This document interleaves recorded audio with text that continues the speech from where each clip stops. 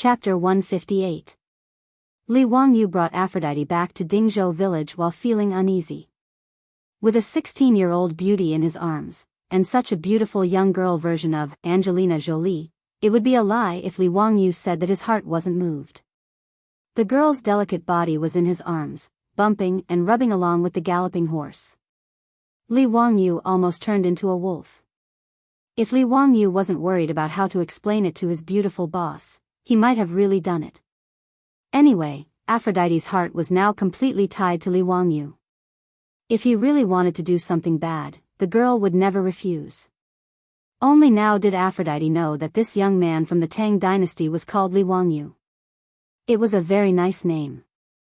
Wangyu, forget your worries. Is this a hint from God to me? Does he want me to forget my worries and live happily in the Tang dynasty?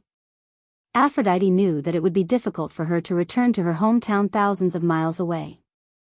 The man who saved her from the fire pit might be her life support. She began to think about random things again. Will Li Wangyu marry me? Does he have other wives? Will his wives accept me? Although the Byzantine Empire had a monogamous system, Aphrodite didn't mind sharing Li Wangyu with other women at this time.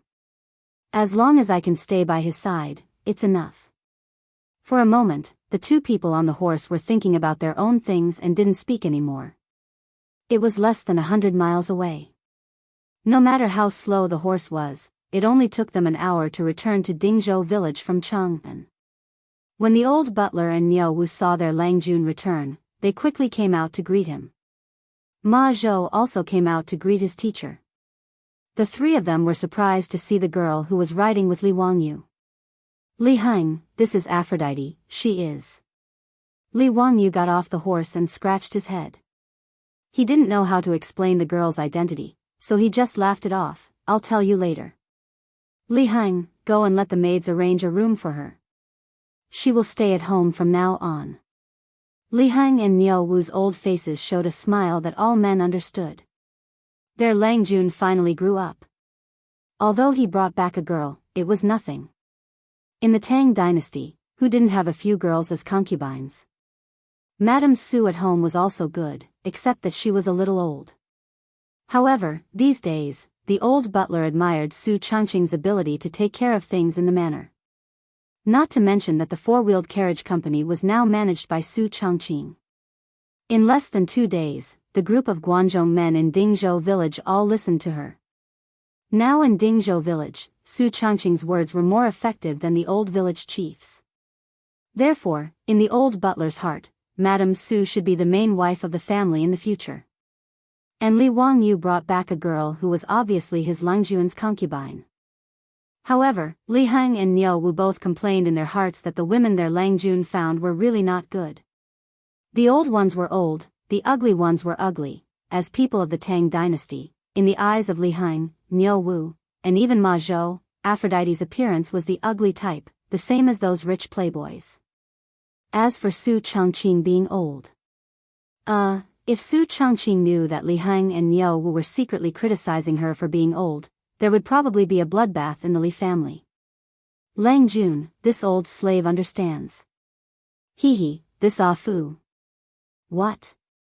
Do you need a maid to serve her? The old butler asked with a smile.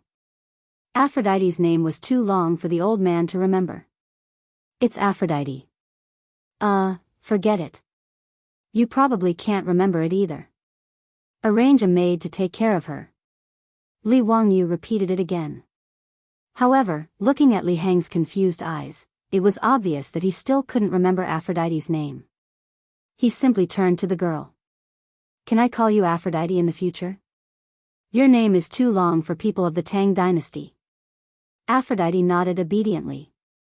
Okay, I like the name Aphrodite. Li Wangyu introduced both parties, and Aphrodite gave everyone a standard Tang dynasty curtsy. She clasped her fingers together and placed them on the right side of her waist before bowing respectfully. Everyone, I'm Aphrodite, Langjuan's woman. Aphrodite's words caused Li Wangyu, Li Heng, Niu Wu, and Ma Zhou to choke on their saliva and cough at the same time. Li Wangyu blushed and didn't dare to let Aphrodite continue speaking, so he pulled her inside. Ma Zhou didn't know what to say. His teacher's concubine was too bold. Li Heng, on the other hand, smiled and stroked his beard, thinking that this concubine actually said that she was Lang Juan's woman in front of everyone. Hee, this mansion is going to be lively in the future. Li Heng, is Chongqing at home? Li Wangyu asked as he walked inside. The old steward hurriedly replied, Lang Jun, Madame Su has yet to return from Chang'an City. Perrin and Niu Yong went with her. Got it. Li Wangyu didn't know why, but he inexplicably felt a lot more relaxed when he heard that Su Chongqing wasn't at home. However, looking at the sky, there were at most 2 hours left before the evening drums sounded in Chang'an City, and his beautiful boss was about to return home. If he died prematurely, Aphrodite would also say that she was his woman in front of his beautiful boss. That would be a lot of fun. Li Wangyu wanted to tell Aphrodite not to say that in the future, but looking at Aphrodite's smiling face, he couldn't say anything. Damn it, so be it if I die. At worst, I'll just go all out and wait for my beautiful boss to flip out with jealousy before I use my ultimate move. I'd better instruct the maidservants to tidy up the washboard in the house first. I don't dare to take it out. Fortunately, there weren't any keyboards or computer motherboards in the Tang dynasty, let alone fruits like durian. Looking at their Langjuan's conflicted look, the old steward Li Heng and Niu Wu couldn't help but shake their heads. What a scandal, what a scandal. How could the head of the Li family be afraid of a woman? If word got out, the Li family would lose all face. Ma Zhou also felt that his young master was good at everything, but why was he so afraid of women? He could learn everything from his master, but this was something that he absolutely couldn't learn. If Li Wangyu knew what Li Heng, Niu Wu, and Ma Zhou were thinking, he would definitely snort in disdain. In the future, a goddess like his beautiful boss was an existence that could instantly kill a group of men with a single look. Sigh, let's not talk about it anymore. The more I talk about it, the more I'll cry. Women's rights are rampant, Li Wangyu thought with grief and indignation. However, Li Heng's disdainful look made Li Wangyu somewhat unable to put down his pride as a man. He suddenly straightened his back. This isn't the future, this is the Tang dynasty. I want to have 3 wives and 4 concubines, so what? Li Wangyu decided to be tough for once. He absolutely couldn't face his beautiful boss with the same mentality as he did in the future. Otherwise, in the future, his wife wouldn't be respected, and that would be a terrible thing. As a man, he couldn't be a coward, he had to be tough. Li Wangyu coughed softly. Just as he was about to assume the posture of a family head, he heard the sound of hurried horse hooves outside the door. Then, a figure jumped off the horse and rushed through the door with a gust of wind. The one who rushed through the door was Niu Yong. He was panting heavily and sweating profusely as he shouted, Lang Jun, something happened. Miss Su is trapped in the East Market. Quickly go and save her. Chapter 159. Li Wangyu was shocked when he heard the news. Niu Yong's appearance scared him even more. This one-armed strong man had bruises on his face and his clothes were torn in many places. Some of the wounds even oozed blood. It was obvious that he had suffered a lot. Brother, who beat you up like this? I'm going to get even with them. Niu Wu was furious when he saw that his brother was injured. Niu Yong ignored him and grabbed Li Wangyu's arm tightly. Lang Jun, let's go and save Lady Su. Niu Yong, what happened? What happened to Su Chongqing? Tell me the details. Li Wangyu supported Niu Yong. Niu Yong gasped for breath and said hurriedly, Lady Su is trapped in the carriage. Lang Jun, let's go quickly. We'll talk on the way. The city gate of Chang'an is about to close. If we're late, we won't be able to enter the city. Li Wangyu looked at the sky and saw that it was almost dusk. There was not much time left before the city gate of Chang'an closed. He was also anxious and shouted at Niu Wu, go and prepare the horse. We're going to Chang'an. Niu Wu agreed and was about to run outside. Li Heng grabbed him and said, wait, let's go find the village chief first. Go quickly. Niu Wu was stunned for a moment and immediately understood. He jumped onto the date red horse that Li Wangyu rode back and ran towards the village chief's house. Although Niu Wu didn't know what had happened, he knew that he and his elder brother might not be able to break into Cheng and city to save Madame Su just by relying on the two of them. They might have to rely on the villagers of Dingzhou village to help out. When the old village chief heard that Lady Su was trapped in the carriage of Cheng, he rang the old copper bell in the village without saying anything. The copper bell in the village could not be rung casually. If the copper bell was rung 12 times, it meant that the village was facing a threat. After the old village chief rang the copper bell, the men who were originally squatting in front of their house holding big bowls and chatting with others were suddenly startled and rushed back into the house. In less than a quarter of an hour, hundreds of strong men with all kinds of weapons had gathered on the grain-sunning ground in the village. They were led by 12 middle-aged strong men who were wearing leather armor and holding weapons, but their bodies were all handicapped. These 12 strong men were the comrades of the Niu brothers who had survived the bloody battle with the Turks at Yanmen Pass. Back then, 60 former Sui soldiers from Dingzhou village went to war. Those who were able to survive all had their own abilities. Although their bodies were disabled, their battle prowess was not to be underestimated. Almost all of the youths in the village were trained by these 12 people and the Niu brothers according to the military methods. No one would have expected that a small village like Dingzhou would have the military strength of 2 brigades hidden within it. If they were equipped with armor and long weapons, their combat effectiveness would not be inferior to that of the imperial army in Cheng and at all. When the village had conflicts with the surrounding villages, they had never lost a fight. Even in the village, there had never been any blind thieves who came looking for trouble. Of course, this also had to do with the fact that Dingzhou village was too poor. For a village that was so poor that it only lacked pants, naturally, no thieves would be stupid enough to come here and steal. Village chief, why are you ringing the bell? Are there any blind thieves? One of the 12 handicapped soldiers asked in a low, muffled voice. He held an old long spear in his hand. The body of the spear was covered with all kinds of scratches. It was obvious that this weapon had been used for a long time.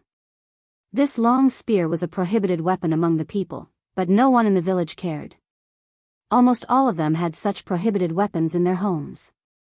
Seeing that most of the people had arrived, the old village chief did not have time to talk nonsense. He raised his voice and shouted, "Lady Su of the Li family is in trouble.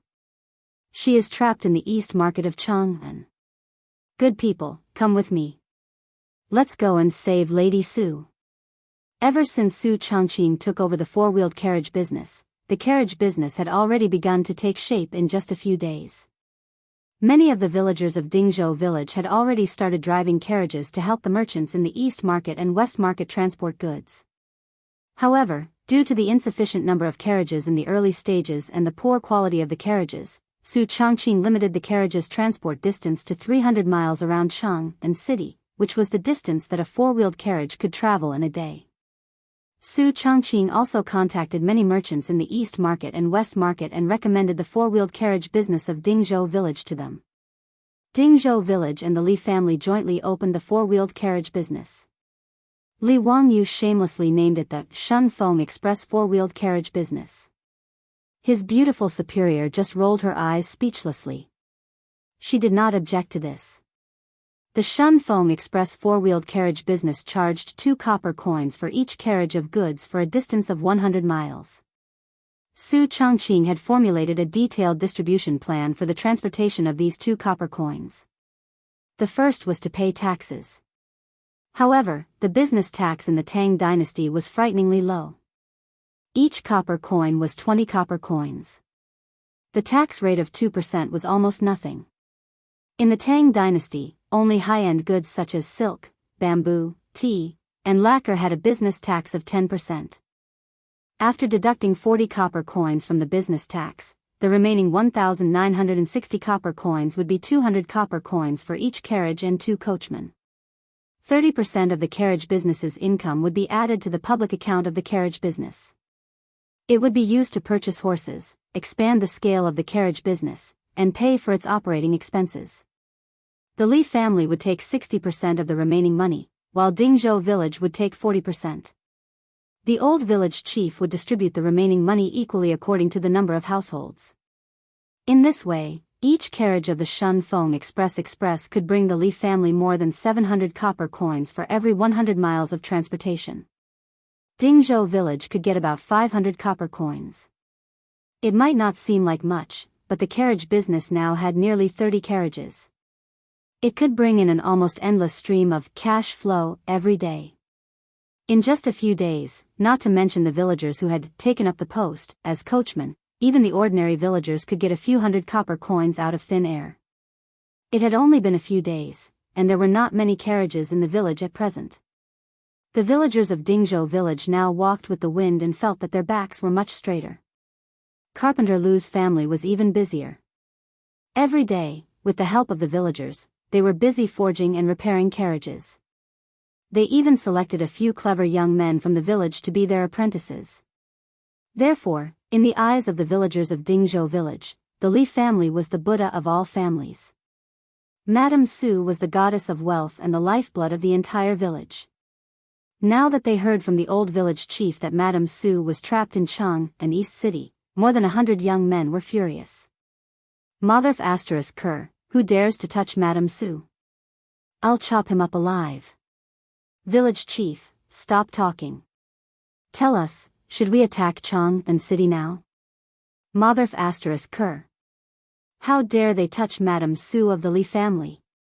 We'll fight them to the death. Nearly 200 young men, under the leadership of the 12 disabled soldiers, wanted to immediately attack Cheng and City and fight the Southern Yamen Imperial Army to the death. Li Wangyu, who had just arrived at the grain-sunning field in the village, saw this scene. Large beads of sweat dripped down from his forehead. Are you going to start another rebellion like what happened at the Black Tortoise Gate? Chapter 160. Li Wangyu hurriedly stepped forward and stopped the furious old Muramasa. He had already communicated with Niu Yong. Su Chongqing was not in danger for now, but he was trapped in the SF Express carriage and could not leave. If he really led 200 people and farmers with all kinds of weapons to Cheng, the guards at the city gate would be mobilized. With great difficulty, Li Wangyu managed to calm down the agitated village chief and the villagers. However, under the unanimous request of the villagers, he finally led the Niu brothers and the 12 soldiers who had survived hundreds of battles. They mounted their horses and galloped towards Cheng and City. The huge Cheng and City had many city gates, palace gates, halls, pavilions, and streets. It took hours to open and close these gates every day. Night fell. After the first drumbeat, the palace gates closed. After the second drumbeat, the palace gates began to close. After the second drumbeat, the palace city gates, left and right eternal light gates, the imperial city gates, and the capital city gates began to close. After 800 drumbeats, the city gates closed. Li Wangyu led 14 horses and galloped all the way. They did not care about the horses and kept whipping their horses. Finally, they rushed into the illustrious Virtue Gate after the first drumbeat. Let's not talk about how Li Wangyu and the others were rushing to the East Market. This morning, Su Chongqing led Peilan and Niu Yong to the Shun Feng Express Carriage Company in Cheng and City as usual. The little girl Perrin and Su Chongqing rode on the same horse. Niu Yong rode beside them to protect them. Perrin curled up in the arms of her beautiful boss. The two of them chatted in a low voice. Perrin wanted to go to the East Market, so she begged Su Chongqing to take her to Cheng. Sister Chongqing, Lang Jun did not come back last night. Humph, it must be that group of rich playboys who took him to indulge in wine and women, Perrin pouted and said unhappily.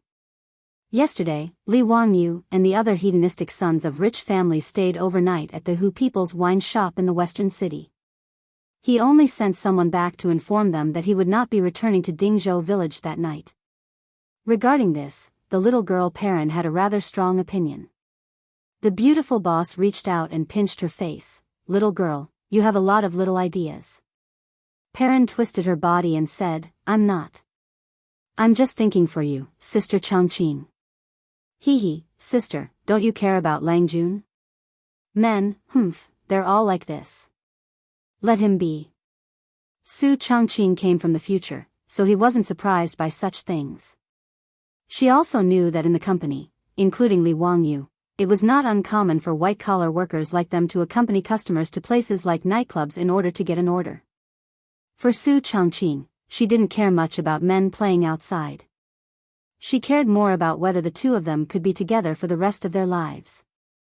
Some of the beautiful bosses liked the lyrics of the song, the most romantic thing I can think of is to slowly grow old with you. Until we're old and can't go anywhere, you'll still treat me as a treasure in the palm of your hand. Ever since Su Chongqing transmigrated to the prosperous Tang dynasty, she regarded Li Wangyu as her lifelong partner. In addition to having a good impression of Li Wangyu, the main reason was that in the Tang dynasty, Li Wangyu was the only one who could understand her. It was like a man and a woman living on a deserted island. If you didn't choose him, did you have any other choice? Although the Tang dynasty was not a deserted island, in Su Chongqing's mind, except for Li Wangyu, there was no one else she could open her heart to and communicate with. To her, this world was no different from a deserted island. Su Chongqing didn't think that she could be like those female protagonists in novels who transmigrated to ancient times and lived happily with an ancient person. That was too much of a fantasy. She couldn't imagine marrying an ancient person from the Tang dynasty and then living a life of seclusion in the backyard.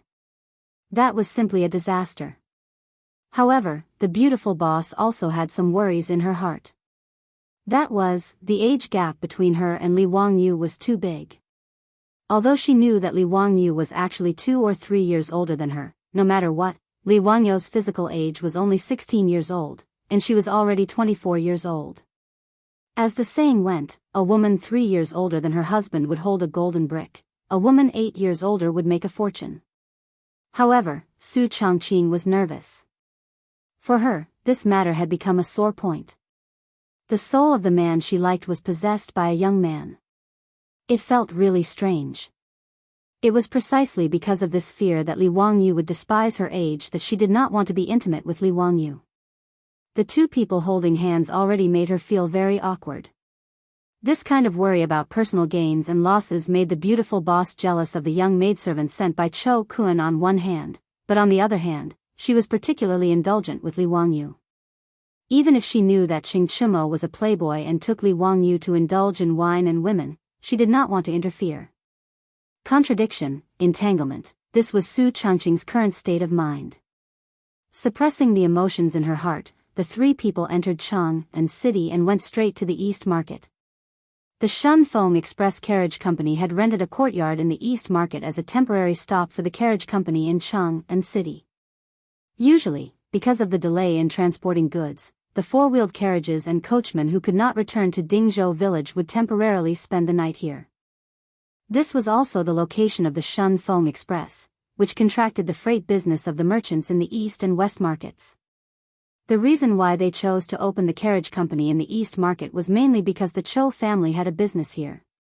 Since planning to open a carriage company in Chang and City, Su Chongqing first contacted Cho Kun and asked him to help find a suitable shop in Chang and City. The Cho family was surprised to learn that Li Wangyu actually wanted to open a carriage company business. However, after Cho Yuanliang saw the carrying capacity and speed of the four-wheeled carriage, he immediately decided to cooperate with the Shun Feng Express for a long time. The biggest problem for the Cho family in the grain business was the transportation of grain. The Shun Feng Express simply made Cho Yuanliang overjoyed. The courtyard in the East Market was the property of the Cho family.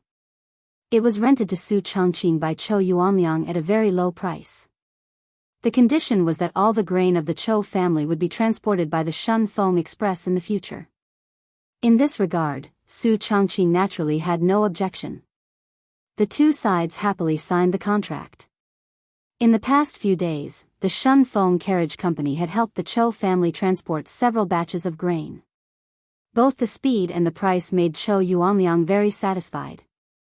After Su Chongqing and others arrived at the carriage company, she first checked the account book and confirmed that there was no problem. Then she dealt with some trivial matters of the carriage company. These days, the most troublesome thing for the beautiful boss was that there was no one to help her. Now the carriage company had just started, so she could do it by herself. But once it developed, she would have to do all these things by herself. That would be really terrible. In Dingzhou village, there were many farmers who worked, and they were all good at it.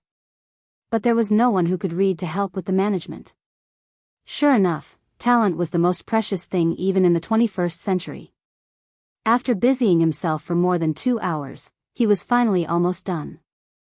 Only then did Su Changqing lead Pei Lan to stroll around the Easter market.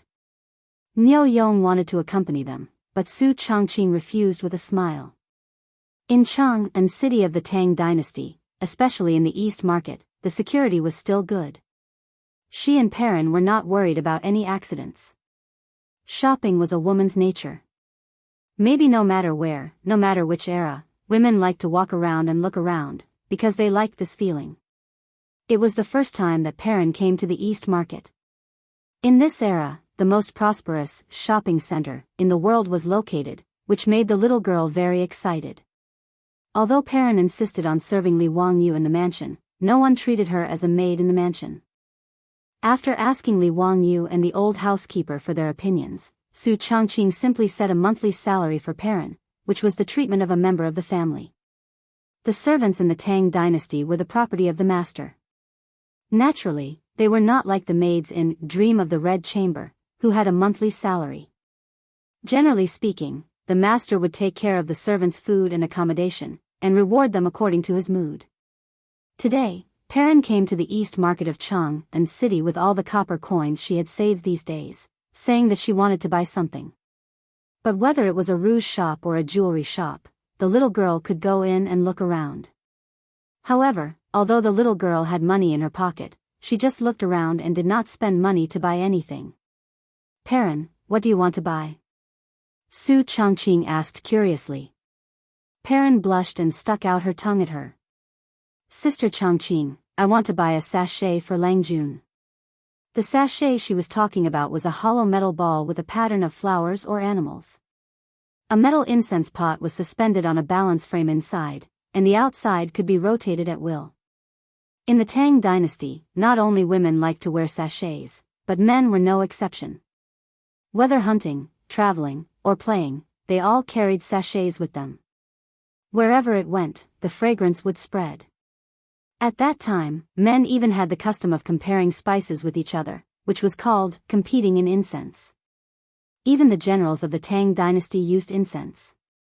In the Tang poem, Young Man's Journey, it was written, Ping Ming little hunting out of the middle army, exotic fragrance filling sleeves. It was obvious how popular incense was in the Tang dynasty.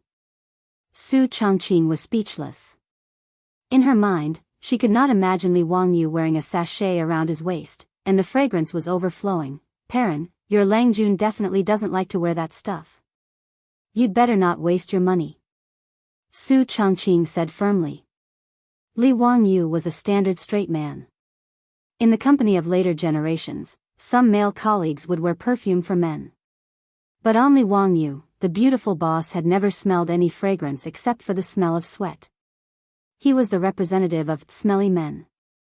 Really? Langjun used to like it. Perrin was a little confused. Shouldn't wearing sachets be the favorite of men in the Tang dynasty? She remembered that her Langjun used to wear sachets. It's true, it's true. Let's go over there and have a look. I'll treat you to candy, okay? Su Changqing could not explain to the little girl that her Langjun had been replaced. She could only say perfunctorily and pull Perrin away. When they passed by the door of a shop that specialized in women's ready-made clothes, Perrin looked at the colorful women's clothes in the shop and waved to Su Changqing.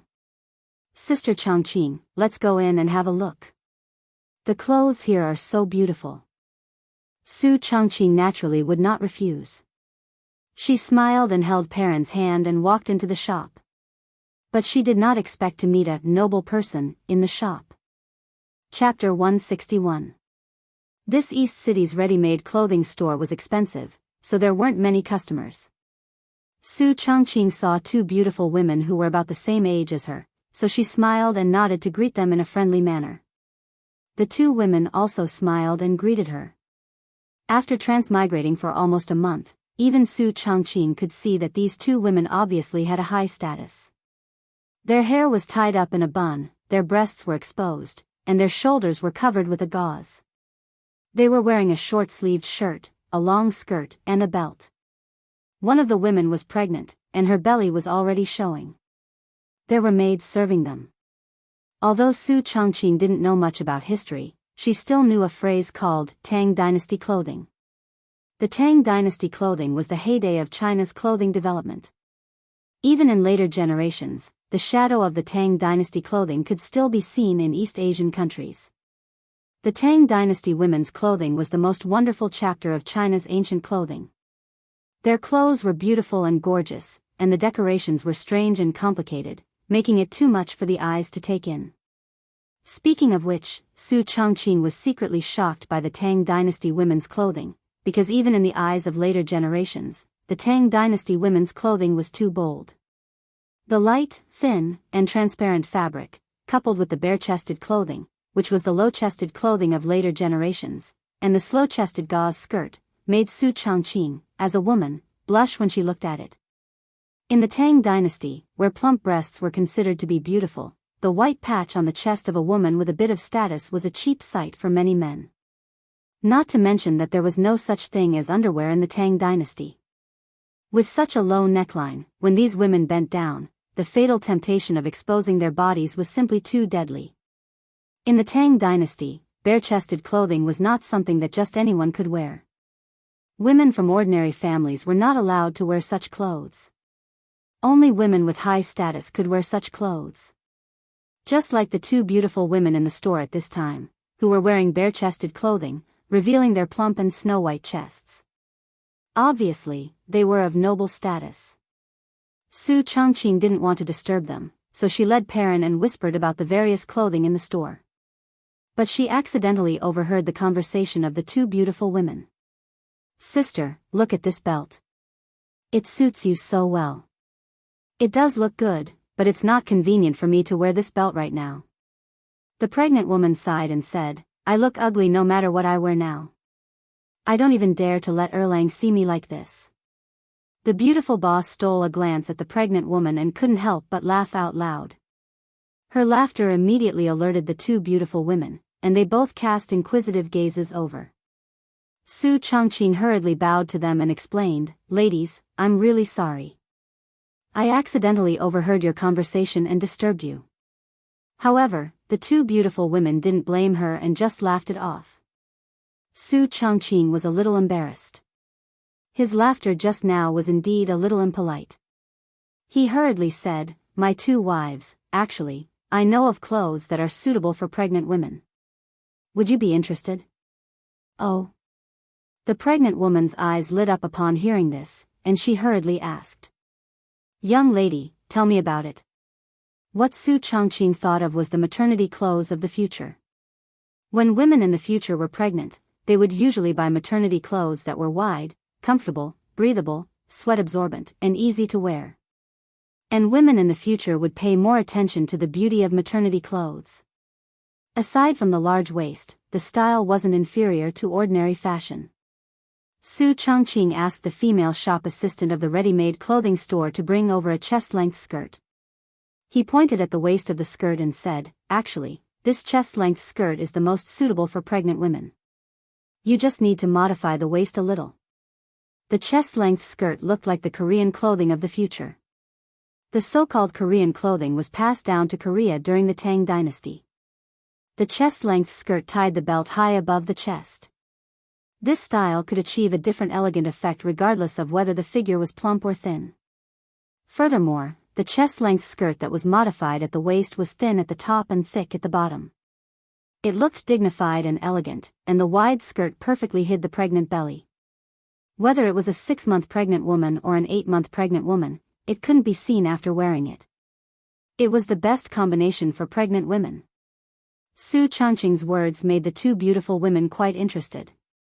The female shop assistant on the side was also very tactful and quickly said, "Honorable guests, there are tailors in this small shop. If you need, I can ask them to modify it right away. It can be done in a moment." The two beautiful women smiled and looked at each other. They nodded and asked her to take the chest-length skirt to the back of the shop to modify it. Su Chongqing said with a smile, "Ladies, it's better not to wear silk clothes when you're pregnant. It's better for the fetus to wear cotton clothes." "Oh. Why is that?" the beautiful woman asked. "Because cotton clothes are not irritating to the fetus and the pregnant woman. Moreover, cotton clothes are breathable and comfortable to wear." The beautiful woman immediately called the female shop assistant and asked if there were any cotton clothes. Cotton clothes were not common in the early years of the Tang dynasty. It was just a novelty. It wasn't until the middle of the Tang dynasty that cotton clothes became popular. There was no cotton cultivation in the Tang dynasty. At that time, there was only cotton from Gaochang in the western regions. The 7 indigenous people in Gaochang planted cotton, then spun and weaved cloth before sending it to the interior of the Tang dynasty. Because of its high price, its quality was not as smooth as silk, and it was much more expensive than linen. Therefore, cotton clothes were still a very small luxury at this time. This ready-to-wear shop specialized in making all kinds of women's clothes. They also had chest-length skirts made of cotton. The beautiful woman immediately asked the female shop assistant to modify it. While waiting for the shop to modify the clothes, Su Chongqing talked with the 2 beautiful women again. He talked about many methods and tricks for pregnant women in the later generations, which greatly interested the 2 beautiful women. In fact, these were all common sense for women in the later generations. Although the beautiful boss was a virgin, she also had relatives, friends, and classmates who were married and pregnant. Therefore, she also knew a thing or two. The beautiful boss now understood why Li Wangyu often shamelessly plagiarized. She was also the same now.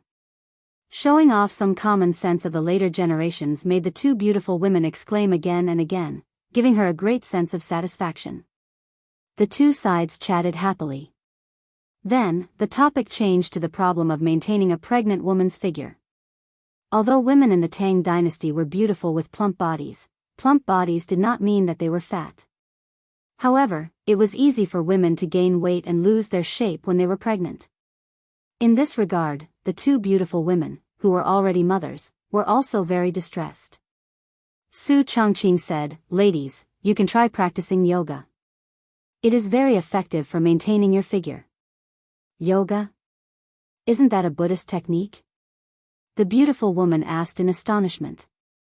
Yoga had been introduced to China as early as the Han Dynasty along with Buddhism. It was mainly used as a Buddhist cultivation method.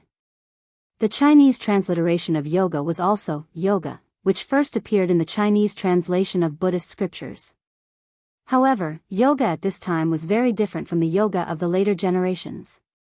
Ancient yoga was mainly used for meditation, which was the so-called repair of the soul.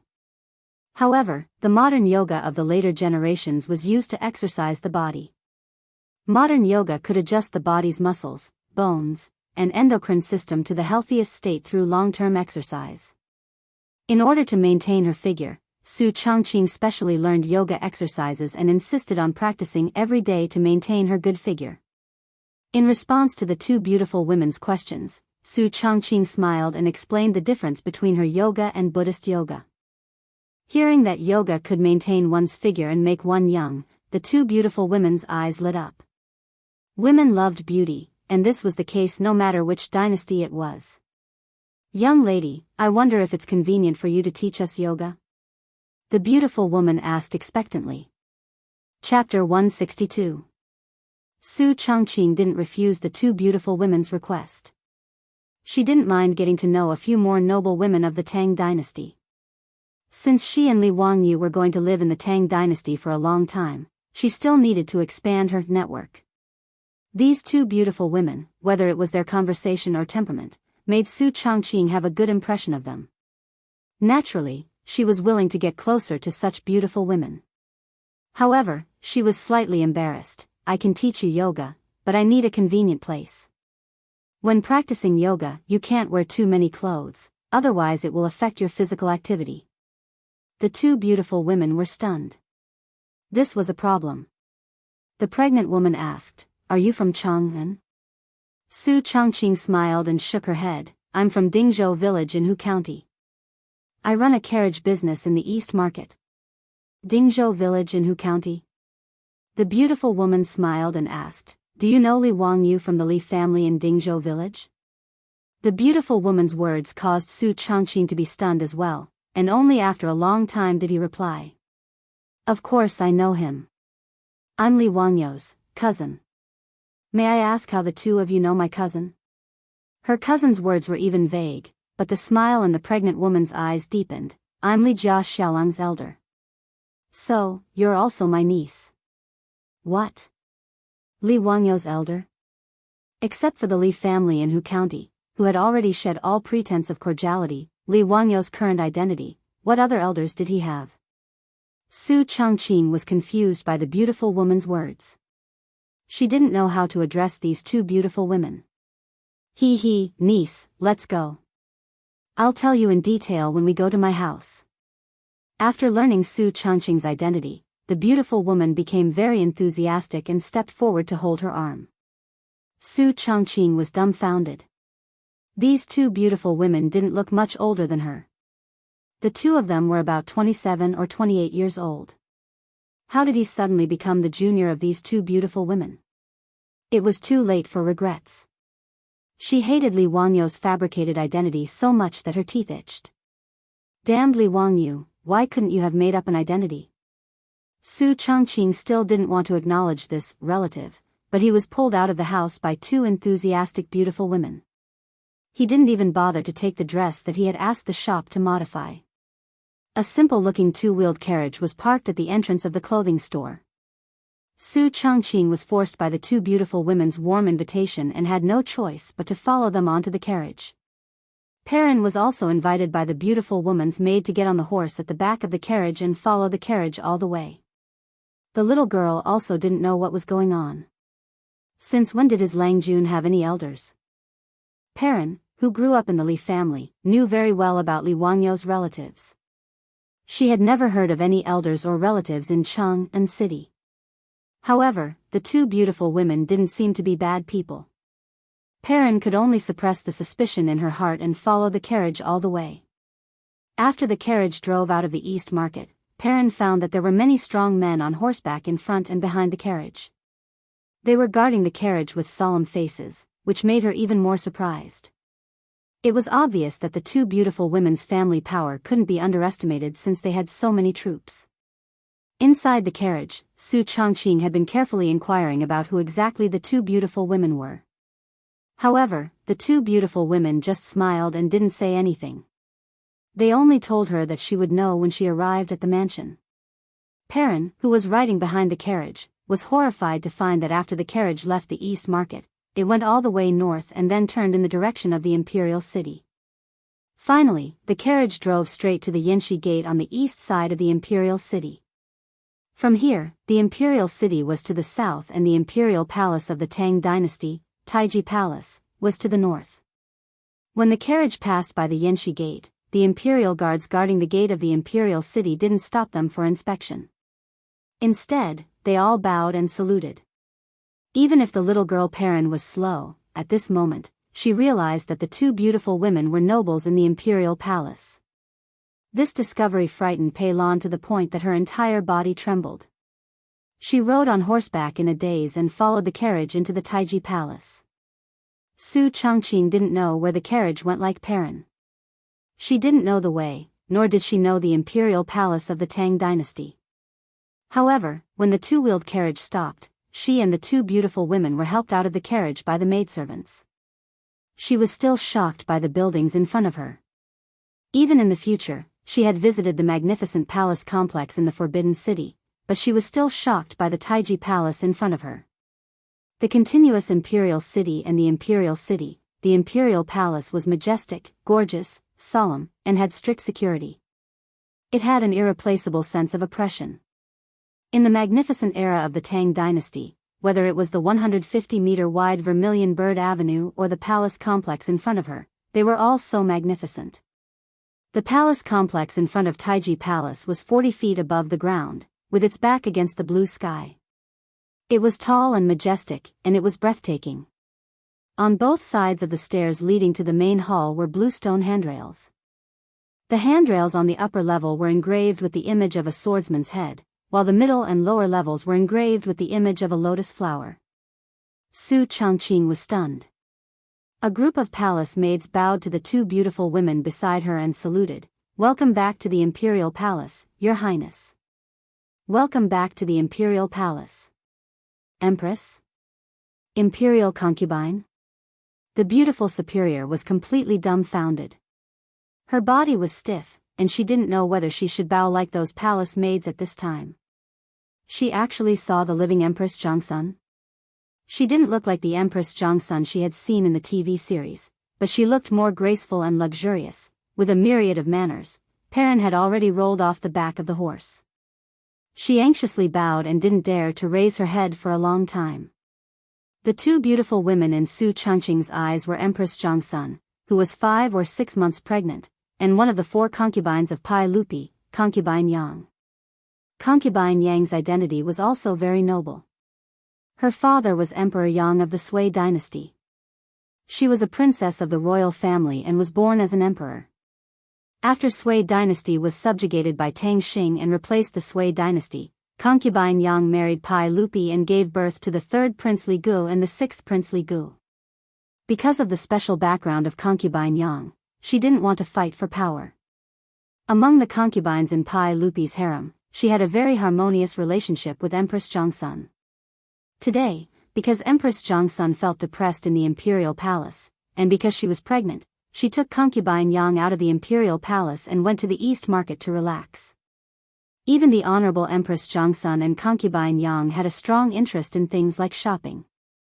Although the two women were already the mothers of several princes and princesses, and Empress Zhongsun was the mother of the world and the ruler of the imperial harem, in the end, she was only a young woman in her 20s. As the most powerful and open country in history, the imperial palace of the Tang dynasty didn't have the same strict restrictions on the imperial harem in the Ming and Qing dynasties. Not only could the imperial harem leave the imperial harem, but even the concubines didn't live in the imperial palace and built their own mansion outside. Compared to the imperial harem in the Ming and Qing dynasties, it was simply a heaven-like existence. Therefore, it wasn't very surprising that Su Changqing would encounter Empress Zhongsun and Concubine Yang in the East Market today. Su Changqing understood a little bit why Zhongsun and Concubine Yang said that they were her elders. Li Wangyu was born in the imperial family and hadn't left the imperial harem. Weren't Empress Zhongsun and Concubine Yang her and Li Wangyu's elders? My life. I'm afraid that my fake cousin will be exposed. Chapter 163. While the beautiful boss was feeling uneasy, she didn't notice that Empress Zhongsun and Concubine Yang were both smiling. She didn't know that ever since Li Wangyu did a series of things, the Li family had entered Pai Lupi's sight. The 100 Horsemen Department, the secret service of the imperial family, had already secretly investigated Li Wangyu and reported all of his recent activities to Pai Lupi. Su Changqing, this woman who suddenly appeared in the Li family, even the 100 Horsemen Department couldn't find out her origin. She was very mysterious. The 100 Horsemen Department even found those servants who were released by Li Wangyu, but they only found out that this woman appeared out of nowhere in the Li family's residence a month ago. As for where she came from, the 100 Horsemen Department didn't know. It was as if this woman suddenly fell from the sky. The 100 Horsemen Department didn't know that Su Changqing really did fall from the sky, but she fell into Li Wangyu's bathtub. If they wanted to find out her origin and where she came from, the 100 Horsemen Department would have to travel 1,300 years and go to the police station in the future. The Li family announced to the public that this woman named Su Changqing was Li Wangyu's cousin, but no one believed this. However, the 100 Horsemen Department's report clearly stated that this woman was very smart and capable, and that she had feelings for Li Jia Xiaolang. Not only did Pai Lupi read the 100 Horsemen Department's report, but Pai Lupi also showed it to Empress Zhongsun for a look. Pai Lupi and Empress Zhongsun didn't care about Su Changqing's origin. A woman wasn't in the eyes of the emperor of the Tang dynasty. She was just Li Jia Xiaolang's concubine, although she was a bit older. However, because Empress Zhongsun had a good impression of Li Jia Xiaolang and met Su Changqing today, she admired Su Changqing very much after talking with her. The more Empress Zhongsun looked at her, the more she liked her. In addition, the yoga that Su Changqing mentioned made her and concubine Yang very curious, so they simply brought Su Changqing back to Taiji Palace and revealed her identity. The so-called niece was just a joke between Empress Zhongsun and concubine Yang and Su Changqing. Empress Zhongsun smiled and invited Su Changqing to follow her into Lizhen Hall, which was Empress Zhongsun's bedroom. Lizhen was the main hall of the second courtyard. In the courtyard was the imperial palace's palace, the palace's palace. Li STSS books as always, strictly speaking, this place was not part of the harem, but Empress Zhongsun lived here in order to accompany Pai Lupi. Only the Tang dynasty had this kind of tolerance. Other dynasties hated that they couldn't lock the harem's empress and concubines behind the palace walls, not to mention that they could go out of the palace to play from time to time. Perrin was so scared that she couldn't speak clearly and didn't dare to enter the palace. Su Changqing simply let her stay outside the hall. Although Su Changqing respected Empress Zhongsun and concubine Yang, because she came from the modern era, she didn't have much respect for imperial power. After all, except for a few countries in the modern era, in most countries with monarchs, the monarch was just a decoration. Therefore, even when facing the empress and the harem's imperial concubines, Su Changqing was relaxed and didn't have much uneasiness or nervousness. She asked the palace maids to bring her 3 soft mats and put a towel on them to act as yoga mats. Yoga mats were necessary to practice yoga. Firstly, it was to prevent slippage and protect the safety of the trainer. Secondly, it was to protect the knees and spine. Su Changqing also asked the palace maids to bring them close-fitting clothes. Women in the Tang dynasty often wore short skirts, which couldn't be used for exercise. Fortunately, women in the Tang dynasty also liked to wear hu clothes, which were narrow sleeves and tight, with separate clothes and pants, which could barely be used for yoga exercise. After telling the palace maids to close the door, Su Changqing began to teach Empress Zhongsun and concubine Yang the method of yoga exercise. 2 hours later, the door of Li Main Hall slowly opened. Su Changqing, Empress Zhongsun, and concubine Yang all came out with fragrant sweat. Empress Zhongsun asked the palace maids to bring snacks and food. The 3 of them sat in the side hall to rest and chat. Niece Changqing, your yoga is really magical. I feel much more relaxed after exercise. Empress Zhongsun said while stroking her slightly bulging belly.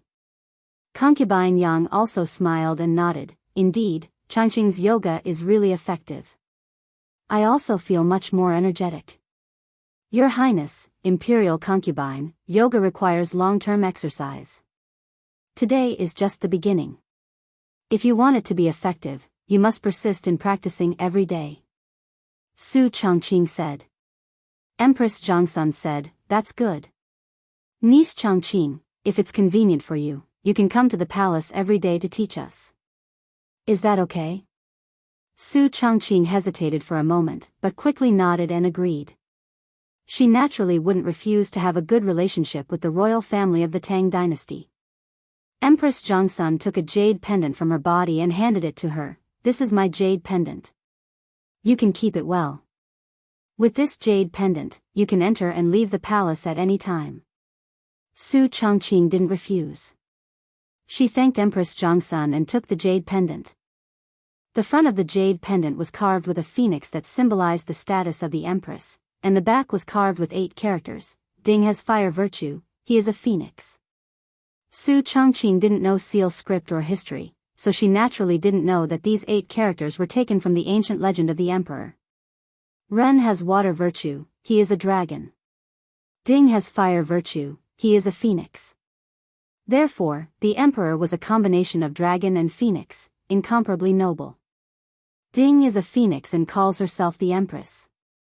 This jade pendant wasn't just a certificate to enter and leave the palace, but also represented the status of Empress Zhongsun. In a sense, it was like the imperial sword and the golden token arrow made up in the TV series of later generations. It was like the emperor himself. Although she couldn't use the jade pendant to do whatever she wanted or order the court officials, it was enough to avoid a lot of trouble when necessary. This jade pendant represented that the holder had a close relationship with Empress Zhongsun. At least no one in Chang'an would be blind enough to offend the holder of the Empress's jade pendant. The reason why Empress Zhongsun gave the jade pendant that represented her status. She gave it to Su Changqing to give Li Wangyu a backer. She had long known about the filthy things that the Li clan of Hu County had done before. Empress Zhongsun wanted nothing more than to have Pai Lupi remove all of them from the imperial family. They had simply lost all of the imperial family's face.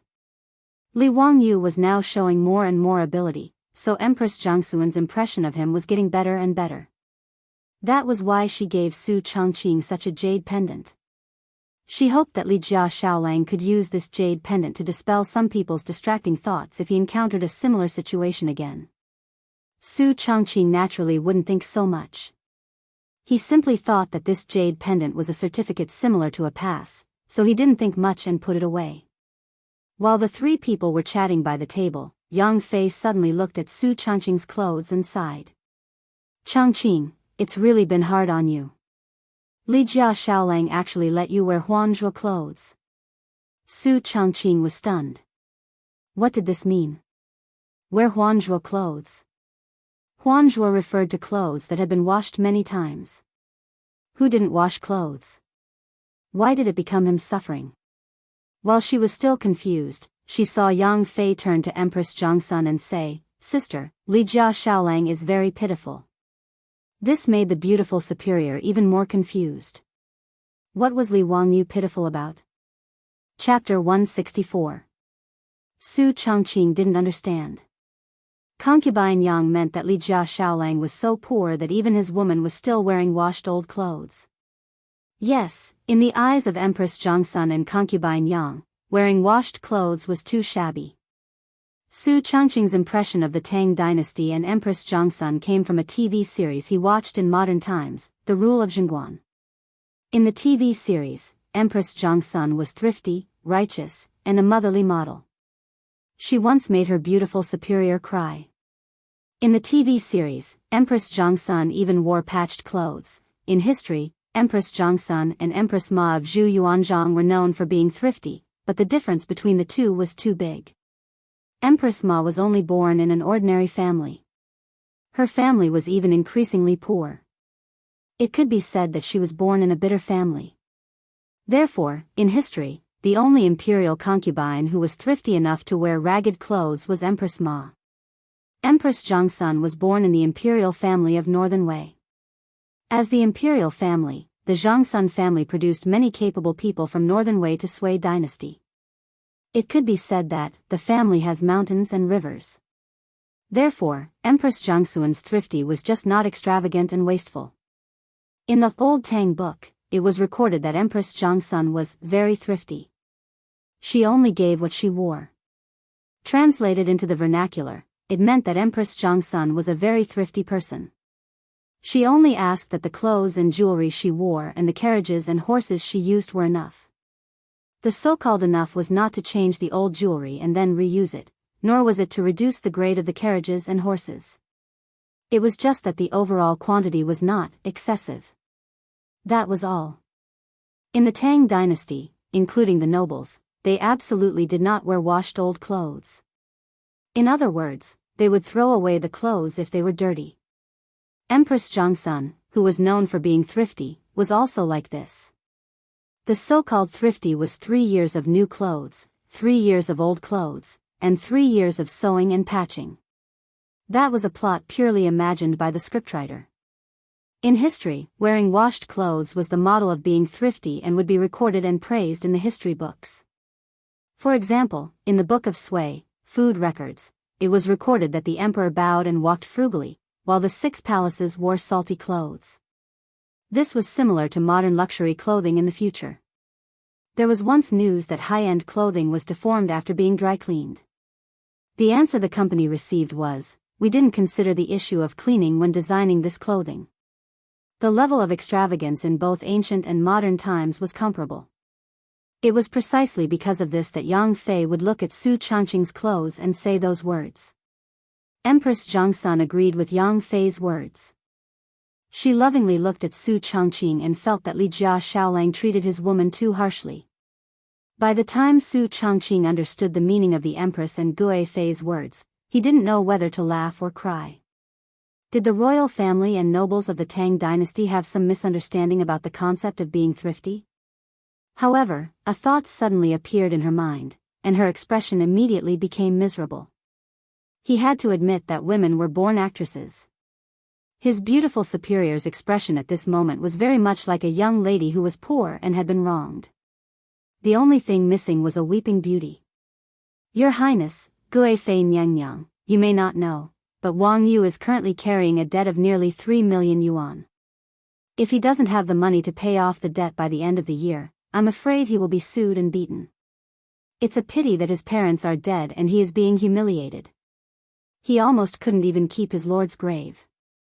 Under such circumstances, how could he dare to wear new clothes? Her words weren't false. Empress Zhongsun also knew the situation and felt that Li Jia Shaolang wasn't easy. Empress Zhongsun said, "That child has suffered. Why don't I help him pay off the debt?" Su Chongqing hurriedly said, "No, Your Highness, Wang Yu is stubborn and definitely won't accept charity." That day, Yu Shernan's secret supervisor also wanted to pay off the debt for him, but he refused. Empress Zhongsun sighed, then what should we do?" Su Chongqing suddenly smiled and asked, "Your Highness, I have an idea. It can benefit the imperial family and also help my Li family get out of trouble. I don't know if Your Highness is interested." "Oh. There's such a good thing. Let's hear it." Empress Zhongsun and concubine Yang were very curious. Su Chongqing told them all about the Shun Feng Express Carriage Company and analyzed the profits in detail for Empress Zhongsun and concubine Yang, as well as the current financial problems the carriage company was facing. Due to the lack of sufficient funds, the four-wheeled carriage company's development was very slow, and the market demand was abnormally large. In fact, this wasn't a whim of the beautiful superior. Originally, she had discussed with Li Wangyu whether or not to pull Qing Chimo and the other dandy families into the company. The four-wheeled carriage company was really too big a cake. It was so big that the Li family and Dingzhou village couldn't eat it all.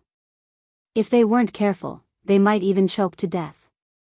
This wasn't an alarmist talk, but the seemingly inconspicuous four-wheeled carriage transportation business actually had too much profit in it. Li Wangyu only relied on Feng Xianling and the Imperial Edict of Cheng and City's special franchise. It was difficult to resist the greedy eyes of the aristocratic families. According to Su Chongqing and Li Wangyu's analysis, to meet the needs of many merchants in Cheng and City, at least 1,000 four-wheeled carriages were needed. Even if the average daily profit of a carriage was the same copper coins, the Shun Feng Express might make a profit of 1,000 strings of coins a day in the future. Millions of coins, but only a day's profit. It could be imagined how big this cake would be. Before she and Li Wangyu discussed how to invite the dandy families to invest in the carriage company, she unexpectedly met Empress Zhongsun today. If they wanted to choose a partner, was there anyone more suitable than the imperial family in the world? No matter how greedy the aristocratic families were, they didn't dare to extend their claws to the imperial property. And once the imperial family invested in the Shun Feng Express, not only could they solve the initial capital needs of the development of the carriage company, but they could also find a group of managers from the imperial family who could write and calculate. Why not? Su Chongqing believed that Empress Zhongsun would not refuse her proposal, which was a win-win choice. Sure enough, after she explained the key points, Empress Zhongsun didn't hesitate to decide to cooperate. Empress Zhongsun was not only the master of the harem, but also all the imperial property was under her jurisdiction. She could decide the cooperation with the Li family in one word. This empress will offer 800 horses and 5,000 strings of copper coins. Niece, how much can you give this empress? Empress Zhongsun looked at Su Chongqing with interest, wanting to see how she would answer. Su Chongqing didn't hesitate at all and directly replied, "Your Highness, the imperial family will take 50% of the carriage company, the Li family will take 30%, and the villagers will take 20%. What do you think?" "Okay." Empress Zhongsun nodded with satisfaction and was very satisfied with Su Chongqing's proposal. "But I have two conditions, and I hope Your Highness can agree." Before Empress Zhongsun spoke, Su Chongqing quickly said her conditions. I hope that the Shunfeng Express will still be managed by me, and the imperial family will send accountants and managers to supervise. Is that okay? Okay. Empress Zhongsun nodded again. She didn't want to take this property away from the Li family, which was not her original intention. Su Chongqing couldn't help but smile. He didn't expect that he would get such a big backer for his family when he accompanied the little girl to stroll in the street today. Chapter 165. After settling the matter of the imperial family investing in SF Express, Su Chongqing only felt that a large stone had been lifted from his heart. The Li family had a backer, and the carriage company also had the capital to develop. She believed that with her management ability, she could complete the monopoly of Chang'an's transportation business within a year. After making an appointment with Empress Zhongsun and concubine Yang to teach yoga in the palace the next day, Su Chongqing led the trembling little girl Perrin out of the Tang dynasty's palace. Seeing that it was getting late, she prepared to return to SF Express to meet Niu Yong and then return to Dingzhou village to share today's unexpected harvest with Li Wangyu. Empress Zhongsun considerately asked the palace maid to prepare 2 horses for them to ride. Su Chongqing disliked that kind of hat that was connected to a circle of long black muslin. After wearing it, it would cover the face and body. The conical hat was stuffy, so she never wore this kind of thing called a hedgerow when riding a horse. But she didn't expect that today she would get into trouble because she didn't bring this hedgerow. The Jing family of Xinjiang was one of the 5 families and 7 kings of the Tang dynasty. The ancestors of the Jing family of Xinjiang could be traced back to the Jing state that was infected by King Xianwang of Zhou. After the fall of the state, the royal family still used Zheng as their surname and Xinjiang as their capital. At the end of the Eastern Han dynasty, the Jing family gradually developed into a noble family. When the Tang dynasty was established, the Jing family of Xinjiang was the most prominent Jing family in the world. There was a saying that the Jing family of the world came from Xinjiang. The Jing family of Xinjiang had many officials in the imperial court. The head of the family, Jing Yuanshou, was an official in the Sui and Tang dynasties. Jing Yuanshou's cousin, Jing Shangua, was the Minister of War, Civil Affairs, and works in the Sui and Tang dynasties.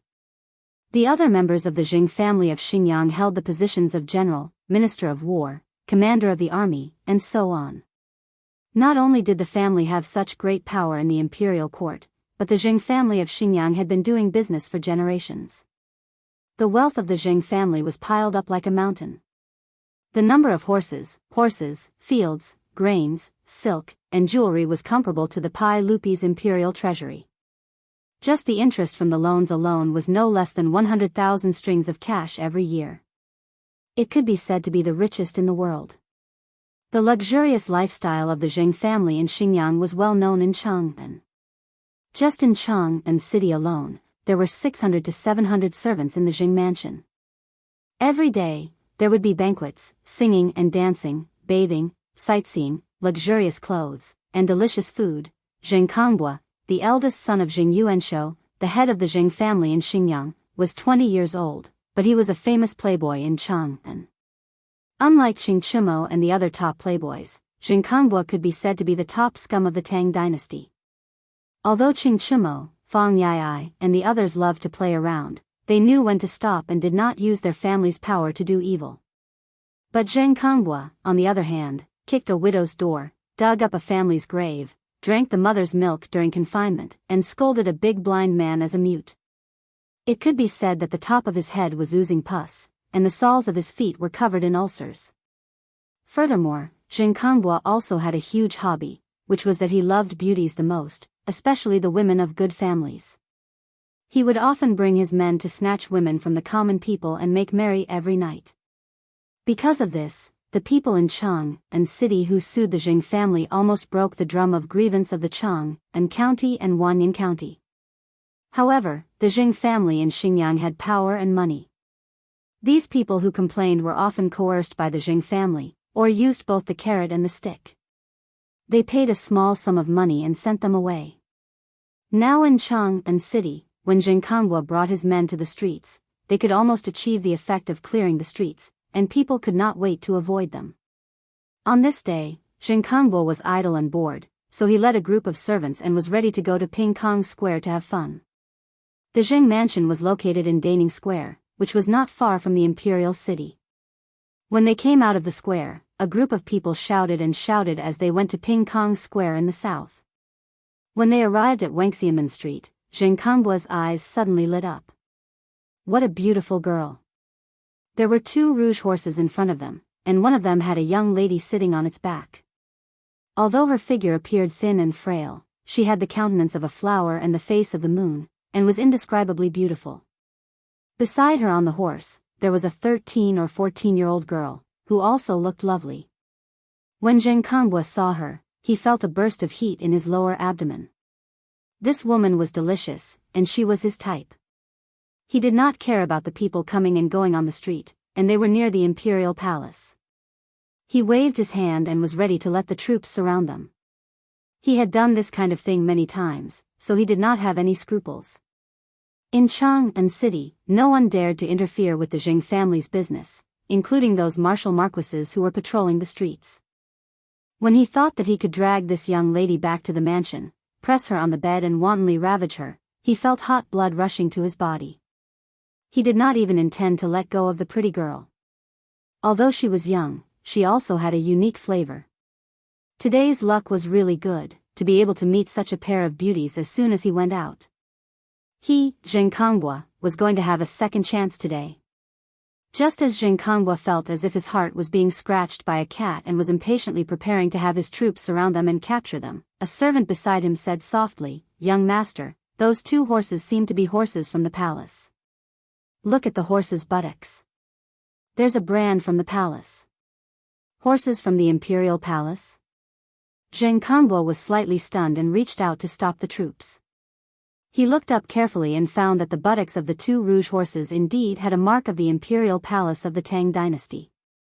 Damn it, are these 2 bitches from the imperial palace? Zheng Kongbua was full of anger. He thought that he could capture the 2 beauties back to the mansion and enjoy himself, but he did not expect to meet people from the imperial palace. Although he was arrogant and domineering, he was not stupid enough to rob Pai Lupi's women. That would cost him his head. Even the Zheng family of Xingyang could not protect him. Zheng Kongbua knew his own limits at least. Seeing the 2 beauties go farther and farther, Zheng Kongbua looked at the graceful back and felt very unwilling. He waved the horsewhip and said, "Let's go and see if they are from the imperial palace." A group of people followed the 2 beauties in front of them and went to the East Market. Zheng Kongbua, the eldest son of the Zheng family of Xingyang, took a fancy to Su Chongqing and the little girl Perrin. After they came out of the Taiji Palace, they talked and laughed all the way to the East Market.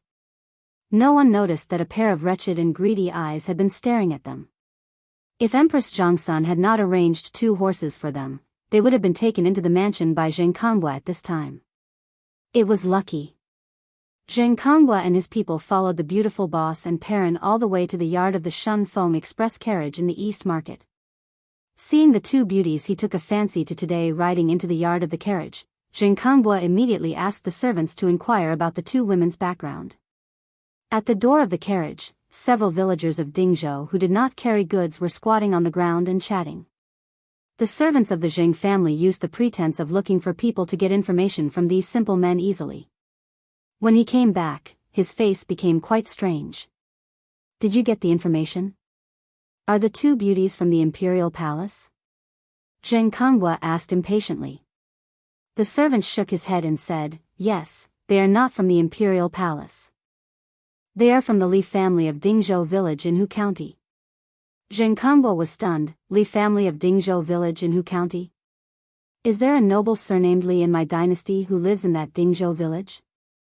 The servants and troops shook their heads again and again, which made Zheng Kongbua slap his thigh regretfully. "Damn it, I made a mistake. They are clearly the young ladies of Tian Shilang's family. Go, rush in and grab the 2 beauties for me." The troops of the Zheng family responded loudly and jumped off their horses. They grinned and rubbed their fists and rushed to the carriage, ready to take them by force. Chapter 166. At present, the drivers of the Shun Feng Express were all farmers in Dingzhou village. Because there were not many carriages in the carriage company, there were not many farmers in the carriage company. Suddenly, they saw more than a dozen big men rushing to the carriage company. The farmers who were squatting at the door were all shocked. Seeing that these people were not friendly, the farmers immediately stood up and blocked the door of the carriage company. Some smart ones immediately turned around and ran to the carriage company to inform others. They were not ordinary people without the strength to truss a chicken. With the guidance of more than a dozen experienced soldiers in the village, the farmers in Dingzhou village all knew how to fight. "Stop, who are you? What do you want to do?" A farmer shouted loudly. The leader of the Jing family shouted, "Go away! Who dares to stop the Jing family of Xinjiang? Jing family of Xinjiang?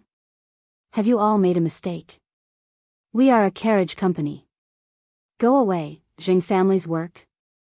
Do we need to explain it to you farmers?" The leader of the troops ignored him and shouted to his men, "Rush in and catch them. Young master will reward you handsomely." While speaking, the troops of the Jing family had rushed to the door of the carriage company and waved their fists at the farmers. Zheng Kongwa's troops did not put these farmers in their eyes at all. They rushed over one by one with a grim smile, intending to beat the farmers blocking the door half to death and then rush into the carriage company to kidnap the people. After the name of the Jing family of Xinjiang was revealed, the few villagers who were blocking the door hesitated for a moment. The name of the 5 surnames and 7 hopes of the Tang dynasty was too well known. Even these farmers knew that this was the top aristocratic family of the Tang dynasty and could not be easily offended. But seeing that the troops did not say anything and directly attacked, some farmers were caught off guard and took a few punches. They were beaten fiercely and waved their fists back regardless of anything. For a moment, the door of the carriage company was in a mess. There were only a few farmers at the door of the carriage company. They were surrounded by more than a dozen troops of the Jing family and were about to suffer. But then he heard Su Changqing's clear voice from inside the carriage, "Stop it." Having received the manners report, Su Changqing led Niu Yong and the others out of the carriage, wanting to see what exactly had happened. After Su Changqing appeared, the Jing family troops stopped for the time being. The villagers quickly retreated and blocked Su Changqing's former bodyguard, afraid that they would be injured by this group of people from the Jing family. "Everyone, did you make a mistake? We are Shun Feng Express Carriage Company. I wonder what business you have with us?" Su Changqing asked in a clear voice. She wanted to clarify things first to see if there was any misunderstanding. Their carriage company did not receive any transportation orders from the Jing family in Xinjiang, so they did not have any dealings with the Jing family. Why did the Jing family's troops come to their doorstep with such ferocious expressions? It would have been better if the beautiful boss did not appear.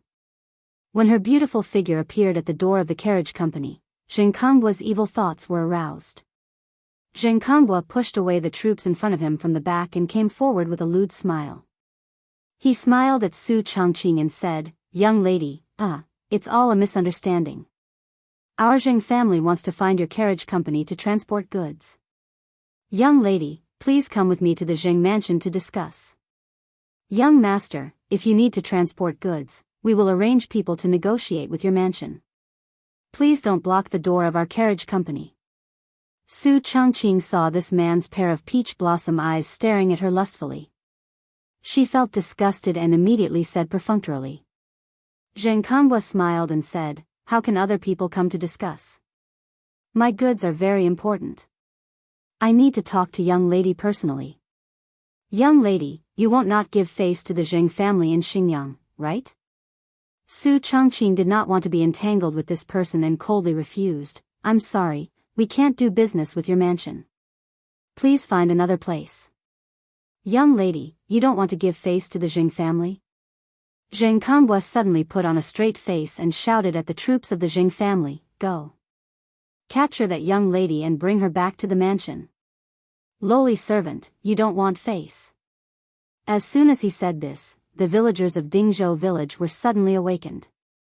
It turned out that the reason the Jing family came knocking on their door was not for anything else but to snatch Madame Su. Because they were afraid of the Jing family's power, the villagers who did not dare to act freely all clenched their fists and angrily glared at the troops of the Jing family. As long as they dared to rush forward, the villagers of Dingzhou village would dare to risk their lives. They dared to touch the goddess of wealth of Dingzhou village, the lifeblood of the entire village. Su Chongqing was also angered by Zheng Kangbu's words to the point that his face turned frosty. He said coldly, in broad daylight, under the clear sky, "Your Xinyangjing family dares to be so lawless?"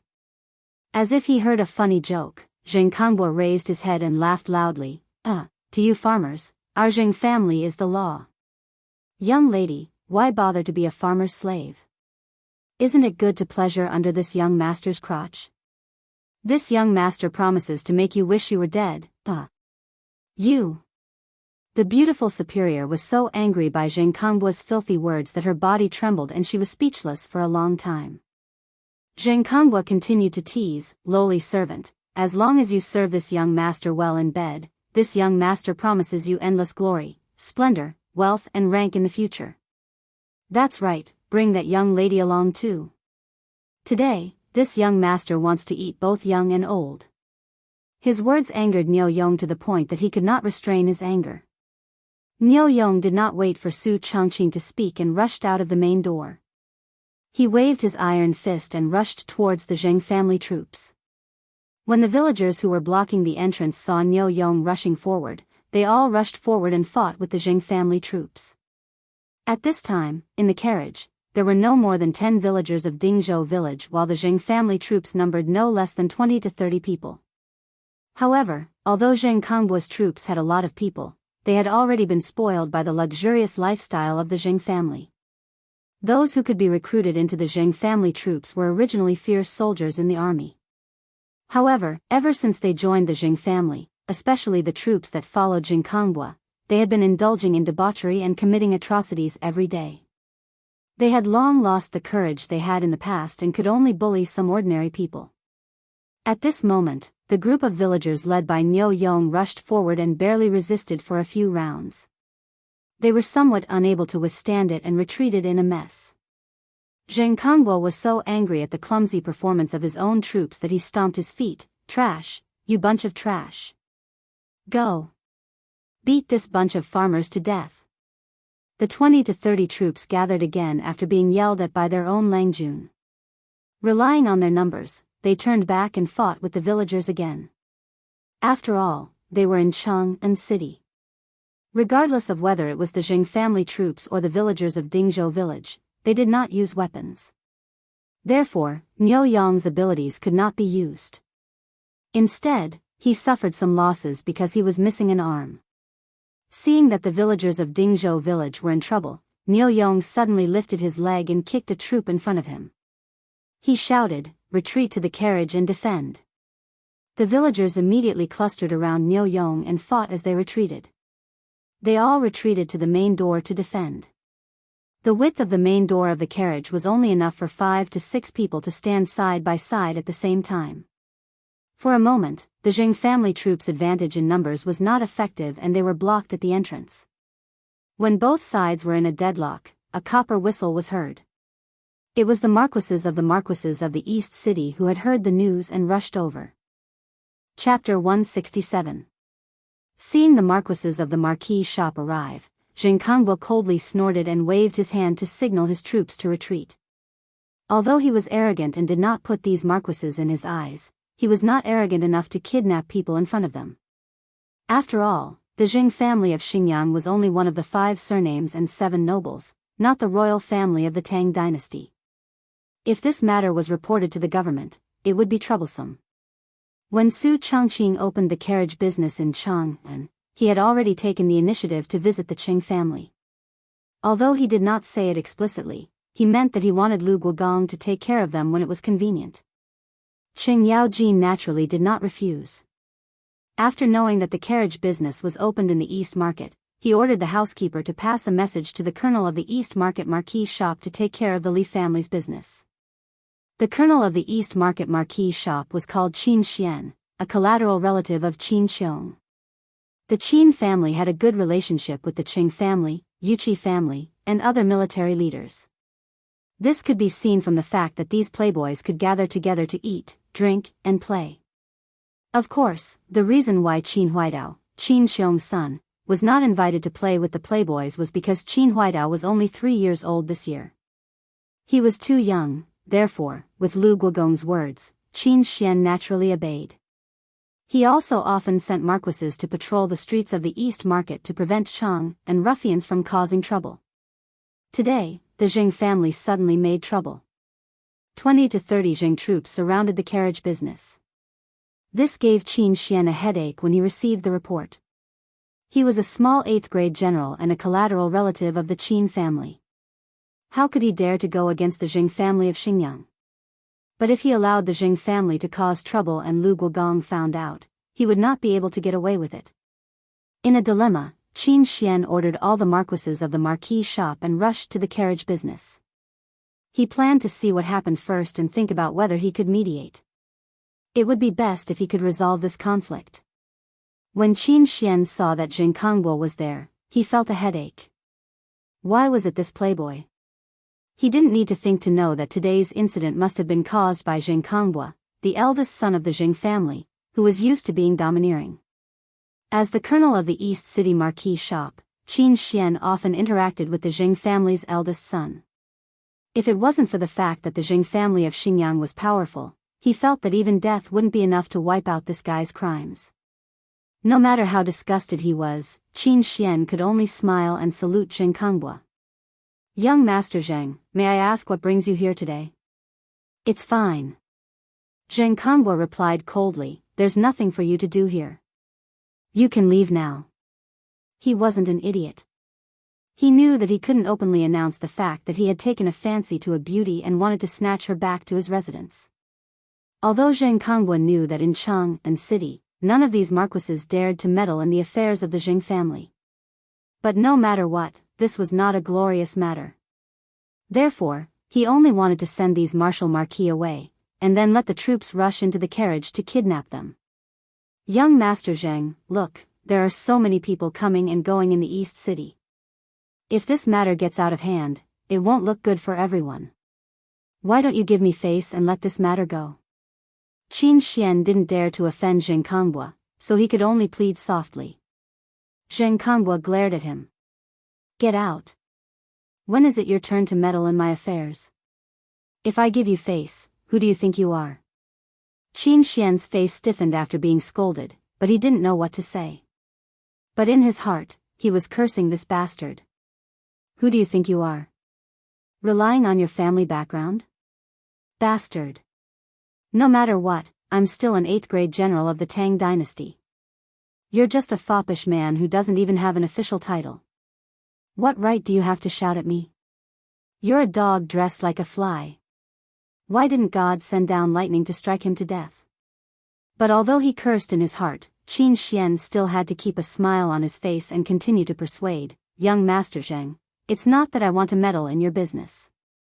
It's just that Lu Guogong said that I should take care of this Shun Feng carriage company. You see, I have no other choice. Zheng Kongbo was stunned. This carriage company is the property of Duke Lu's mansion? Qin Xian shook his head. No, it's just that the owner of the carriage company has some relationship with Duke Lu's mansion. His words made Zheng Kongbo hesitate. Although the Jing family of Xinjiang was one of the 5 surnames and 7 hopes, compared to Duke Lu, who had military power, it was still not enough. The 5 surnames and 7 hopes were noble, but they didn't have much influence in the military of the Tang dynasty. The founding dukes under the sage, whether it was Li Shaogong, Yuqi Jingda, Li Jing, Duan Jishuan, Lu Hongji, Zhang Liang, Chai Shao, Qin Xiong, Ho Junji, and other dukes, they were not the same kind of people as the traditional aristocratic families. Zheng Kongbo wanted to give up, but he felt that it would be too shameful to leave like this. Plus, he was still thinking about the 2 beauties, so he was even more reluctant to leave. Seeing his hesitation, Qin Xian continued to persuade him.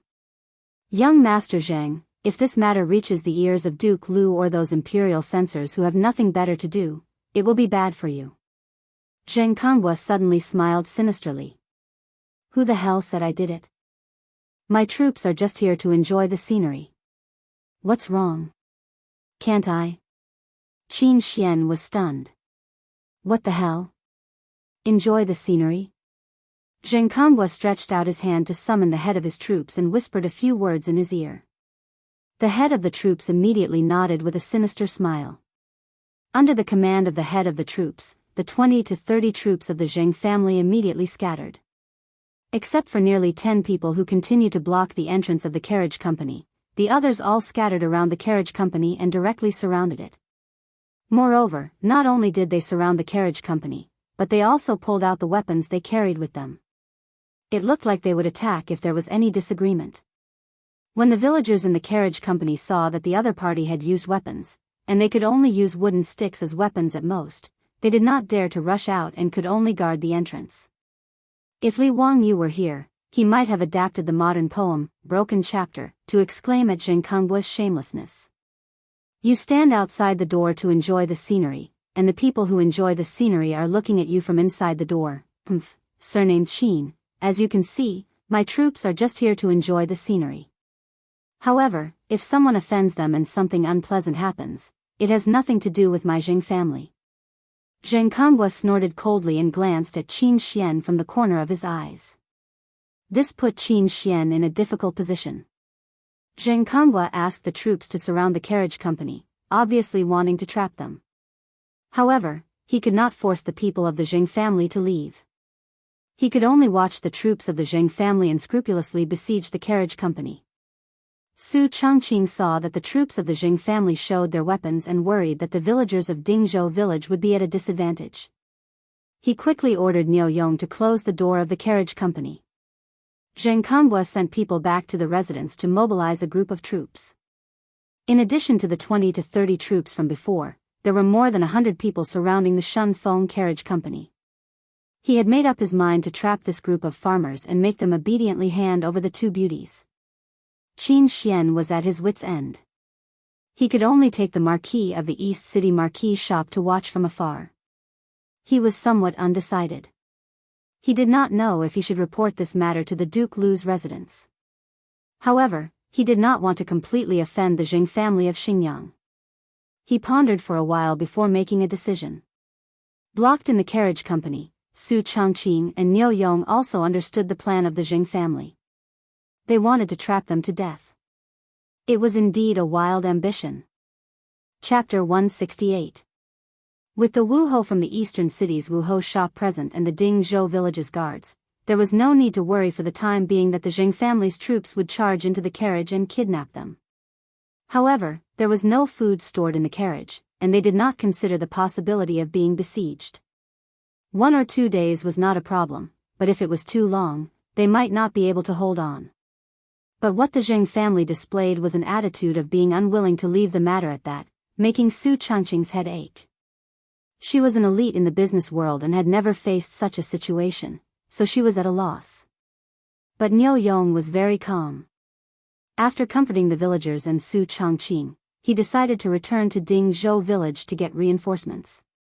After arranging for the villagers to guard the door, Niu Yong rushed out of the encirclement of the Zheng family troops and rushed to Dingzhou village to get reinforcements. When the evening drum of Chang'an city sounded and the gate of the Eastern market was about to close, a dozen riders rushed into the Eastern market before the gate was closed. After the drum sounded, the shops in the Eastern market closed and the customers went home. In such a big Eastern market, nighttime entertainment was not allowed. The sun was about to set, and the bustling Eastern market during the day had become empty and quiet. More than a dozen horses' hooves stepped on the bluestone road, making a light sound of hooves. Lang Jun, are we going to kill them directly or what? Niu Yong suffered a big loss during the day, but now his eyes were burning with anger. Although the Zheng family of Xingyang had mobilized more than 100 troops, Niu Yong did not put them in his eyes. Li Wangyu rushed all the way to Chang'an, and he had been thinking about how to deal with this matter. He naturally knew about the Zheng family of Xingyang, the top family of the Tang dynasty. If possible, he did not want to have a conflict with them. But since the Zheng family wanted to target his beautiful boss and parent, then no matter how powerful the Zheng family of Xingyang was, Li Wangyu would have to fight them to the death. Although Li Wangyu was only a white-collar worker in his previous life, he still had the fierceness of a village boy. Since you dare to touch my woman, I will fight you to the death. Although the Jing family of Xinjiang was a giant to him and Dingzhou village, Li Wangyu was not necessarily afraid of them. If he was really forced into a corner, he would dare to take out the black powder and let the Jing family of Xinjiang see the power of modern weapons. In the future, even elementary school students knew about the 4 great inventions of China: gunpowder, papermaking, compass, and printing. Li Wangyu believed that he was still capable of producing gunpowder that changed the history of human wars. When he was young, Li Wangyu's village had a small firecracker workshop. Later, it was shut down because it was unsafe. Although he had never personally made gunpowder before, he was still very clear about the basic process. If there was a need, he could succeed after a few experiments. Li Wangyu wasn't as impulsive as Niu Yong. The journey had allowed him to calm down. "Don't worry, let's observe the situation and then make a plan." Li Wangyu wanted to find a way to contact Su Chongqing and ask about the situation before thinking about how to solve the situation. Purely using force to fight with the Jing family of Xinjiang was not the best choice. He and Su Chongqing did not care, but he did not want to implicate the 127 families of Dingzhou village. If he really angered the Jing family of Xinjiang, then he could only turn the world upside down and then take the 500 villagers of Dingzhou village and retreat to the Qinling mountains to be savages. The threat of the Jing family of Xinjiang, for the first time, made Li Wangyu feel that it was not easy to be a small landlord in the prosperous Tang dynasty. He vaguely had a desire for power in his heart. In order not to disturb the Jing family's troops, the riders slowed down and slowly moved towards the carriage. When they turned a corner and saw the carriage, Li Wangyu signaled everyone to dismount. He planned to observe from the dark before making a plan. Just when they passed by a closed shop at the corner, the shop's door was suddenly opened from the inside. A figure flashed out and grabbed Li Wangyu, wanting to drag him into the shop. This sudden turn of events gave Li Wangyu a fright. Behind him, Niu Yong, Niu Wu, and the others also drew their weapons. "Xiao Lang, it's me," the person quickly whispered. Li Wangyu looked up and could not help but laugh. The person who grabbed him was not someone else, but the fatty Cho Kun. "Brother Cho, why are you here? Why are you here?" Li Wangyu quickly asked everyone to put away their weapons and turned to ask Cho Kun. The fatty first pulled everyone into the shop, even the horses were led to the backyard of the shop. He then ordered the shop assistant to reclose the shop's door. Only then did he pull Li Wangyu to sit down and talk. "Nonsense, this is my family's grain shop. Did you forget that your Miss Su rented my courtyard?" Cho Kun said snappily. Li Wangyu suddenly realized that the courtyard Su Chongqing rented from the Cho family was actually next to the Cho family's grain shop in the East Market. Between the Cho family's grain shop and the carriage shop, there was only a 10-meter wide alley. Today, Zheng Kongbo brought people to surround the carriage shop, which caused an uproar in the East Market. However, the merchants in the East Market did not dare to provoke the Jing family of Xinjiang. They just silently shook their heads and whispered to each other that the carriage shop was in big trouble. Cho Yuanliang and Cho Kun naturally also received the news and were very anxious. For Li Wangyu, the Cho father and son both wanted to be on good terms with him. However, today's matter involved the Zheng family of Xinjiang. The Cho family was a merchant family. Even if they had a small family property, they could do nothing. The Cho family sent someone to Dingzhou village to deliver the message, but they missed Li Wangyu and the others. Cho Kun simply ran to his family's grain shop to see if he could help. The carriage shop was surrounded by more than 100 troops of the Jing family. Cho Kun could only watch helplessly. He was anxious, but there was nothing he could do. "Xiao Lang, now the situation is like this. What do you plan to do?" Cho Kun told Li Wangyu what he knew about the situation. Knowing that the one who caused today's absurd matter was the eldest son of the Jing family of Xinjiang, Li Wangyu also felt a little toothache. What af *king be *starred? He actually dared to bully him. Li Wangyu suddenly had the urge to go and make explosives. Suppressing his anger, Li Wangyu asked, "I want to get in touch with Chongqing first. Brother Cho, do you have a way?" The fat man shook his head. "The Jing family's troops have surrounded the carriage shop. Even the alley between my family's grain shop and the carriage shop is guarded. Unless we force our way in, there is no way. Damn, this is really a little troublesome. Li Wangyu silently weighed in his heart. Should he directly use force to break in and save his beautiful boss? Is there any way to get in touch with Su Chongqing? Damn, the modern era is more convenient. A phone call can solve the problem. When he was depressed, a thought flashed through Li Wangyu's mind. This method seems to be reliable. Chapter 169. Li Wangyu suddenly smiled, which made Cho Kun, Niu Yong, and Niu Wu puzzled. Xiao Lang, why are you smiling? Fatty asked curiously. Li Wangyu said, hee, I just suddenly thought of a way to contact Chongqing. What way? You'll know in a while. Brother Cho, help me prepare a few things. Li Wangyu told Fatty the items he needed, but Fatty was stunned by what he heard. What the hell is this?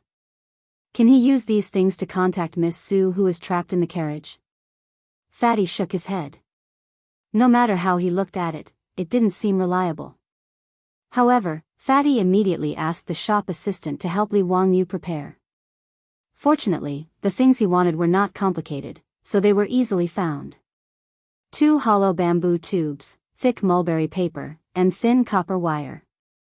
The other things were simple, but the copper wire was rare. In the end, the shop assistant of Cho family knocked on the door of a jewelry shop in the east side of the city and found a copper wire about 10 meters long for Li Wangyu. Obviously, Li Wangyu thought of the telephones he played with when he was young. He wanted to make one to contact Su Chongqing who was in the carriage. Actually, cotton thread could also be used, but the copper wire had a better effect. Anyone who studied physics in junior high school would know that sound was transmitted through vibration. The copper wire's metal structure was tightly rehearsed, so the loss of sound transmission was small, and the self-made phone had a better effect. He used thick mulberry paper to seal one end of the bamboo tube, making it like a drum's resonant cavity, and then he put the copper wire through the mulberry paper and fixed it. Without much effort, the 2 ends of the bamboo tube were connected to the telephone. Xiao Lang, what is this thing used for? Fatty couldn't understand what Li Wangyu wanted to do. Li Wangyu pretended to smile mysteriously, hee, you'll know in a while. Let's go, we'll find a place to send the telephones over. Compared to the other areas of Chang and city, the land in the east side of the city was worth an inch of gold. Therefore, the shops here were usually 2 stories tall, or even 3 stories tall. The Cho family's grain shop and carriage shop were 2-story high shops on both sides, and in the middle was a 10-meter wide alley. Everyone went up to the second floor of the shop and quietly opened the window to look outside. At this time, the sky was already dark, but there were still Jing family troops holding torches in the alley below, guarding the alley to prevent anyone from jumping over the wall to escape. Li Wangyu saw that the carriage shop's windows were tightly shut, so he had Niu Wu pick up some small pebbles. Across the alley, he continuously threw the pebbles at the window on the second floor opposite. The slight sound of pebbles hitting the window frame traveled far in the night, attracting the Jing family troops who were guarding the alley to come over and take a look. Li Wangyu and the others quickly shrank back to avoid being discovered by the Jing family troops below. That troop held a torch and looked around. After confirming that no one had escaped, he cursed and left. Li Wangyu asked Niu Wu to continue throwing pebbles. After a few more pebbles, the window on the second floor of the carriage shop opposite was silently opened. Because there were no lights on the opposite side, it was dark and they couldn't see clearly. Li Wangyu and the others didn't dare to make a sound, fearing that they would attract the Jing family troops. Niu Wu, think of a way to throw this bamboo tube into the opposite window. Li Wangyu picked up the bamboo telephone he made and ordered in a low voice. Niu Wu nodded.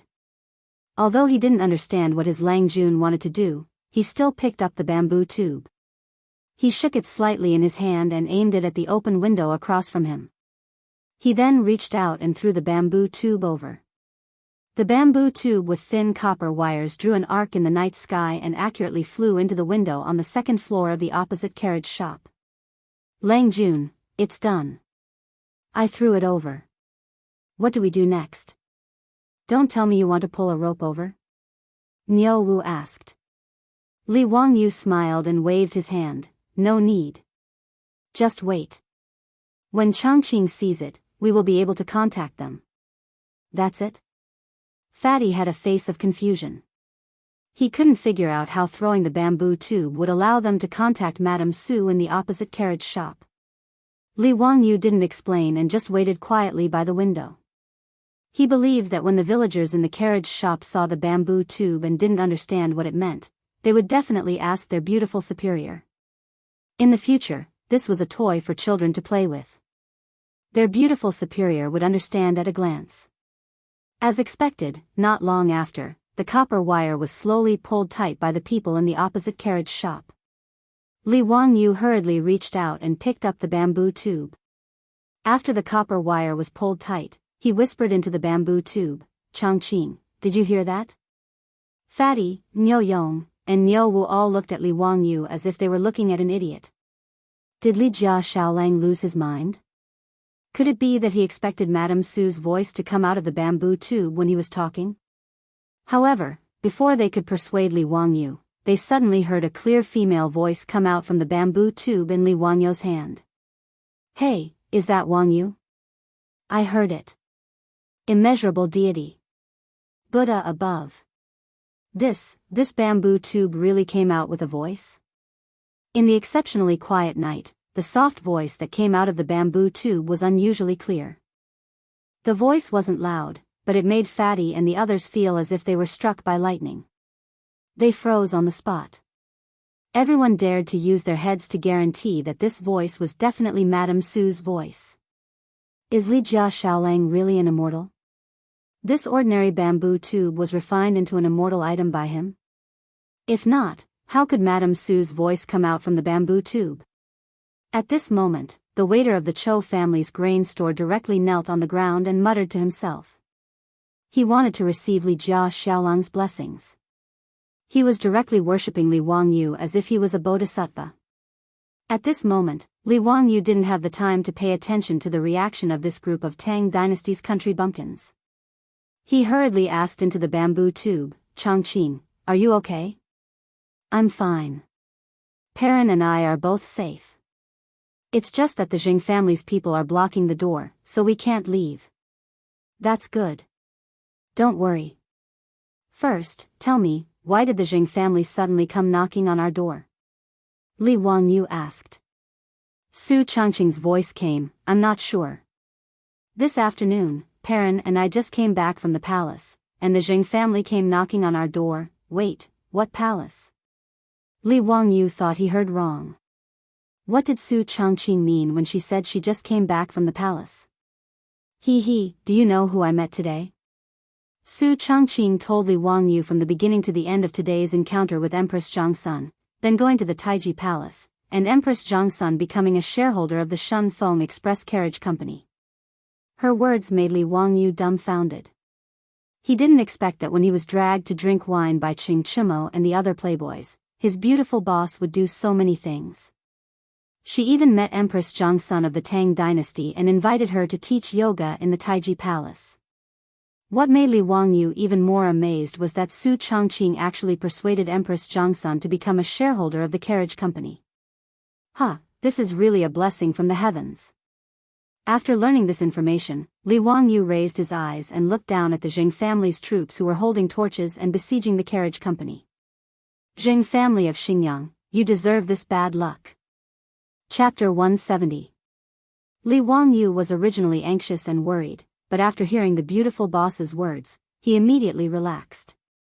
Xingyang's Jing family was really looking for trouble. The Shun Feng Express Carriage Company that Empress Zhongsun wanted to invest in was actually besieged by the Jing family's eldest son. Did they want to rebel? Not to mention that the beautiful boss was now Empress Zhongsun and concubine Yang's yoga instructor.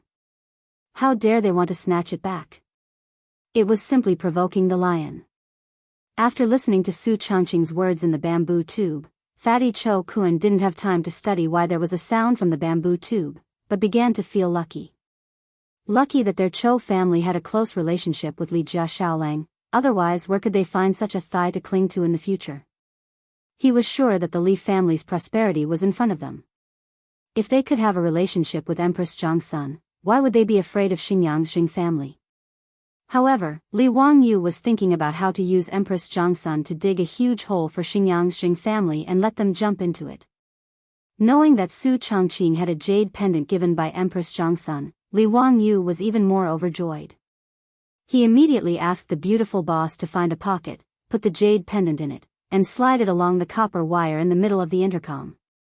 Not long after, a brocade bag was hung on the copper wire in the middle of the intercom and slid into the window along the copper wire. Li Wangyu stepped forward and carefully took the brocade bag and took out the jade pendant. Fatty Cho Kuan quickly moved the candlelight in the room and looked at it closely. After seeing the jade pendant clearly, the fatty couldn't help but gasp from the root of his teeth. This was indeed the jade pendant that represented Empress Zhongsun's identity. The carved phoenix and the 8 seal characters, Ding has fire virtue, she is a phoenix, behind the jade pendant clearly showed the meaning of the jade pendant. He looked at Li Wangyu with a bit of respect in his eyes. The Li family of Hu County was really extraordinary. Cho Kun admired his father's unique vision even more when his father asked him to have a good relationship with Li Jia Xiaolang. Xiaolang, what are you going to do now? Hee, the Jing family has kicked an iron plate this time. Li Wangyu played with the jade pendant in his hand and pondered for a moment. Then, he lowered his voice and whispered to everyone. Fatty, Niu Yong, and the others nodded repeatedly. He then communicated his thoughts to Su Chongqing through the microphone. His beautiful boss immediately understood his thoughts and naturally did not object. The matter of digging a hole for Madame Zheng of Xinyang was thus settled. Don't worry, Lang Jun. When the door opens tomorrow, I will go and do it. Niu Wu patted his chest and promised. Li Wangyu then looked at Cho Kun, Brother Cho, when this matter is settled, I will definitely compensate your family for your loss. Fatty Cho Kun chuckled, there's no need for compensation. However, I wonder if my Cho family can join Xiao Lang's Shunfeng Express Carriage Company? Well. Li Wangyu hesitated. Now that Empress Zhongsun had joined the carriage company and occupied 50% of the shares, it was not up to him to let the Cho family invest. Xiao Lang, my Cho family doesn't ask for much. Her Highness the Empress and Xiao Lang's shares, my Cho family naturally does not dare to think about it. I only ask that my family be allowed to buy some shares from Dingzhou village. My family will not treat the villagers of Dingzhou village unfairly. Fatty Cho knew what Li Wangyu was worried about and quickly expressed his thoughts. Li Wangyu pondered for a moment and felt that it was feasible. He nodded, Brother Cho, you can discuss this matter with the old village chief. As long as he agrees to transfer some shares, I have no objections. Fatty Cho was overjoyed to get Li Wangyu's approval. This matter was proposed by him on his own initiative, but Cho Kun believed that even if his father, Cho Yuan Liang, knew about it, he would only praise him for doing a good job. If the Cho family could invest in the carriage company, even if it was only a small share, it would allow the Cho family and the Li family to have a closer relationship, not to mention that they would have some connection with the royal family. For a merchant family with no status to speak of, this was much more important than earning more copper coins. After discussing tomorrow's matter, Li Wangyu drove Fatty Cho and the Niu brothers out of the room. After the light bulbs left, Li Wangyu whispered into the microphone with Su Chongqing for a long time. But Li Wangyu did not dare to say anything about Aphrodite until he hung up the phone. Delay for as long as possible, the night was silent. The next morning, when Chang and City's morning drum sounded, Niu Wu rode out. The carriage company next to the Cho family's grain store was still closed. The Zheng family's troops also refused to retreat. They surrounded the carriage company so tightly that not even a drop of water could trickle through. Qin Xian's subordinates, Wu Ho, also watched from afar. The three parties were in a deadlock for the whole night. Zheng Kangwa naturally did not stay here last night. After he let the troops surround the carriage company, he led his people to Pingkangfang. He spent the whole night drinking and playing with women. Until it was almost noon, Zheng Kangwa kept yawning. With a pair of dark circles under his eyes, he looked like he was still hungover. He swayed from side to side on horseback. Under the protection of the troops, he came down to the East Market. This group of farmers still won't fucking open the door. Zheng Kongbua looked at the closed carriage company door and cursed. The leader of the troops nodded. Lang Jun, are we going to waste time with them like this? Or should we just break the door and rush in? Zheng Kongbua glanced at Wu Ho, who was not far away. No need, let's first surround them and play with them. It's been a long time since something so interesting happened. Anyway, there shouldn't be any food in the carriage company. Let's starve them for 2 days. Send someone to the restaurant and bring me a table of food. Today I will drink and have fun in front of the carriage company. Yes, Lang Jun, you go rest in the shade of the tree. I will do it right away. The leader of the troops asked someone to lay out a mat for Zheng Kongbua under the shade of the tree opposite the carriage company. He also ordered someone to send a table of food to the restaurant. Not long after, the doctor of the restaurant, led by the troops of the Zheng family, brought a table full of food and wine to Zheng Kongbua. Under the deterrence of more than 100 troops of the Zheng family, the road in front of the carriage company was almost cleared. The people coming and going in the East Market would rather take a detour than come near here. On both sides of the street where the carriage company was located, there were many merchants and Chang and residents who were watching the fun. They whispered to each other. Are these people from the Zheng family of Xinjiang? Why did you surround this carriage shop all of a sudden? I heard that the eldest son of the Zheng family took a fancy to a young lady in the carriage company and threatened them to hand her over. Then they are really unlucky. How can it be good to be targeted by the Zheng family's playboy? In the house where I live, there was a young lady who was kidnapped by the Zheng family. She was humiliated for several days before being released. After returning home, she hanged herself. How pitiful. That family carried the body and went to Wanyan County to beat the drum and complain. In the end, they paid the family 10 copper coins. Tisk, tisk, 10 copper coins to buy a life. The Zheng family is really overbearing. Isn't that right? God is blind. Why didn't he strike this bastard with lightning? Shoo, lower your voice. Don't talk nonsense. Be careful not to get into trouble. The carriage company is definitely finished. Look at the marquee shop. Even the marquis doesn't dare to interfere with the Zheng family's business. The onlookers discussed animatedly, but they could only shake their heads and sigh. They felt that the carriage company was doomed today. While Zheng Kongbua was happily eating and drinking, he did not notice that on the second floor of the Cho family's grain store not far away, through an open window, Li Wangyu was watching him with an expression of watching a play. Chapter 171. Cho Kun, who was accompanying Li Wangyu, was slightly anxious. Xiao Lang, why aren't your troops back yet? There won't be any changes, right? Don't worry. They should be back soon. Li Wangyu replied confidently. Just as he finished speaking, Niu Yong suddenly said, Lang Jun, I saw Niu Wu. He's back. Li Wangyu and Cho Kun looked in the direction that Niu Yong was pointing. On the street not far away, Niu Wu was riding a horse slowly towards them. He immediately grabbed the bamboo mouthpiece and said, Chongqing, Niu Wu is back. We can start now. Got it. Su Chongqing's voice came from the mouthpiece. Be careful. Don't worry. It'll be fine. Zheng Kongbua was still eating and drinking when he inadvertently raised his head. Suddenly, he saw that the door of the carriage house opposite was open. There was no one at the door. He suddenly became excited. He thought that the carriage house was finally ready to compromise after being surrounded by them for a night. Zheng Kongbua threw down his chopsticks and suddenly stood up. These farmers are finally willing to open the door. Men, rush in and invite the two beauties out. Haha. The leader of the troops immediately waved his hand and led the troops into the carriage house. After the troops of the Zheng family rushed into the carriage house, they found that there were only a few four-wheeled carriages in Noda's courtyard. There were no signs of the farmers. Motherf *Ker, this group of field workers actually dare to hide. Search, find them for me. Be careful not to hurt the two women that Lang Jun wants. The leader of the troops shouted at his men. Yes.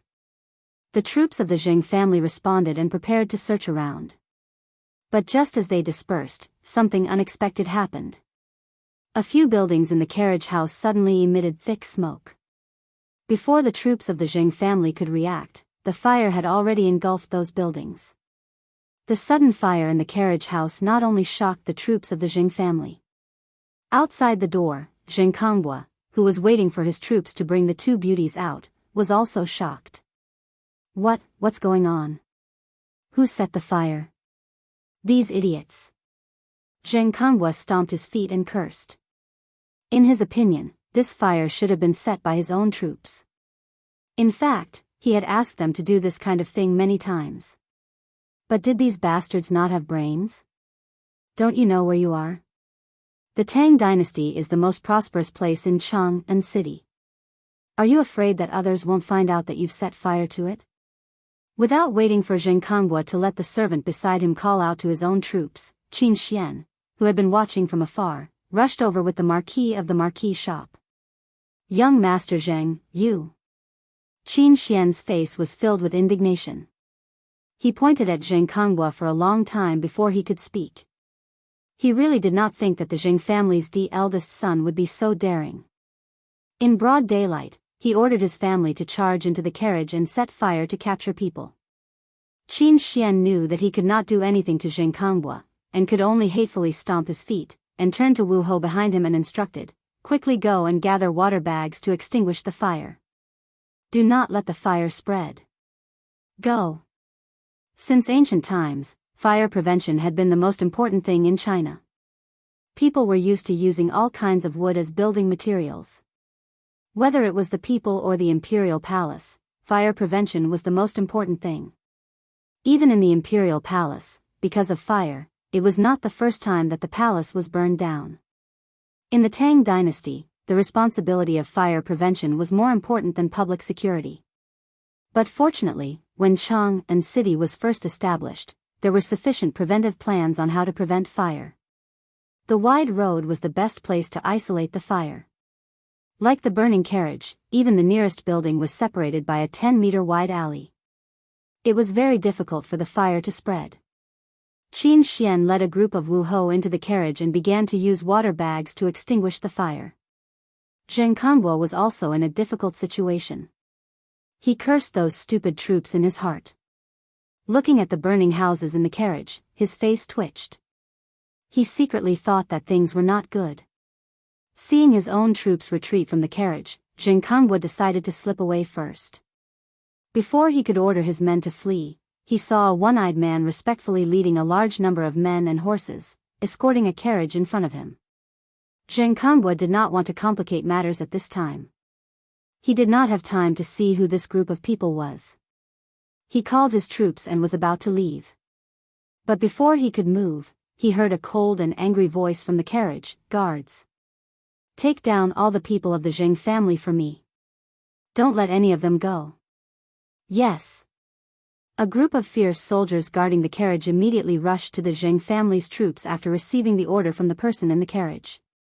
The Jing family's troops naturally wouldn't allow themselves to be captured without putting up a fight. They wanted to resist, but they were beaten up by this group of guards until they covered their heads and scurried away like rats. Many of the Jing family's troops were beaten to the ground. Then their hands and feet were skillfully tied with cooked beef tendons.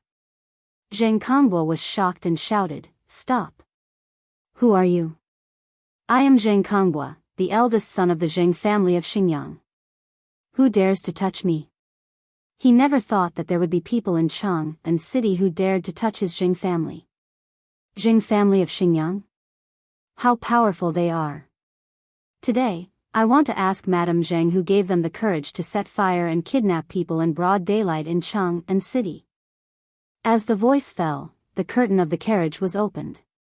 Empress Zhangsun, with an angry face, came down from the carriage with the help of a palace maid.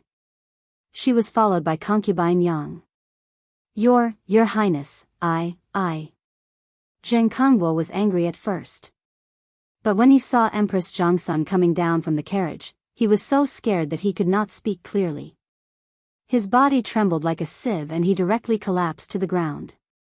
As the eldest son of the Jing family of Xingyang, he was taken to the palace by his father to attend several banquets in the palace. Naturally, he knew Empress Zhangsun. Zheng Konghua did not expect that he just wanted to grab two beauties. How could he attract Empress Zhangsun? Thinking of the marks on the backs of the two rouge horses yesterday, he thought, are these two beauties really from the harem? Zheng Konghua regretted it so much that his intestines turned green. He wished he could slap himself several times.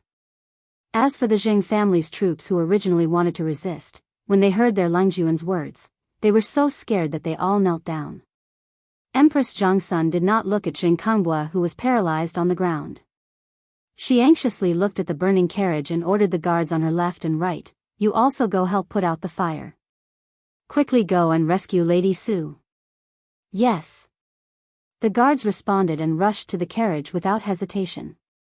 With the help of Empress Zhangsun's guards and the quick response of the East City's marquee shop, the fire in the carriage was quickly put out. Su Chongqing led the little girl Perrin and the villagers of Dingzhou village out of the carriage under the protection of the palace guards. "Chongqing thanks your highness and concubine Yang for saving me." Su Chongqing curtsied to Empress Zhangsun and concubine Yang. "Lady Su, are you okay?" Empress Zhangsun asked with concern. Su Chongqing did not suffer any injuries. Except for the traces of smoke on his body and face, he was not injured. Su Chongqing shook his head, "I'm fine. When the fire started, I was protected by the villagers and hid in the cellar." Empress Zhangsun nodded, "That's good. Fortunately, your family's song came to the palace today to inform me of this matter. Otherwise, the consequences would be unimaginable." Su Chongqing's face was miserable. He curtsied to Empress Zhangsun again, "Your Highness, please forgive me. I did not protect the imperial family's property and let the carriage be burned down by the evildoers." "Lady Su, what are you talking about? What crime did you commit? The carriage was burned down. How can you be blamed?" Empress Zhangsun did not care that she was pregnant. She hurriedly went forward to help Su Chongqing up. She turned her head and glared at Zheng Konghua, who was completely stunned. "Xingyang's Jing family is so powerful. They even dare to set fire to my property. Good. Very good. Today, I will ask Zheng for an explanation and see if the world is still the world of the Tang dynasty." Empress Zhangsun's words made Zheng Konghua feel dark. The carriage was the imperial family's property? How could this be? He had clearly asked the troops to find out that the carriage was the property of a family surnamed Li in Dingzhou village in Hu County. When did it become the imperial family's property? Zheng Konghua was naturally not an idiot. When he thought that his troops set fire to Empress Zhangsun's property, he felt that the sky had collapsed. Zheng Konghua, who was originally sitting on the ground, had a blank mind at this time. He could only murmur, "This is impossible.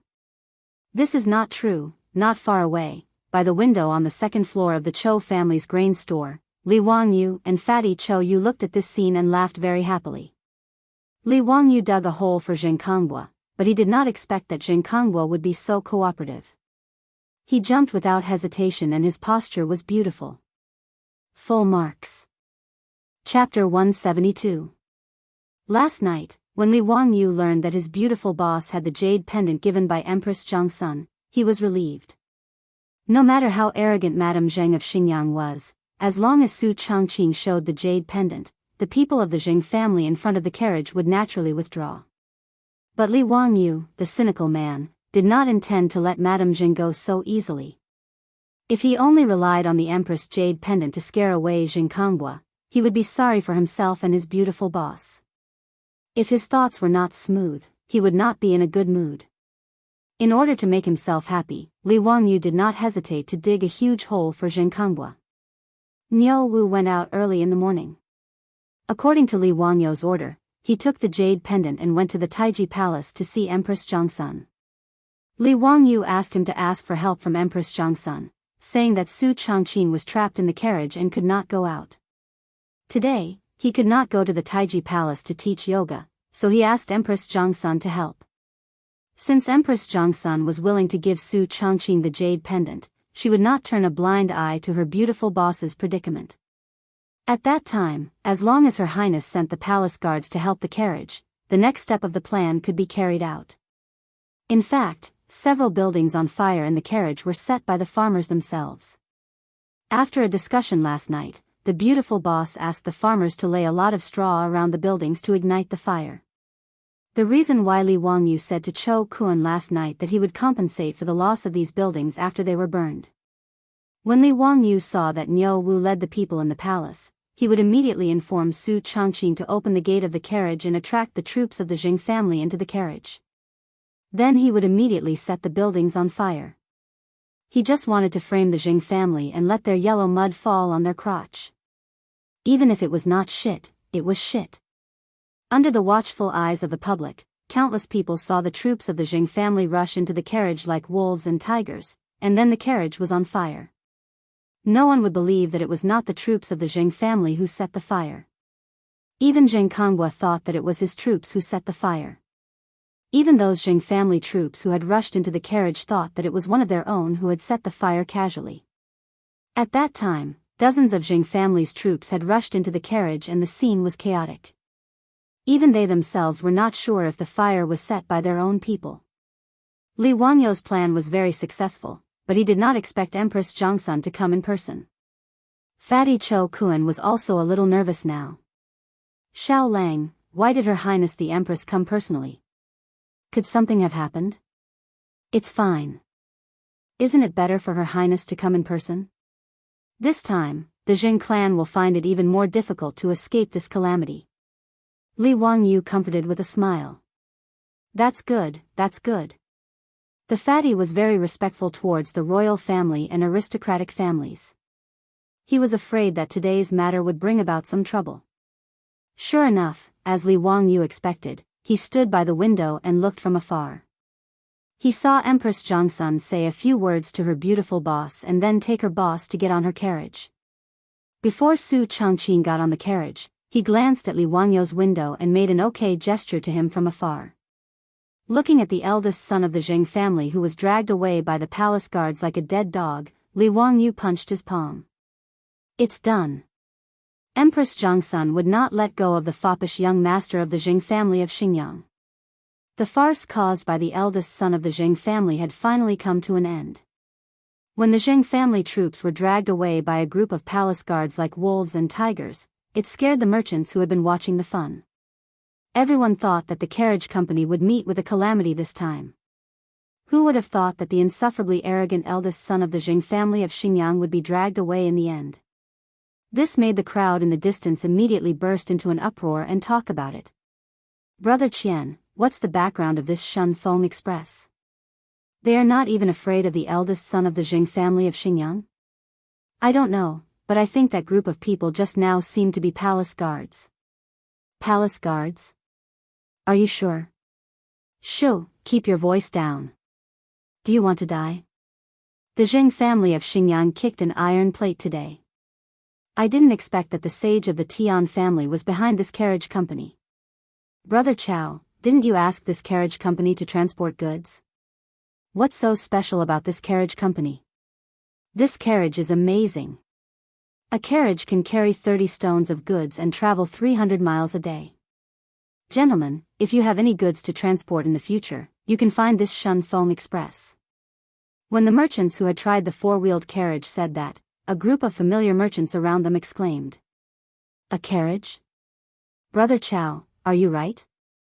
Tut, tut, this carriage is amazing. It seems that I have to rely on this Shun Feng Express to transport goods in the future. A timid merchant whispered, we have dealings with the carriage company. Will we offend the Jing family of Xingyang? Brother, I'm afraid you haven't woken up yet. The eldest son of the Jing family of Xingyang set fire to the carriage company and was dragged away. From now on, who dares to offend the Shun Feng carriage company? Isn't that courting death? Yes, that's right. It seems that my shop will have to be closer to this carriage company in the future. Li Wangyu and Su Chongqing did not expect that Jing Kongbua's farce would make the Shun Feng carriage company quickly become famous among the merchants in the east and west of Chang'an City. This advertising effect was an unexpected gain. The villagers of Dingzhou village began to clean up the mess of the carriage company under the leadership of Niu Yong, Niu Wu, and the retired soldiers. Fatty Cho Kuan also asked his assistant to help clean up the ruins of the carriage company. The fire of the carriage company did not have a big impact. Su Chongqing originally thought that the layout of the courtyard was not suitable for the carriage. This time, it was just right to rebuild it. Li Wangyu was worried that the old village chief would be anxious, so he sent someone back to Dingzhou village to inform them that the matter had been solved. The old village chief who received the news immediately led many villagers to Chang and began to work on the reconstruction of the carriage company. When the carriage company began to clean up and rebuild in an orderly manner, the Zheng family mansion of Xingyang was in an uproar. They knew that their son had caused such a big trouble and was arrested by Empress Zhongsun. Zheng Konggua's mother, Zheng Lushi, immediately cried and made a scene in the mansion. She asked her husband, the head of the Zheng family, Zheng Yuanshou, to quickly save her son. Zheng Lushi was the legitimate daughter of the Lu family in Fanyang. She was also one of the 5 families and 7 nobles of the Tang dynasty. Zheng Konggua was her only son and she doted on him since he was young. Zheng Yuanshou also frowned in the face of his wife's crying. Zheng Yuanshou was not worried about the trouble caused by Zheng Konggua. Empress Zhongsun would not do anything to Zheng Konggua. Zheng Yuanshou still had this confidence. What he was worried about was that the things that were being planned in the imperial court would change because of this. Then, he would lose more than he gained. After thinking for a while, Zheng Yuanshou sent someone to invite his cousin, Zheng Shanggua. Zheng Yuanshou was an official of the Honglu Temple. Zheng Shanggua was an official of the Ministry of Works. Both of them were third-rank officials in the imperial court. In Zheng Yuanshou's study, the two of them dismissed the servants and discussed for a long time with the door closed. Only then did Zheng Shanggua leave. Looking at the towering walls of Taiji Palace outside the Zheng family mansion, Zheng Yuanshou's mouth showed a trace of a mocking sneer. Chapter 173. Su Chongqing was taken to the Taiji Palace by Empress Zhongsun. Both Empress Zhongsun and concubine Yang promised her that they would tell the saint to punish the Zheng family's prodigal son. Empress Zhongsun and concubine Yang guessed that Su Chongqing was not in the mood to teach them yoga today, so they comforted her and asked someone to send her back. Before Su Chongqing returned to the carriage shop in the East Market, the Zheng family of Xingyang came to apologize first. The Zheng family's housekeeper apologized sincerely and offered 200 taels of gold as an apology. This made Li Wangyu rather surprised. Could it be that the name of Empress Zhongsun was so frightening? How could she make the Zheng family of Xingyang compromise and let the matter go?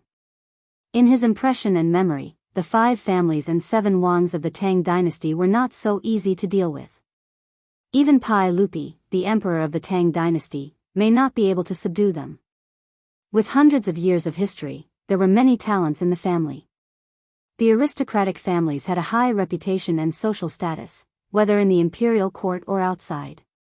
The most fundamental power of the aristocratic families like the 5 families and 7 Wangs was not in the imperial court, but in the local area. They had great privileges and power, controlled the politics and economy of the state, and could even compete with the central government of the imperial court. If Pai Lupi did not appease these aristocratic families, the chaos at the end of the Sui dynasty would be repeated in the Tang dynasty. The top aristocratic families like the 5 families and 7 Wangs directly intermarried with each other, forming an indestructible marriage relationship, and holding together to maintain their privileges. Their family's sense of superiority once regarded the royal family of Li Tang as a nouveau riche. Li Wangyu had read in the history books that Emperor Tang Wenzong wanted to marry his daughter to the 5 families, but the result was shameful rejection. There was even a prime minister of the Tang dynasty who sighed, "The only regret in this life is that he can't marry a daughter of the 5 families." This showed the influence of the 5 families and 7 Wangs. In Li Wangyu's plan, the Zheng family of Xingyang should not admit defeat so easily. He even planned to use the power of Zoroastrianism to attack the Zheng family's industry with the sweets. Now the housekeeper of the Zheng family came with the gold to apologize, which was full of sincerity and gave enough face to Empress Zhongsun. The several buildings of the carriage shop that were burned down were renovated, which was a matter of 100 copper coins. The housekeeper also promised Li Wangyu that the eldest son of the Jing family would be sent back to his hometown of Xinjiang to reflect. Jing hoped that Li would be merciful and let this matter be dropped. Li Jia Xiaolang, this is a gift, please accept it. Please accept it. Today's matter is all a misunderstanding. Our Jing family will go to Her Highness and ask for forgiveness. The Jing family's housekeeper chuckled and ordered people to place the gold on the table. Although the housekeeper said, the housekeeper of the Tang and family was still, that was still, who was who was who was who and was who was. To the face, throw to the face it, face to the face, and shouted, twos, and shouted, and then, yours sit. Get out as far as you can. But in this way, he could vent his anger, but his beautiful superior, Perrin, the old housekeeper Li Heng, the Niu brothers, and the 127 families of Dingzhou village would be in a desperate situation. Li Wangyu clenched his teeth and suppressed the anger in his heart. He squeezed out a smile and said, Housekeeper Zheng, I'll accept the gold. Today's matter is a misunderstanding, I won't pursue it. Well, with Li Jia Xiaolang's words, I can go back and explain to my master. So, I'll take my leave. The housekeeper of the Jing family stood up with a smile. In his view, the Jing family of Xinjiang had given enough face to this young man, so he naturally didn't dare to refuse. The fact was, Li Wangyu didn't dare to refuse the kindness of the Jing family of Xinjiang, so he could only pinch his nose and accept it. Li Wangyu looked at the back of the housekeeper of the Jing family with his hands clasped behind his back. A desire for power surged in his heart again. If he, Li Wangyu, had power and influence, how could the Jing family of Xinjiang dare to do this? When the housekeeper of the Jing family came to visit, Jing Yuanshou's wife, Jing Lushi, also came to the palace in person to apologize to Empress Jiangsun. Jing Lushi confessed that her son lacked discipline and damaged Empress Jiangsun's property. The Jing family was willing to compensate. Jing Lushi gave Empress Jiangsun 1,000 taels of gold as compensation and promised to send her son back to Xinjiang to reflect on his mistakes. Xinjiang Jing Lushi bowed her head and admitted her mistake. Empress Jiangsun naturally couldn't continue to hold on to Jing Kongbua. She knocked on Jing Lushi's head and told her to discipline her son well in the future. Jing Lushi thanked Empress Jiangsun and immediately left, leading Jing Kongbua back to the Jing family. On the same day, Jing Yuanshou sent his troops to send Jing Kongbua back to Xinjiang.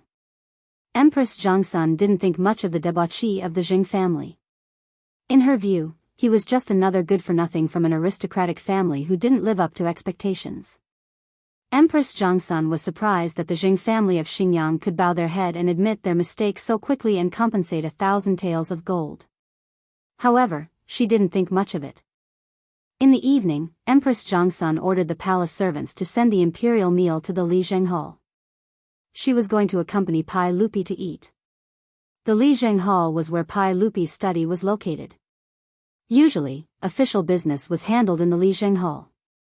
Unexpectedly, as soon as she entered the hall, Empress Jiangsun saw Pai Lupi angrily scolding a chamberlain, complaining that the tea he poured was too hot. Empress Jiangsun waved her hand, having the trembling eunuch kneeling on the ground withdraw.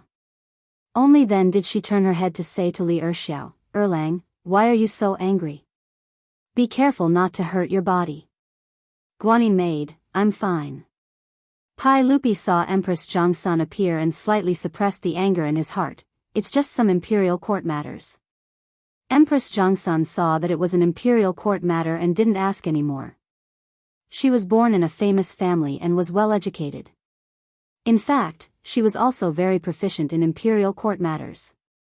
However, Empress Jiangsun adhered to the principle of the imperial harem not interfering in politics. Every time Pai Lupi asked her opinion on government affairs, Empress Jiangsun never expressed her opinion and kept her mouth shut. The more Empress Jiangsun didn't express her opinion, the more Pai Lupi liked to ask her opinion. Once, Pai Lupi forced Empress Jiangsun into a corner. After being forced to say to Pai Lupi, she said, a hen leads the morning. Our family is poor. Do you care? The meaning of these words was, is it okay for a hen to crow? Thus, she dispelled Pai Lupi's idea of asking her about government affairs. However, because of this, Pai Lupi trusted Empress Jongsun even more. Empress Jongsun saw that Pai Lupi was in a bad mood, so she picked interesting things to talk about to ease her husband's mood. She saw that she caught the eldest son of the Zheng family of Xinjiang today. In the end, she said with a smile, "This Zheng family of Xinjiang is tactful. They compensated me with 1,000 taels of gold. Hee, I invested in Li Jia Xiaolang's carriage company, so I don't have to pay a single copper coin." Empress Jongsun said this as a joke, but Pai Lupi suddenly stood up. "What? There's such a thing? What about the eldest son of the Zheng family?" Zheng Lushir took him back. "Why? Is it inappropriate?" Empress Jongsun asked. Pai Lupi slapped the table gloomily. "Zheng Yuanshou, that old man. I hate that I can't pull out my sword and cut him down." His words stunned Empress Jongsun. She didn't care whether the imperial harem was interfering in politics or not. She quickly asked what happened. Chapter 174. Pai Lupi originally did not want Empress Jongsun to know about this, but after thinking about it, he could not hide it any longer. He sighed and told her about what had happened in the imperial court today, which angered Empress Jongsun. Before the locust plague appeared in the Guanyi circuit, the officials in the imperial court had already received reports from the various counties and prefectures. Pai Lupi had also gathered the important officials many times to discuss countermeasures. But before Pai Lupi could make up his mind to exterminate the locusts, the 100 Cavalry Department reported that there had been undercurrents in Cheng, and recently, pointing to Pai Lupi as the cause of the locust plague. The change of Xuanwu Gate. The rumors on the streets attributed the locust plague to the change of Xuanwu Gate, accusing Pai Lupi of not cultivating personal morals, killing his brothers, imprisoning his father, and incurring punishment from the heavens. This was the wrath of the heavens. Pai Lupi was furious at the time and ordered the 100 Cavalry Department to investigate the source of the rumors. This was originally just a rumor on the streets and would not cause a stir in the imperial court. Who would have thought that today, when Pai Lupi wanted the officials to discuss how to deal with the locust plague, a bomb was set off against him in the imperial court.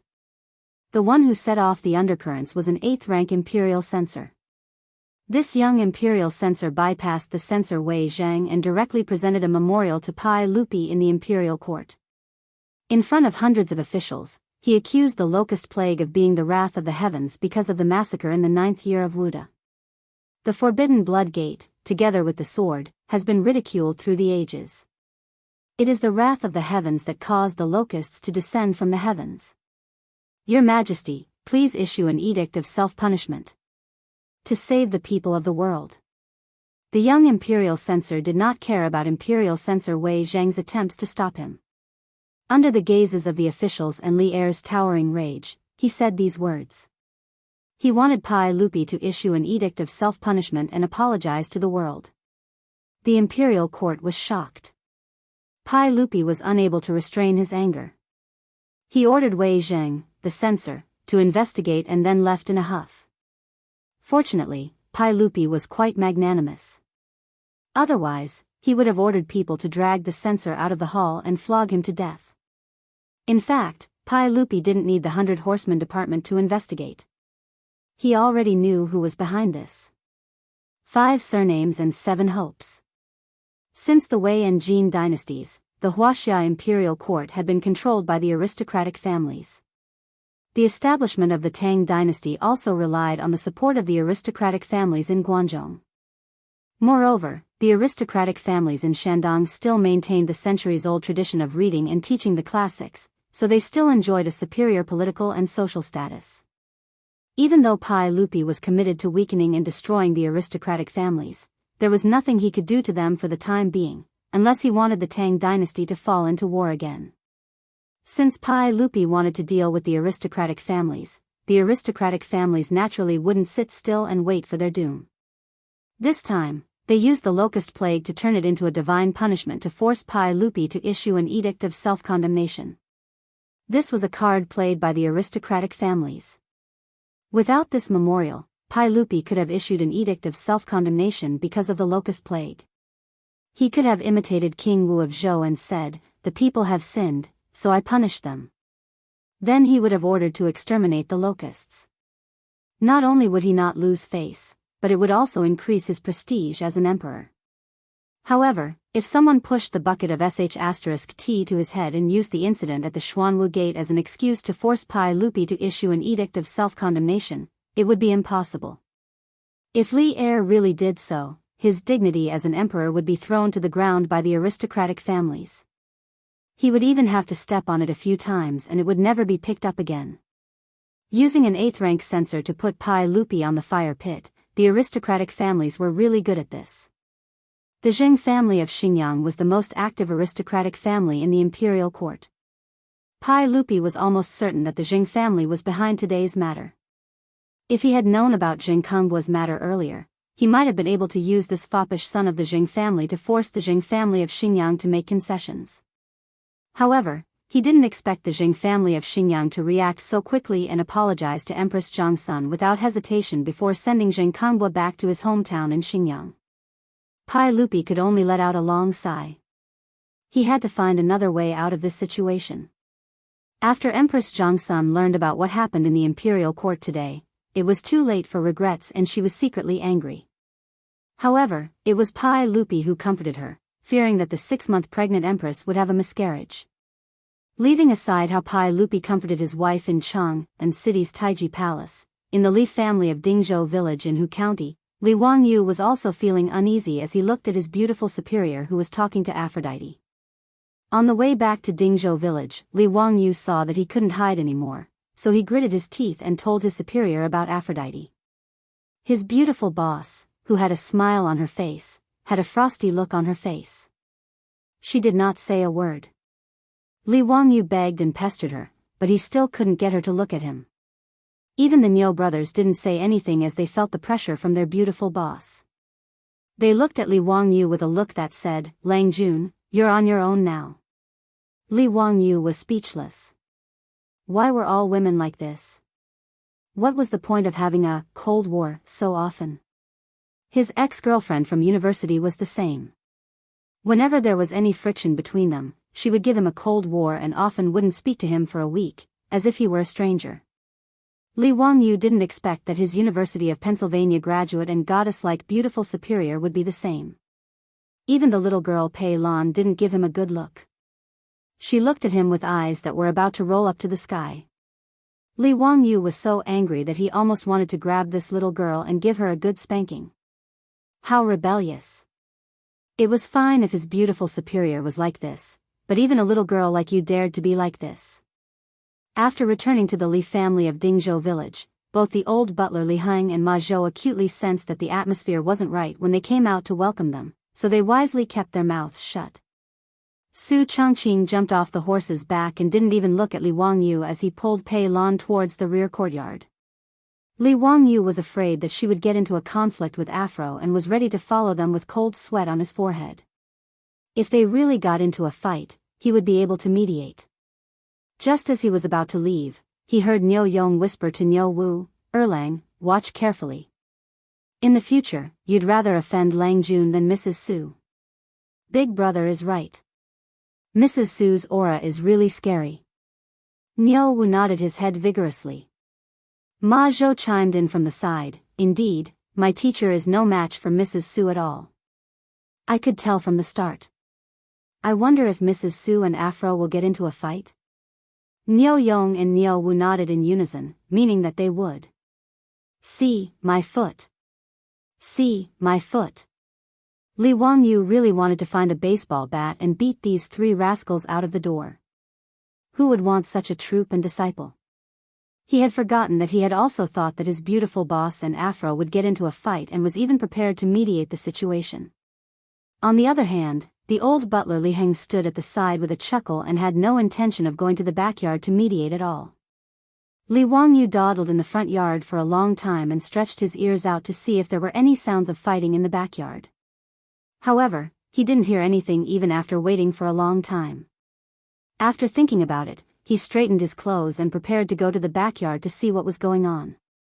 As he dawdled into the backyard, he didn't see the expected scene of the main wife, scolding the mistress, and the mistress, resisting unwillingly. Su Changqing was actually chatting amiably with Afro in an unusually harmonious atmosphere, while Perrin was fuming at the side. What the hell was going on? Something didn't seem right. Chapter 175. How could Li Wangyu know what Su Changqing was thinking? In fact, Su Changqing was already mentally prepared that Li Wangyu would bring a woman home, but she didn't expect it to be so fast. Although she hoped to live with Li Wangyu in the Tang dynasty for the rest of their lives, she didn't believe that Li Wangyu, as a man, would still insist on monogamy in the Tang dynasty, where 3 wives and 4 concubines were the norm. Not to mention in the Tang dynasty, even in the future, Su Changqing was pessimistic about whether a husband and wife could live together for the rest of their lives. Because her father was like that. Su Changqing went to the United States to study in high school, and then studied at the University of Pennsylvania. Her family's economic conditions were naturally quite good. Her father had a successful career and was famous for his success. However, Su Changqing's father, who was elegant and graceful in her eyes, also had more than one mistress outside. When she first learned the news from her mother, her whole person collapsed. She didn't believe that her father would do such a thing. Originally, in the eyes of Su Changqing and all the other people who didn't know the truth, her parents were a loving couple, a model couple. However, Su Changqing's father still couldn't resist all kinds of temptations. Although he didn't abandon the family and abandon his wife, his behavior made Su Changqing no longer believe in the constraints of marriage and a man's self-control. After Su Changqing's mother knew that her husband had an outside mistress, not only did she not cry and make a scene and ask for a divorce, but she also made 3 rules with her father. First, he had to go home every day. Second, he couldn't bring an outside woman home. Third, she had to manage the family's finances. In this regard, the beautiful superior couldn't understand her mother's practice at all. Wasn't she condoning her husband to cheat? It wasn't until a long talk with her mother that she understood her mother's idea. In her mother's words, if she quarreled with her husband and even divorced, those foxes would benefit. As long as he stood on the side of righteousness, those mistresses would not be able to cause any trouble. However, because of the guilt in his heart, her father treated her mother even better. He happily handed over all the financial power of the family to her mother. In this regard, although Su Changqing did not completely agree with his mother's approach, he had to admit that she was a smart woman. Even her father was like this, not to mention Li Wangyu. After transmigrating to the Great Tang 1,300 years in the future, without the constraints of law and morality, Su Changqing did not believe that Li Wangyu would be loyal to one woman. Therefore, Su Changqing had a premonition that there would be another woman around Li Wangyu. However, no matter how rational Su Changqing was, no matter how clear her thoughts were, she was still an ordinary woman. She could be considered to have good self-restraint by merely giving Li Wangyu a cold shoulder. What made her even angrier was that Li Wangyu dared to bring a woman home after transmigrating to the Tang dynasty for only a month. If she did not suppress him, what would happen? Did he want to learn from Wei Xiaobao? If that was the case, Su Changqing would definitely not tolerate it. Even if she did not leave the Li family at that time, she would draw a clear line between herself and Li Wangyu. They would just be friends from then on. In Su Changqing's heart, she would only allow Li Wangyu a chance to make a mistake at most. Otherwise, she would rather live alone in the Tang dynasty for the rest of her life. Therefore, her beautiful superior's cold shoulder was actually deliberately put on for Li Wangyu to see. She felt more heartache for the poor girl, Fu Luo. Li Wangyu had explained Fu Luo's background to her. She was captured at the age of 13 and then sold from Europe to the distant East. If not for Li Wangyu rescuing her, she would probably have been a prostitute for the rest of her life. The beautiful superior who had a frosty expression on Li Wangyu's face melted after entering the backyard. After seeing Fu Luo's appearance, the beautiful superior was also greatly surprised. This girl really resembled the Hollywood movie star Angelina Jolie too much. The beautiful superior couldn't help but gnash her teeth in anger again, wishing she could pinch Li Wangyu's waist a few times to vent her anger. This bastard pervert. He said that he pitied Fu Luo, but he was clearly lusting after her beauty. Su Changqing would not vent her anger on Fu Luo. After adjusting her mentality slightly, she began to talk to Fu Luo in a pleasant manner. Although Fu Luo was the daughter of a Byzantine noble, she was only 15 or 16 years old. How could she be a match for Su Chongqing, an elite who had cultivated for many years? After a few sentences, Fu Luo had begun to address Su Chongqing as sister, as if she were treating her beautiful superior as a caring sister. The girls' giggles echoed between them now and then, as if they were best friends who had known each other for years. Perrin, on the other hand, was rather jealous. She felt that her sister Chongqing was in danger of being snatched away by this ugly woman. When Li Wangyu sneaked into the backyard stealthily, he happened to see Perrin glaring at Fu Luo angrily. Her lips were so pouted that a bottle of oil could be hung from them. Li Wangyu was rather dumbfounded by what he saw. What was going on with the three women at home? Seeing that there was no sign of a fight, he tried to sneak away again, only to be glared at by his beautiful superior who had already discovered him. Come here. Yes. What can I do for you, Your Majesty? When Li Wangyu saw that his beautiful superior seemed to be smiling, he immediately began to act cute shamelessly. He imitated the eunuchs in TV dramas, flicked his sleeves, and bent over to ask. Su Chongqing couldn't help but laugh at his behavior, but his beautiful superior immediately wiped the smile off her face and coughed lightly. Don't be so cheeky. Don't think that this is the end of it. If it weren't for Sister Fu Luo's sake, don't even think about having dinner tonight. Let me ask you, will you still bring women home in the future?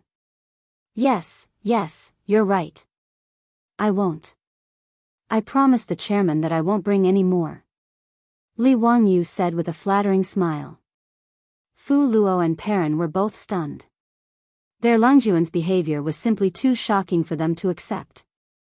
How could the two young ladies of the Great Tang, who had never been baptized by feminism, accept the way Li Wangyu and Su Chongqing interacted with each other? Perrin couldn't help but cover her little mouth with her hand, afraid that she would cry out in alarm. She looked at Su Chongqing with a worried expression and thought to herself, is it really okay for Sister Chongqing to talk to Lang Jun like this? What did Lang Jun mean when he said he would make a promise to the chairman? Su Chongqing sneered and stared at Li Wangyu seriously. Li Wangyu, this is the first and last time. Otherwise, I promise to leave this house. I'm a man of my word. A drop of cold sweat slid down Li Wangyu's forehead as he hurriedly nodded in agreement. In fact, Li Wangyu didn't have any intention of having multiple wives and concubines. He had saved Fu Luo out of pity. But judging from Su Chongqing's words, why did it seem like he was allowing him to take Fu Luo into his room? Is there such a good thing? Li Wangyu really wanted to look up at the sky and see if the sun had risen from the west. Chapter 176. In the end, Aphrodite still ended up staying with the Li family, although her identity was still a bit unclear. In fact, even Su Chongqing's identity was still unclear in the eyes of the old steward Li Heng, the Niu brothers, and Ma Zhou. But ever since Aphrodite moved into the house, Li Wangyu began to feel unhappy. With another woman, not only did nothing unsuitable for children happen as he had hoped, even his original benefits were cancelled. Aphrodite was brought into his room by his beautiful superior, making Li Wangyu completely give up on the idea of secretly eating her. And his original benefit of being able to hold hands with his beautiful superior was also cancelled, making him very depressed. But Li Wangyu's depression only lasted for a day, because the next day, Qing Chimo and the group of wastrels came to Dingzhou village again. Zio, what kind of sacred sun fire are you going to collect for the Zoroastrianism today? How exactly are you going to do it? Qing Chimo roared as soon as he entered. It's a secret, you'll know at noon. Hearing Li Wangyu's answer, the group of wastrels couldn't help but want to beat him up. This kid was really too infuriating. That day at the Zoroastrianism temple, Li Wangyu said that he was going to collect the sacred sun fire for the Zoroastrianism. Not only was Sabeo Milman surprised, but the group of wastrels was also very curious as to how this sacred sun fire could be collected.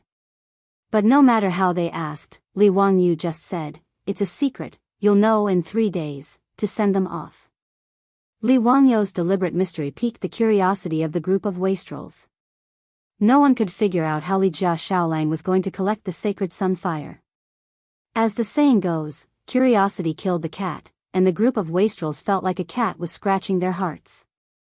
So early in the morning, as soon as Cheng and city gates opened, a group of people rushed to Dingzhou village, urging Li Wangyu to hurry to the Zoroastrianism temple. Li Wangyu and Miraman had originally agreed to meet at noon, but they couldn't resist the urging of these rich playboys. They had no choice but to say goodbye to their beautiful boss and follow them out. They rode to Cheng and city. Along the way, Qing Chumo and the others talked about how the Li family's carriage company had been burned down by the Jing family of Xinjiang. Everyone was filled with righteous indignation. They only found out about this after the fact. Originally, she wanted to help Li Wangyu vent his anger, but unexpectedly, Madame Zheng had already sent that bastard Jing Kangwa back to Xinjiang. This group of silk pants naturally couldn't go to the Jing family to cause trouble, so they could only mark the Jing family's black mark in their hearts. Qing Chumo and the other debauchee clans were not on the same boat as the 5 surnames and 7 Wangs. Although Qing Yaojin's wife was the first daughter of the Chui clan, he was still most loyal to Pai Lupi. He didn't have much contact with aristocratic families. Furthermore, the incident that had happened in the imperial court the day before yesterday had caused Qing Yaojin and the other generals to be even more furious. If it wasn't for Pai Lupi's prohibition, they would have probably taken their weapons and attacked these aristocratic families. Ziyu, when that Jing Kangwa returns to Chang'an, we brothers will definitely help you vent your anger. Qing Chumo patted Li Wangyu's shoulder and comforted him. Fang Yai also patted his chest and assured Li Wangyu, "That's right, Ziyu. Don't worry, if that bastard dares to return to Chang'an, we will definitely teach him a lesson." Li Wangyu was greatly moved and saluted the group of silk pants. "Many thanks, brothers. Haha. After today's matter, I will treat you all to a drink. Are we still going to that Hu wine shop?" Chai Lingwu's eyes lit up when he heard about drinking. Li Wangyu was speechless. These bastards, they still mentioned the Hu wine shop. Pay. The group of people chatted and laughed as they quickly entered Chang'an. When the group of people entered Liquan Square, they found that the square was already crowded with people, so crowded that not even a drop of water could trickle through. The silk pants and Li Wangyu were all dumbfounded. What the hell was going on? It wasn't the Lantern Festival today, so why were there so many people in Liquan Square? Yuchi Baolin shouted, "Those in front, move aside. What the hell are you all doing here?" After he shouted, not only did no one move aside, but he also received a lot of rolling eyes and mockery. What is this big idiot shouting about? Can't he see that there are people here? That's right, why are you all squeezing? We want to go to the Zha Temple to watch the show. Today, there is a powerful person in the Zha Temple who is going to collect the sacred fire of the sun in front of everyone. Who doesn't want to witness such a miracle with their own eyes? Why should we move aside? I heard that the powerful person who can collect the sacred fire is 8 feet tall and his waist is also 8 feet wide. His fists are as big as a mill and his arms are as thick as pillars. When Li Wangyu heard this, he almost fell off his horse. Was he a freaking ball? An alien version of a ball? Damn, the society was indeed very important. It was only right to not believe in rumors and not spread them. It turned out that Zha Temple was afraid of being held accountable for the extinguishing of the sacred fire, so he simply spread the news in Chang, and that the Zha Temple was going to collect the sacred fire of the sun in front of everyone. In the Tang dynasty, there was an extreme lack of entertainment among the people. After hearing about this bizarre event, not only did all the Sushans in Chang and come, but even the ordinary citizens of Chang and came to Liquan Square to watch the show. As a result, more and more people came. Liquan Square had become a sea of people, and even the streets outside the square were almost filled with people watching the show. When Li Wangyu heard about this, he was sweating like a waterfall. In the current situation, he and the silk pants couldn't enter the Zha Temple. He didn't know if the crowd would be disappointed if he, the main character, didn't go in at noon. Fortunately, this awkward situation didn't last long. Milamon, who was in the Zha Temple, also noticed the crowded situation outside the Zha Temple. He quickly asked the priests to go out and help the silk pants. With a group of Jia Temple priests leading the way, Li Wangyu and the silk pants finally squeezed into the Jia Temple through the gate of Li Quan Square. Fortunately, only the priests and priests of Jia Temple were allowed to enter today. The other residents of Chang'an, including the believers of Jia Temple, could only watch the sacred fire collection ceremony outside the gate of the Jia Temple. It had to be said that the residents of Chang'an were very gossipy. In order to watch the show, someone quickly brought a ladder. As a result, the top of the Zoroastrian temple's wall was instantly filled with people who came to watch the show. Some of the bolder ones even sat on the wall, causing the faces of the priests and priests of the Zoroastrian temple to twitch. Xiao Lang, what else do you need to prepare to collect the sacred fire of the sun? If you need anything, just tell me. I'll immediately get someone to prepare it for you. When Milamon saw Li Wangyu, he immediately greeted him. Whether Li Wangyu could collect the sacred fire of the sun in front of everyone today was a matter of life and death for him. He couldn't help but pay attention to it. Li Wangyu said, "Prepare a large block of ice for me, as well as some tools for cutting ice. Also, prepare a room for me." Block of ice? Milamon and the silk pants were all stunned. Why would he want ice? What? Don't you have ice in your Jia temple? Li Wangyu asked. Milamon shook his head. No, of course we have ice. How big do you need? I'll immediately get someone to prepare it for you. The rich and powerful in Chang'an all dug ice cellars to store ice for use in summer. The Jia temple of the Sogdians didn't lack copper coins, so naturally, they also dug ice cellars to store ice. Li Wangyu said, "The size of a millstone is fine." Milamon nodded and immediately ordered the priest to prepare the things Li Wangyu needed. After the ice and the tools for cutting ice were delivered, Li Wangyu ignored the burning eyes of the silk pants and directly shut them out of the room. He started to busy himself in the room.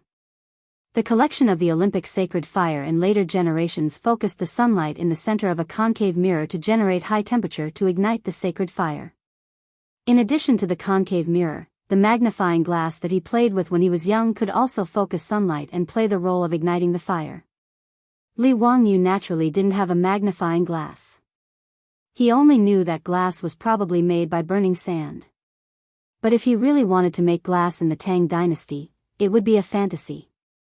But in addition to glass, grinding ice into a convex lens like a magnifying glass could also play the role of focusing sunlight.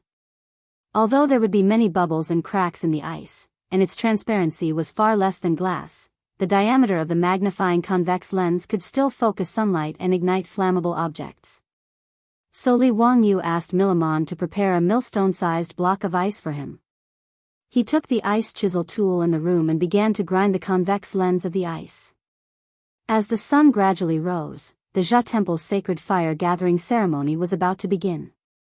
In Milliman's eagerness, the door finally creaked open. Li Wangyu walked out with a relaxed face. "Sabeo, you can start the sacred fire gathering." Chapter 177. The Sogdian ritual of gathering the sacred fire began with the prayers of the Zoroastrian priests. Dozens of priests murmured their prayers, "Burning sacred fire, burn my broken body. Good and evil, only the light is good. Joy and sorrow, return to dust. Pity my people, they have so many worries." Leading the priests in front of the altar, Milman recited long passages of the Avesta scripture, reciting the hymns of the gods. As mentioned before, the highest level of sacred fire, the fire of victory, was not only a sacred fire, but also an ordinary sacred fire worshipped by believers. For this ritual, Miriam used 3 days to gather the sacred fire worshipped by all the Sogdian worshippers in Chang'an. Now, the highlight of the ritual was to wait for Li Wangyu to gather the sacred fire of the sun and combine the two flames into one to complete the ritual. Although the process of gathering the ordinary sacred fire was quite rushed, Miriam believed that as long as Li Wangyu could gather the sacred fire of the sun, it would be the highest level of sacred fire, even higher than the sacred fire worshipped in the Persian temple. After the tedious and solemn ritual was completed, it was Li Wangyu's turn to perform. Li Wangyu's small body could not carry the convex lens of ice the size of a millstone. However, there were foppish sons who fought to help him carry it. When Li Wangyu asked who was willing to help light the sacred fire, the foppish sons almost fought. Clearly, in terms of muscle, the three Qing brothers could crush the foppish sons. Even the Yuqi twins could not compete with them. Under the resentful gaze of the foppish sons, the three Qing brothers carried the huge convex lens of ice onto the stage. However, Li Wangyu did not intend to reveal the secret of using the convex lens to make fire. After grinding the ice in the room, he asked Milman for some silk and satin, and wrapped the ice with the satin. No one could see the original shape of the convex lens of the ice that the three Qing brothers carried out. In the open space of the Zoroastrian temple, the best materials for starting the fire had already been prepared. The oily sandalwood was placed in the bronze cauldron. According to Li Wangyu's instructions, sandalwood shavings were scattered on top of the cauldron to start the fire. It was noon, and the sun shone down from above. Li Wangyu instructed the three Qing brothers to raise the ice convex lens high above their heads. Then, according to the light spots formed by the sunlight passing through the ice, he instructed the three brothers to adjust the angle of the convex lens. This strange action attracted the attention of the crowd outside the Jade temple and caused a commotion. What kind of trouble is this? Didn't he say that he wanted to collect the sacred sun fire? What are these three big guys holding? Why does it look like a block of ice? That's right, there's a round ice cube wrapped in the silk. Is it used to retrieve the solar sacred fire? I don't understand. How can this ice produce fire? Isn't this nonsense? You can gather flames from ice? I'm afraid even an immortal wouldn't be able to do that. TSK. If I can get some kind of holy flame from this, I'll eat this pile of dog shit. Not only were the onlookers outside the Zoroastrian temple discussing incessantly, but even the priests of the Zoroastrian religion were astonished. When Milman saw this, he was so regretful that his intestines turned green. Was he out of his mind? How could he so easily believe this young man's nonsense and believe that he could collect the solar sacred fire? He wanted to shout out to stop this farce, but when he opened his mouth, no sound came out. Since it had come to this, he would just let this group of dandy do it. In any case, if he couldn't collect the solar sacred fire, his position as Sabeo would come to an end. Since that was the case, he could only pray for a miracle. Qing Chumo held the large ice convex lens and asked in a low voice, Ziyu, are you sure you can really collect the solar sacred fire like this? This is not a joke. If you trick the Sogdians, they will really go crazy. Brother Chumo, you can rest assured. There's no problem at all. Brother Chuliang, don't keep swaying. Hold it up properly. Li Wangyu instructed them to adjust the angle of the ice cube while smiling at Qing Chumo. But although he said so, the three brothers of the Qing family didn't have the confidence that the solar sacred fire would really be collected from the ice cube they were holding. Under Li Wangyu's constant instructions and adjustments, the noon sun finally condensed into a large spot of light through the ice convex lens and shone on the wood in the copper cauldron. Li Wangyu clapped his hands. Okay, that's it. Brothers, hold on. Don't move around. Seeing him so determined, the Qing brothers obediently held the ice cube high. But because the purity of the ice cube wasn't high, and Li Wangyu's level of polishing was limited, although the light spot was condensed and shone on the wood in the copper cauldron, there was no reaction. Milman became more and more anxious. He couldn't help but walk to Li Wangyu's side and ask in a low voice, Xiao Lang, is this how the solar sacred fire is collected? Li Wangyu replied matter-of-factly, of course, Sabeo, you see, the sun's sunlight has been condensed by me. Soon, the solar sacred fire will come to your temple. Don't worry, wait patiently for a while. These people of the Tang dynasty naturally didn't know what a convex lens was. A convex lens that was thicker in the center and thinner at the edges had a light-gathering effect. After learning the basic knowledge of junior high school physics, he knew that the convex lens would condense the sunlight that shone on its surface into a beam. The temperature would continue to rise until it reached the ignition point of the wood, and then the wood would be ignited. There was once an expedition team that accidentally lost a fire seed in the Antarctic. They processed the ice cube into a convex lens and condensed the sunlight to ignite the fire. So Li Wangyu didn't doubt that he could collect the solar sacred fire at all. But today, for some reason, the light spot of the ice convex lens shone on the wood in the copper cauldron for a long time, but there was no reaction.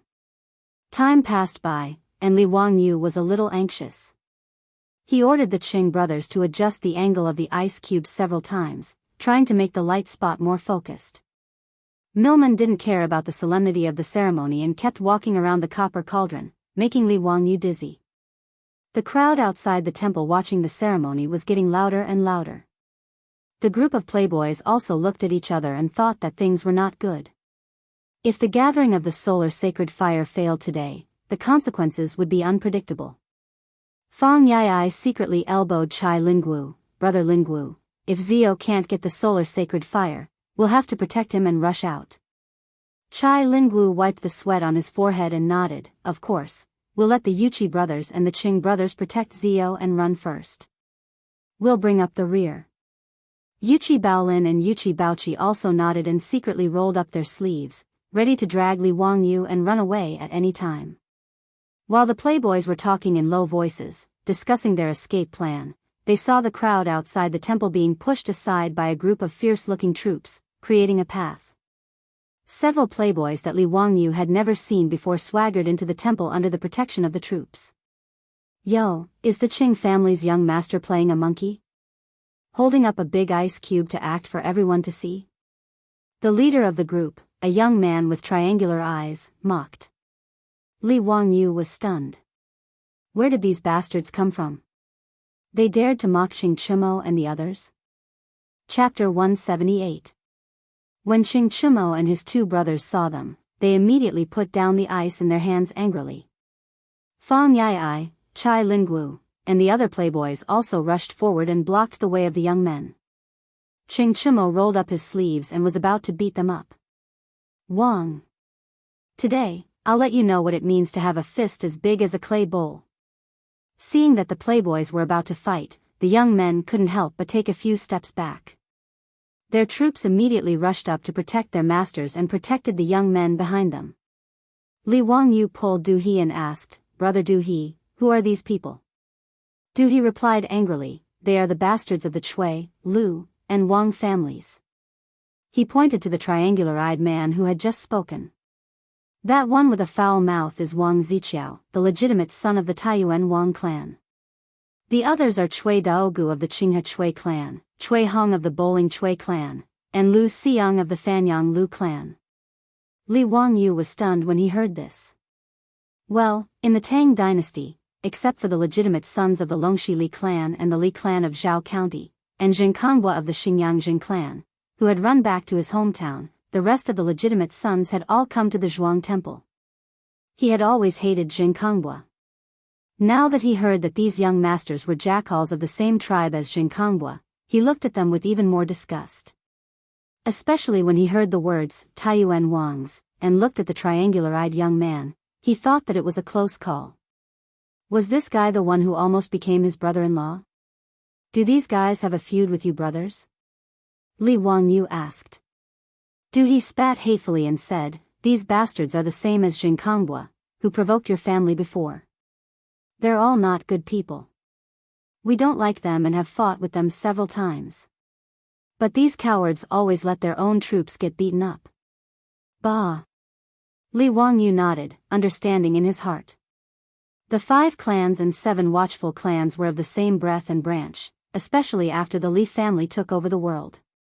The Chui clan of Bowling, the Chui clan of Qinghe, the Lu clan of Fanyang, the Jin clan of Xingyang, and the Wang clan of Taiyuan, these 5 clans were even more united. The aristocratic families even viewed Pai Lupi as a nouveau riche. Naturally, they would look down on Qing Yaojin and the other founding dukes who had followed Pai Lupi to conquer the world. The elders of both parties maintained their composure on the surface. Even though Qing Yaojin looked boorish, he was actually a cunning old fox in the political arena. But the juniors of these aristocratic families and Qing Chumo's group were not in the same boat. The two sides had already clashed many times in Cheng, and due to various conflicts. Li Wangyu looked at those foppish sons of aristocratic families with disdain. They only knew how to bring a group of troops to put on airs and flaunt their prowess. Li Wangyu had never seen Qing Chimo and the other top foppish sons of the Tang dynasty go out with their troops. Even if they fought, they would do it themselves. Even Du He, Du Go, Wei Shuyu, and the other sons of civil officials were the same. Wang Ziqiao and the others, who were protected by the troops, began to clamor again when they saw that they were not in danger of being beaten. Wang Ziqiao mocked, "What, you are playing the people of Chang, and like monkeys, and you don't allow us to say anything?"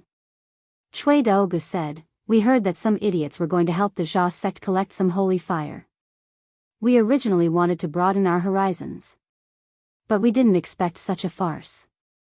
Huh, it's really funny." Lu Xiang pointed at Li Wangyu and laughed, "I heard that you idiots are getting worse and worse. You actually listened to this young man's nonsense. If he can make fire out of ice, I will kneel down and kowtow to you, okay?" Several people laughed and were very proud. Their words made the crowd outside the Jia sect also began to jeer. Bursts of laughter came, making Qing Chimo and the others blush. Milamon and the other priests of the Jia sect were also suspicious at this time, wondering if they had really been cheated. Qing Chimo and the others were so angry at Wang Ziqiao's words that they clenched their fists. The veins on their necks bulged and their faces flushed. Although the foppish sons did not believe that Li Wangyu could collect the holy fire from the sun out of thin air. But at this time, everyone was bound together for good or ill. Mocking Li Wangyu was mocking them. Qing Chimo and the others were speechless by Wang Ziqiao and the others. Their anger was stuck in their throats, and they were very sullen. Yuqi Baolin, Yuqi Baoqi, and the Qing brothers looked at each other and wanted to directly rush up and talk with their fists. Wang Ziqiao and the others were good at talking. When they saw that Qing Chimo and the others wanted to fight, they quickly retreated behind the troops and poked their heads out to continue to clamor. "What? Now that we've revealed the truth, you want to attack us out of anger? A group of idiots with nothing but brute force. You were sold and you still helped count the money. You really lost face for your duke's mansion. Hey, you want to fight?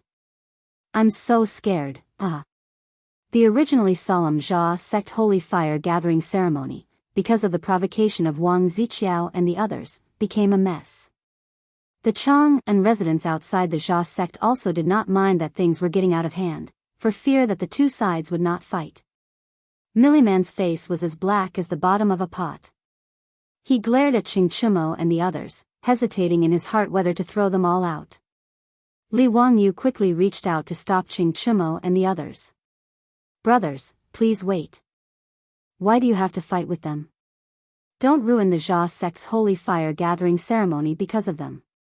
Jia sect is still waiting for the holy fire of the sun to descend on the Jia sect's fire altar. Don't lose sight of the big picture." Li Wangyu seemed to be persuading them, but in fact, he was giving Wang Ziqiao and the others a hard time. The meaning of his words was to push Wang Ziqiao and the others to the opposite side of Jia sect, accusing them of destroying the holy fire gathering ceremony. Sure enough, after he finished speaking, the priests of Jia sect, including Milamon, looked at Wang Ziqiao and the others with unfriendly eyes.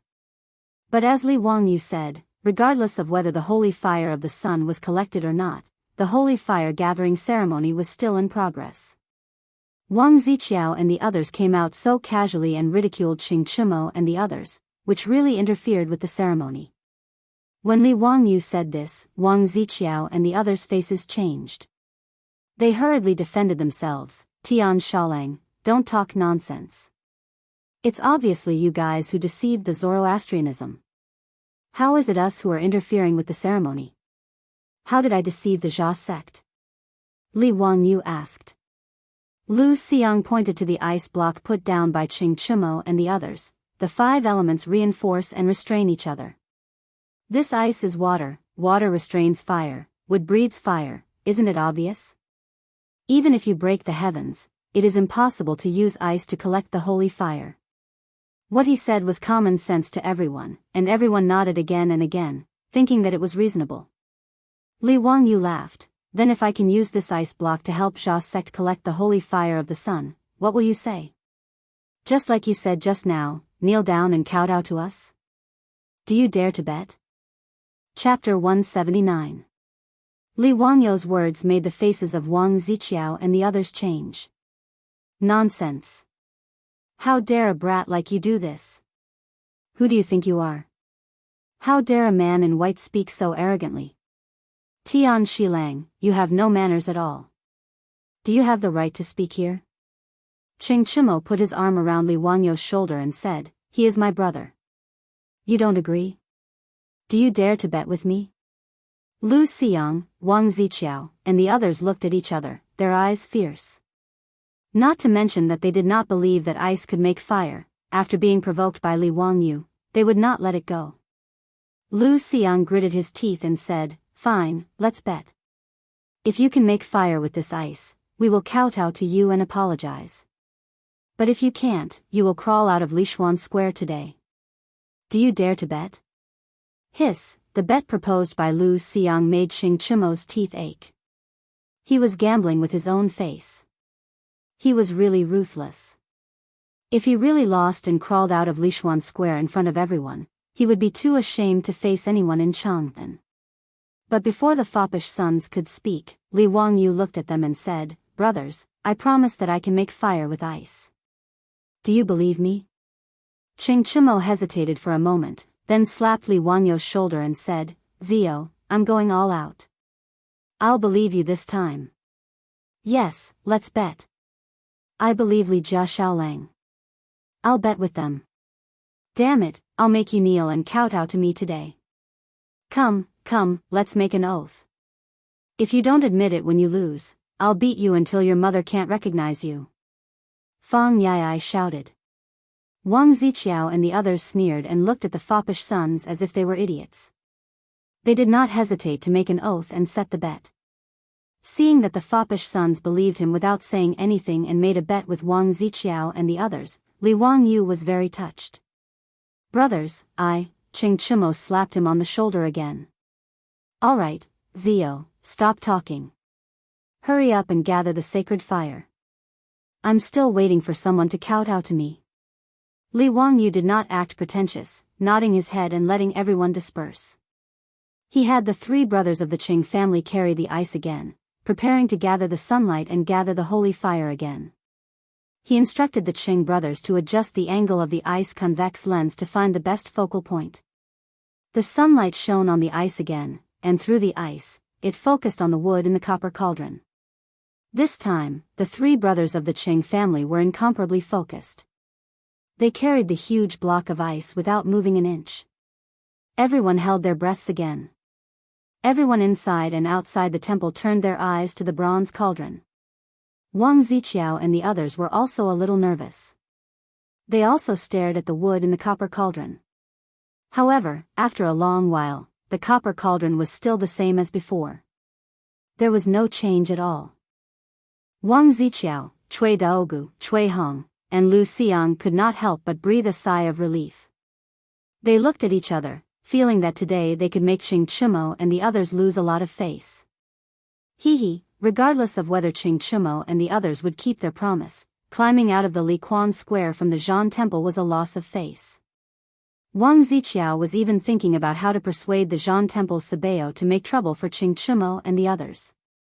Just as he was feeling proud and smiling, he heard Niu Jingping suddenly shout, "Look, smoke is coming out of the copper cauldron." His shout made Wang Ziqiao and the others' hearts skip a beat. They quickly turned their eyes to the copper cauldron.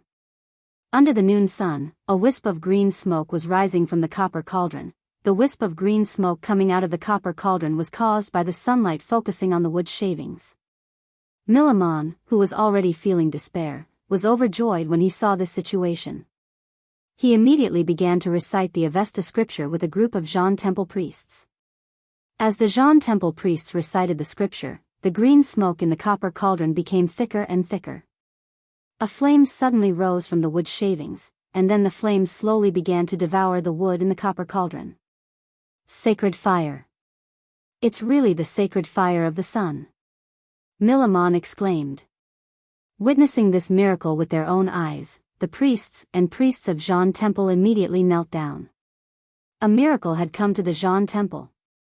No one doubted the authenticity of the sacred fire of the sun anymore.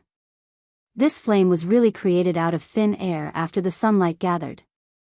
The noon sun, after passing through the ice, actually created the sacred fire. This scene was too shocking. Millamon was so excited that his heart was beating so fast that it almost jumped out of his throat. His glory and wealth were saved. At this time, Millamon had already forgotten who extinguished the sacred fire in the Jean Temple altar. He only knew that the Jean Temple in Chang and city's Liquan Square had the world's top sacred fire. And all of this was brought to him by the young man from the Tang dynasty in front of him. Millamon didn't have time to express his gratitude to Li Wangyu now.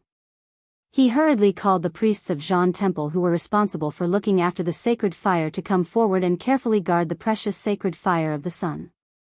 The priests of Jean Temple excitedly recited the Avesta scripture in unison, while the Sogdian believers outside the Jean Temple knelt down and murmured prayers. The sacred fire of the sun had descended on the Jean Temple in Liquan Square of the Tang dynasty.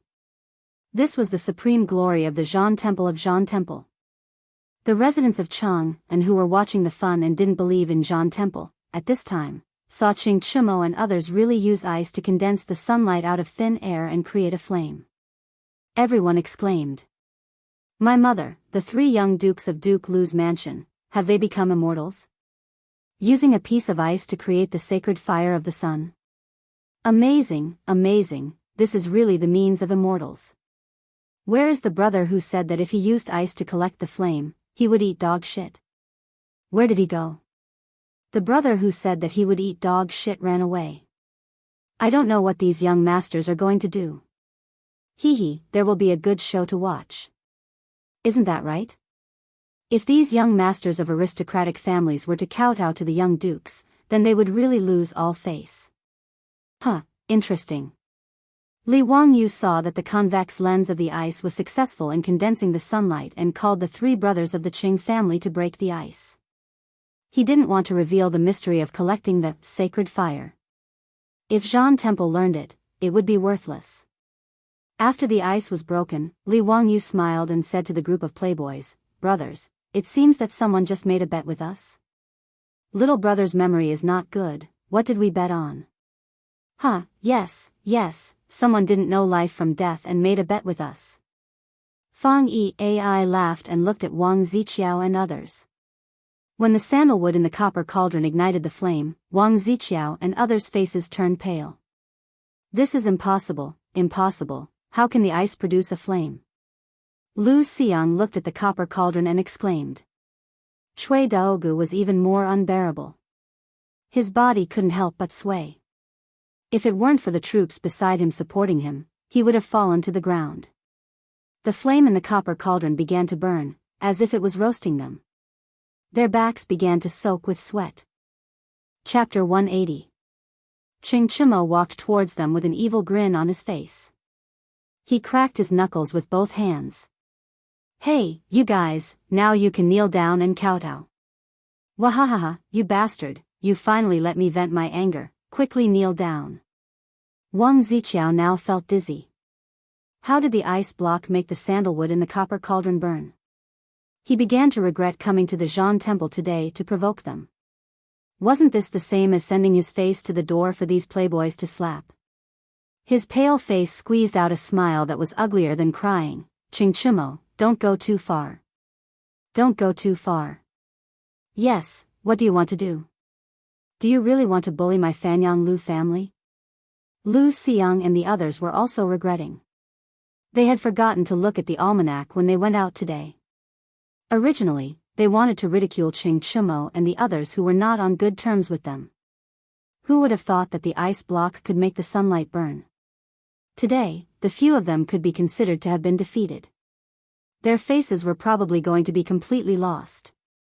Wahahaha, you bastards. What are you going to say to me? Don't give me that. If you admit that you don't have balls between your legs, then forget it, I can let you go today. Qing Chumo put his hands on his hips and laughed. He was sweating in his heart just now. If it were not because he was angry at Wang Ziqiao and the others for being too insidious, and because he had an inexplicable confidence in Li Wangyu, he would not have gambled on this matter. His words made Wang Ziqiao, Lu Xiang, and the others pale, but they did not know how to refute. If they really wanted to kneel down and kowtow to Qing Chimo and the other playboys, they would never do it. This was worse than killing them.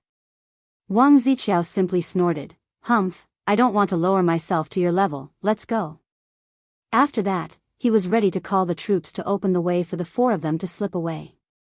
They would rather renege on their gambling debts and bear the infamy of going back on their words than kneel down and kowtow in front of countless onlookers.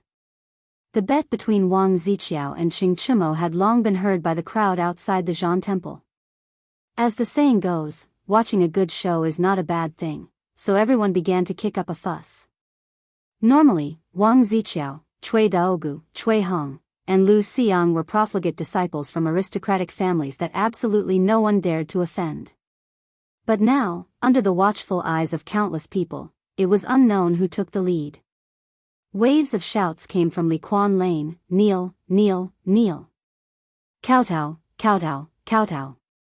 Wang Ziqiao and the rest were infuriated by the uproar. They felt a burning pain on their faces. They had really lost a lot of face today. They pretended to be deaf and mute, pretending that they did not hear those voices. Under the protection of their own troops, they rushed out of the crowd in a sorry state. After leaving Lishan Square, Wang Ziqiao grabbed Lu Xiang and said, "Brother Xiang, I can't take this lying down. We can't just let today's matter go like this."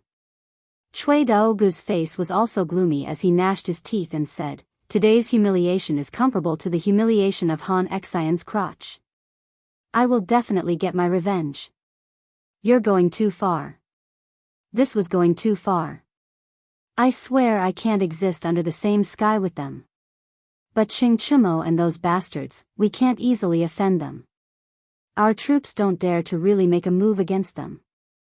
Wang Ziqiao and the others were like Xing Konghua. They were young, but their bodies had long been hollowed out by wine and women. Every time they had a conflict with Qing Chimo and the other playboys, they did not dare to fight personally. They only dared to let their troops fight. But when their troops faced Qing Chimo, Fang Yai, and Chai Lingguo, these playboys of the Tang dynasty's top noble families, how could they really dare to make a move? If they injured these young masters, how many heads would they have for Qing Yaojin to chop off?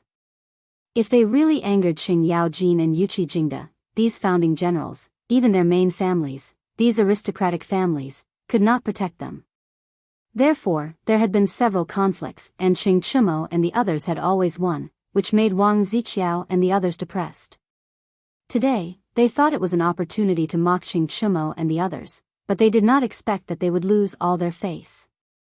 Cui Hong suddenly opened his mouth and said, "Qing Chimo and those bastards can't be touched, but can that Tian Shilang also not be touched?" He was referring to Li Wangyu, the only one in the temple who was wearing a white robe at that time. Wang Ziqiao's triangular eyes flashed with a cold light. "Yes, I can't deal with those bastards of the Cheng and Yuqi families, but I, your father, can't deal with a Tian Shilang. I will now send people to watch that guy and see where he is from. Later, I will find someone to deal with him. Yes, that's right. I, your father, will kill this reckless guy. Brother Ziqiao, find out who this Tian Shilang is. If you don't destroy his family, this matter will not be over." Lu Xiang and the others also laughed. Suppressing people with power was what people like them should do. Idiots like Qing Chimo who liked to make a move were simply a disgrace to the nobles. "Let's go and have a drink. Today's my treat. Find a few young ladies to relieve the heat." Lu Xiang called out to the other playboys and rode away. After Wang Ziqiao and the others fled the temple, the group of playboys laughed loudly. Qing Chimo and the other playboys naturally would not force Wang Ziqiao and the others to kneel down and kowtow. That would be tantamount to shedding all pretense of cordiality. But for these playboys who ran rampant in Chang'an, there was not much difference whether they kneeled or not. In short, today, the Taiyuan Wang clan, the Bowling Chui clan, the Fanyang Lu clan, and the Qinghe Chui clan had lost all face. Under the mocking eyes of the playboys, Wang Ziqiao and the others covered their faces with their sleeves. Under the protection of their own troops, they escaped from Liquan Square in a sorry state. This made Qing Chimo and the others unable to help but laugh, feeling very happy. After the sacred fire gathering ceremony in the Zhan Temple, the crowd outside the temple gradually dispersed. But what they saw and heard today would be talked about by the people of Cheng and for a long time. Some busybodies, including the Zhan sect, tried to copy what Li Wangyu did that day. They found all kinds of ice and shone it under the sun, trying to find out the mystery of ice. But including the Zhan sect, no one succeeded in using ice to ignite the fire. This made Li Wangyu even more mysterious. Milamon was now more and more certain that the sacred fire in the Zhan temple was extinguished for no reason that day. It must be the work of this young man in front of him. But even after racking his brain, he still could not find the mystery of the sacred fire extinguishing by itself, so there was no way to prevent it. If he did not want this to happen again, it was necessary to be on good terms with Li Wangyu. Otherwise, even if the sacred fire of the sun was enshrined in the Zhan temple, it might be extinguished again one day, and then he would have a heart attack. Milamon waved his hand and asked the clergyman to bring a tray covered with silk cloth. He stretched out his hand and opened the cloth with a smile on his face. Xiao Lang, I have offended you before, please forgive me. These gold and jewels are a little token of gratitude from the Zhan sect. Please accept them, Xiao Lang. But I also ask Xiao Lang not to gather the sacred fire of the sun in the future. Is that okay? On the tray, there was a neat pile of gold ingots, as well as all kinds of sapphires, rubies, and other jewels from the western regions. These gold and jewels, under the illumination of the sun, all emitted a dazzling light, very tempting. Chapter 181. Seeing the tray full of gold and jewels, Li Wangyu was a little surprised. He didn't expect Milamon to be so generous. Milamon's generosity, in addition to wanting to have a good relationship with Li Wangyu, was also a hush money. He didn't want Li Wangyu to know how to use ice in the future. If the method of getting fire from the sun was popularized everywhere, then there would be nothing sacred about the Zhan temple's sacred fire. The moment the holy flame was ignited, Milamon even had the thought of killing him to silence him. However, with this group of silk pants backing Li Wangyu, Milamon quickly dispelled this idea in his mind and decided to bribe him with money. Li Wangyu listened to his words and understood that he wanted him to keep it a secret and maintain the sacred feeling of the Zhan temple's sacred fire. Sabeo, you are too polite. You can rest assured that I will keep this matter a secret for Zhan temple.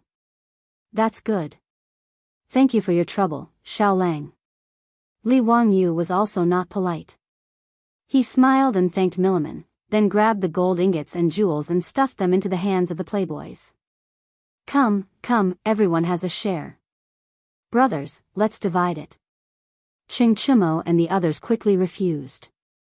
Today, they were very satisfied to see Wang Ziqiao and the others suffer.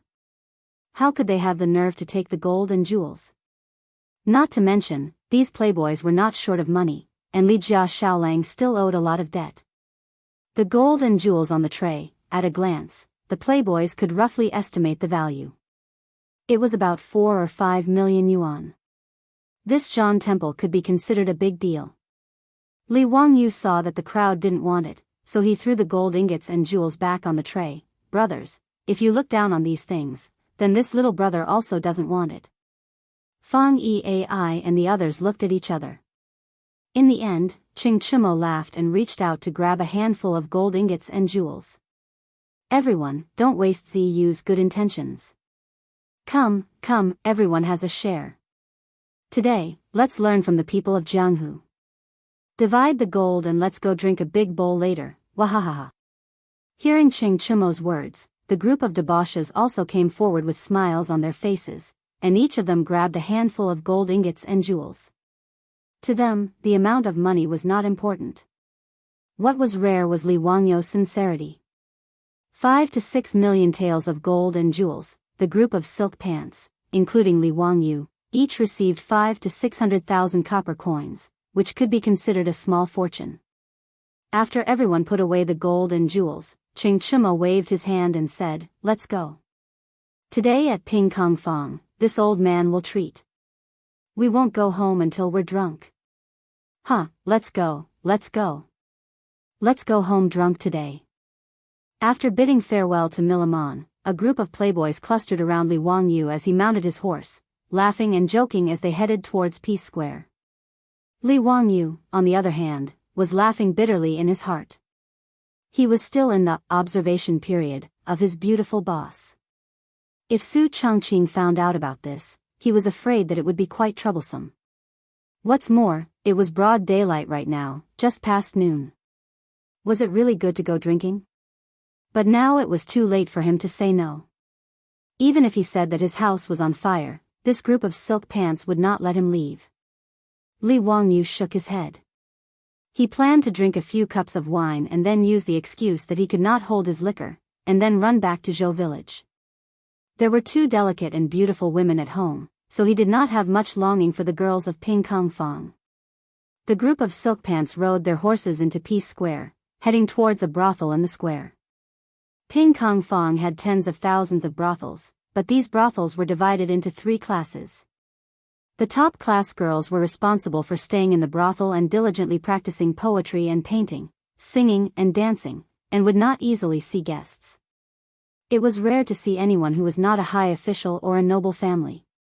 The second-class girls were responsible for receiving guests in the brothel and the brothel. They would accompany the merchants, rich young masters, and drink, play, sleep, and play to their heart's content. The most common brothel did not serve any peddlers or commoners to earn a little money. Instead, they were trained to be tour guides. That's right, tour guides.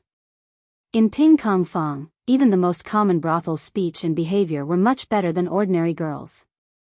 Whether it was a scholar who had just entered Chang and to take the imperial examinations or a merchant who came to do business, they could all rent such a brothel to accompany them to tour Chang'an's beautiful scenery, explain history, and stroll around the market. Or they could rent a few brothel when they went for a walk in the countryside, where high officials, nobles, poets, and scholars gathered to drink to their heart's content. Accompanied by beautiful women, drinking wine, listening to songs, and watching beautiful women dance, how delightful. Therefore, the brothel of Ping Kong Fong was not as simple as sleeping with guests. They could recite poems, paint, and write poems. They could also dance, ride, shoot, and dance with swords. They could be said to be multi-talented. Ping Kong Fong, which was full of beautiful women and high quality, was far from the brothel of the future, which only dealt in the flesh business, could compare. It was also because of this that Ping Kong Fong had a unique charm in the Tang dynasty. Meng Jiao once wrote a poem, riding the spring breeze, the horse gallops, seeing all the flowers of Chang and in a day. The flowers of Chang and were not peonies or morning glories, but delicate beauty flowers. Li Wangyu had only come to Ping Kong Fong to sell erotic paintings, but it was his first time entering a brothel. He could not help but feel a little uneasy. Wei Shuyu suddenly winked at Li Wangyu and said with a mischievous smile, "Zio, there will be a lot of your admirers later. Don't be dazzled." What? What the hell was an admirer? Li Wangyu wanted to ask Wei Shuyu what he meant, but this guy pretended to be mysterious and did not explain. When the group of playboys was politely invited to the brothel by the handyman, the brothel's procuress came up to them with a smile. "Young dukes, you haven't been here for a long time. The young ladies in the brothel have missed you so much." This procuress was actually in her 30s, but in the eyes of the people of the Tang dynasty, she was already old. A procuress was also an old procuress. It was said that the old procuress was an extinct bird. It was said that there were only females and no males. They bred by mating with other kinds of birds. They were very much like prostitutes who were promiscuous, so the brothel's boss was called the old procuress or procuress. Chai Linggu, Wei Shuyu, and the others were veterans of the brothel and were familiar with the procuress. They teased, "Yun Yangzi, don't you miss us? Young dukes, don't make fun of me. Please come in, I'll call the young ladies." The procuress named Yun Yangzi smiled and led everyone into an elegantly decorated room. She asked the handyman to bring wine and food.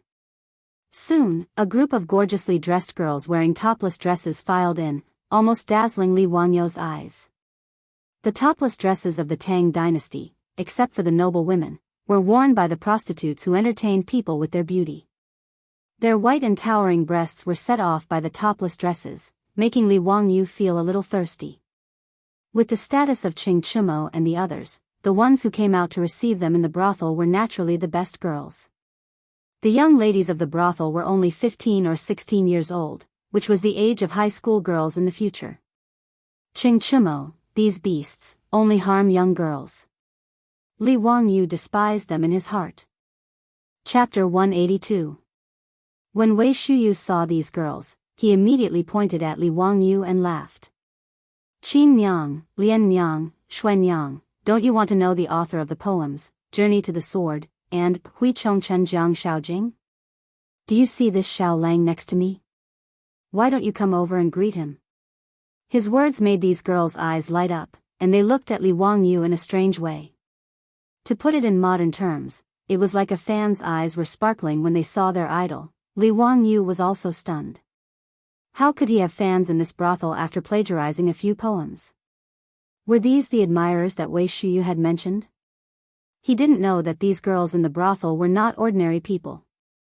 They knew everything about music, chess, calligraphy, and painting. Their love for poetry was no less than the pursuit of idols by fans in the future.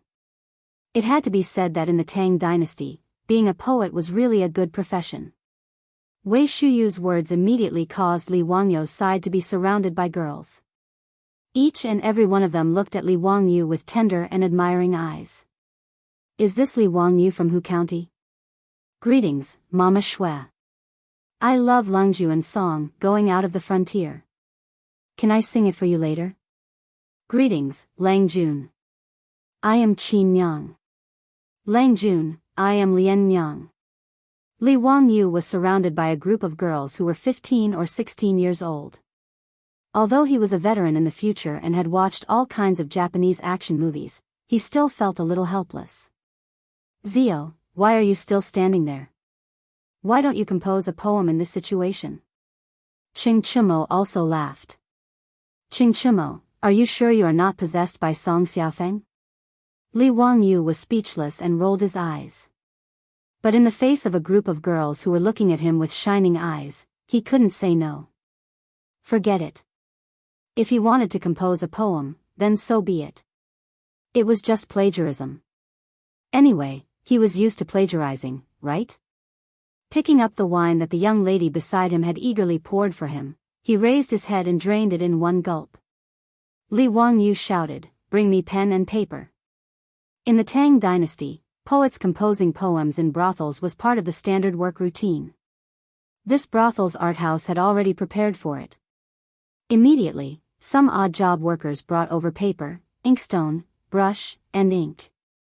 Several young ladies diligently helped him grind the ink. Li Wangyou thought for a moment and decided on a poem to plagiarize. He picked up the brush and began to write. As he wrote, he recited, "For Xiaonyang. Luo Xiongling gave birth to Weichen. How could he succeed in visiting his relatives? How can 1,000 cups of green wine be drunk? A face full of red makeup kills people." He shamelessly plagiarized another one of Li Bai's poems, For 7th Madame Duan, and even changed the title of the poem to For Little Madame Zhu. This poem was not famous among Li Bai's poems, but it was very suitable for Li Wangyou's feelings. He needed to recite a poem. The poem was, "You are like Luo Xiong Lingbo, Luo Xiong giving birth to Weichen. How could I get close to you? I really feel a little drunk with 1,000 cups of wine. Who gave you such a beautiful face?" To put it bluntly, it was Li Bai's romantic poem to coax the girls. As soon as Li Wangyou copied this poem, the girls in the room looked at him with even more strange eyes. Every girl felt that this poem was written for them. Now, all the girls recruited by the brothel keeper Yunyang all surrounded Li Wangyou. Qing Chumo and the others were not annoyed. As they drank and made merry, they watched Li Wangyou being surrounded by a group of prostitutes. Seeing Li Wangyou's battered and exhausted appearance, everyone laughed. Li Wangyou was surrounded by these delicate and soft girls, who kept urging him to drink. A girl who was good at singing and playing the pipa began to sing his poem, For Little Madame Zhu. Some who were good at dancing also began to dance. In the room, the atmosphere began to warm up.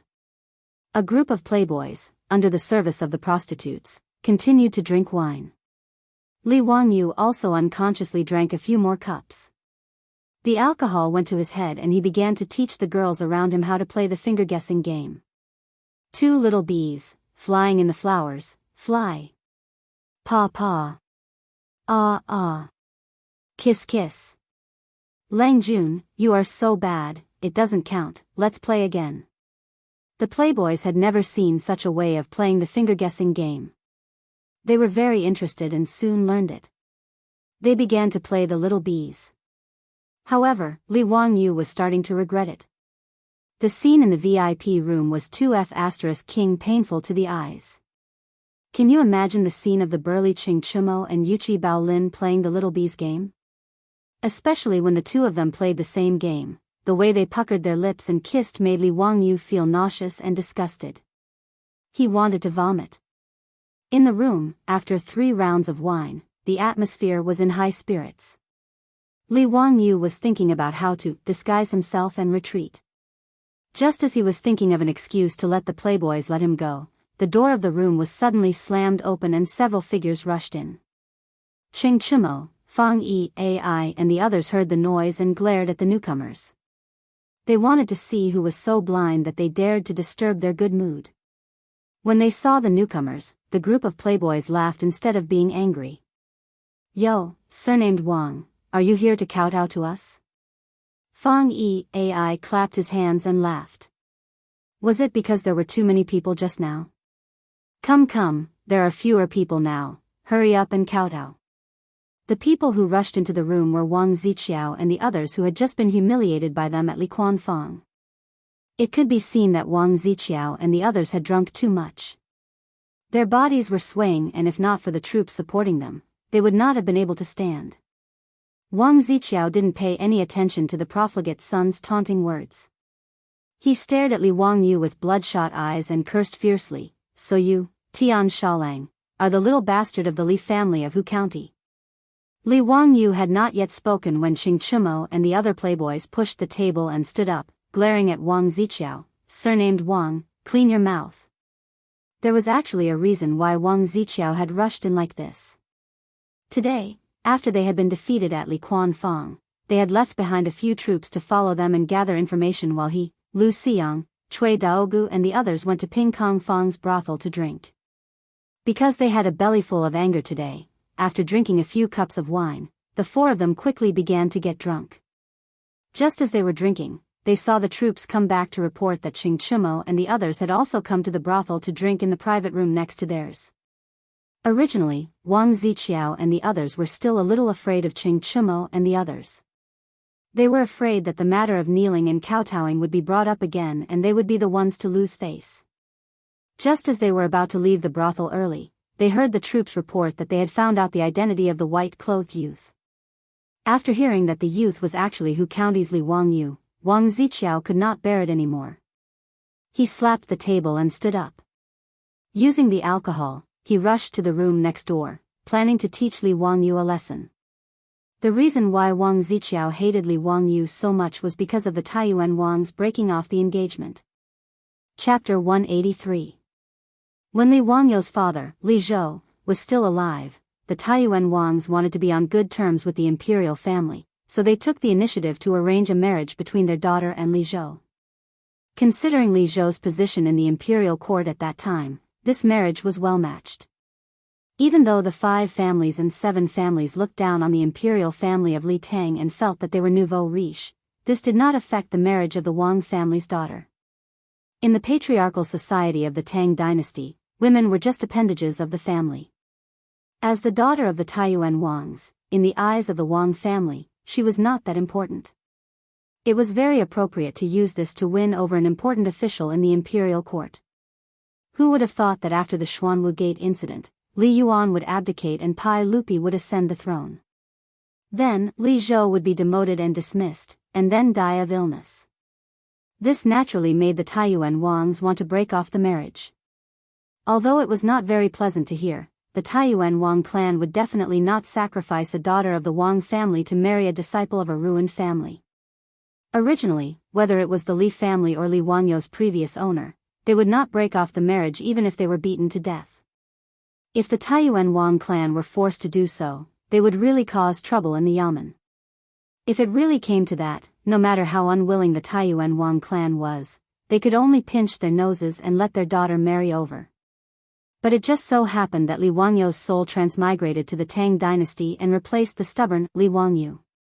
After receiving 170 taels of gold from the Taiyuan Wang clan, he happily wrote a letter to break off the marriage and ended the marriage. Logically speaking, Li Wangyou and the Taiyuan Wang clan should have nothing to do with each other anymore. But who would have thought that in just a month, the Li family, which the Wang family thought was ruined, would actually be made famous by Li Wangyou. Li Wangyou's stunning performance at the Zhujiang Pool Poetry Meet began to spread in Cheng, and along with those legendary masterpieces. Although Pai Lupi had left in a huff that day, as news of what had happened at Chongping County Duke's birthday banquet spread, many people began to speculate. The officials and nobles of the imperial court were all discussing this. If nothing unexpected happened, this Qilan son of the Li family would soon restore the family's glory. 2 days ago, the eldest son of the Zheng family in Xinjiang set fire to a carriage shop in the East Market, which made Empress Zhongsun furious. This made the nobles in Cheng even more shocked. With the methods of the nobles, they quickly found out that this carriage business was originally the property of the Li family in Hu County. Now, it was a joint venture with Empress Zhongsun. Not only did Pai Lupi appreciate him, but he could also connect with Empress Zhongsun. This made the nobles in Cheng think more highly of Li Wangyou. Of course, Li Wangyou did not know about this at all. How could he have known that the bearded man he had dissed several times was the emperor of the Tang dynasty, Pai Lupi? The more outstanding Li Wangyou was, the more short-sighted and snobbish the Wang clan of Taiyuan was. These days, the Wang clan of Taiyuan had taken the initiative to annul the marriage with the Li family in Hu County. This had become a joke among the nobles in Chang'an. At every noble banquet or gathering, the matter of the Wang family annulling the marriage would be brought up and ridiculed. Even Prince Qiao, the eldest son of the Wang clan of Taiyuan, was ridiculed by the nobles in Cheng, and because of this. Prince Qiao was engaged to Li Wangyou, and he was the elder brother of the little fat girl of the Wang family.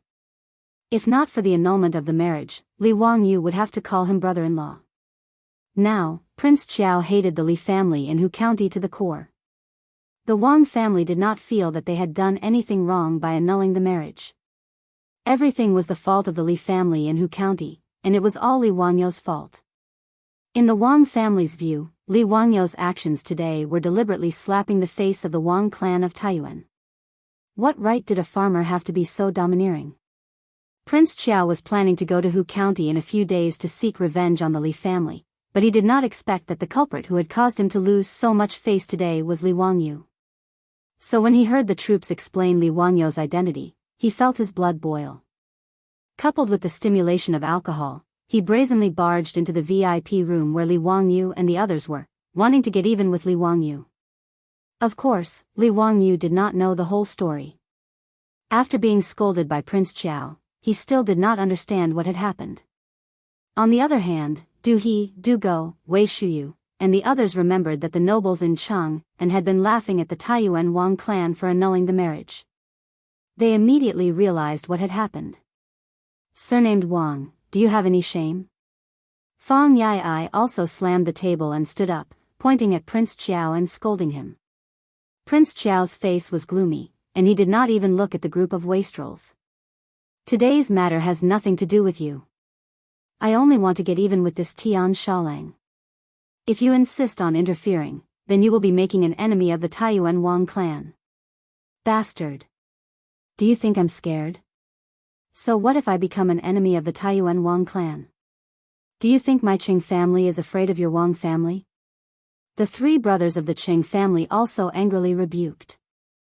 Fang Yai, Yuqi Baolin, Yuqi Baoqi, Wei Shuyu, Niu Jingping, Chai Lingguo, and the Du brothers also pushed aside the singers beside them and stood behind the Qing brothers. Do you Taiyuan Wang still want to cover the sky in Chang and with one hand?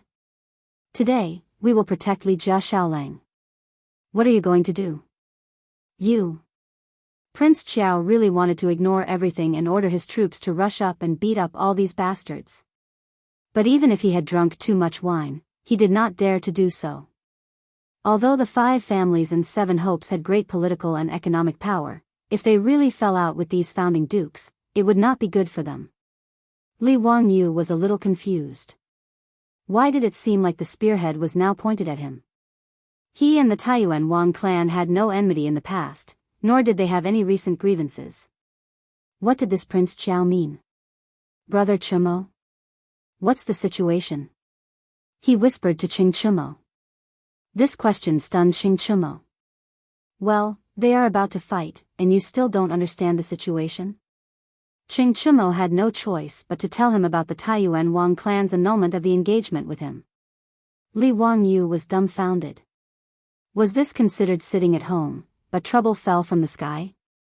The Taiyuan Wang clan was ridiculed by the nobles in Chang'an. How could this be blamed on him? Was there any law? Was there any reason? After all, Li Wangyu was not a playboy like Qing Chumo. He could not act unscrupulously and unscrupulously. If he could, he did not want to be enemies with the 5 families and 7 hopes. For him, there was no benefit at all. Even that bastard Jing Konghua. If he had not coveted his beautiful boss, Li Wangyu would not have meddled. He touched his nose a little helplessly and said to Wang Ziqiao, "It was your Wang clan who proposed the annulment of the engagement. What did it have to do with me? Isn't it a little overbearing for the Wang clan to blame me?" Wang Ziqiao did not expect that Qing Chumo and his group of playboys would really go against the Taiyuan Wang clan for the sake of Li Wangyu. For a moment, he was embarrassed. And Lu Xiang, Cui Daogu, and Cui Hong, although they were on the same side as Wang Ziqiao, were not willing to get involved in this matter. After all, the annulment of the Taiyuan Wang clan's engagement was not something they could talk about openly. Even the 4 families secretly made fun of the Taiyuan Wang clan because of this matter. Wang Ziqiao did not care about losing face.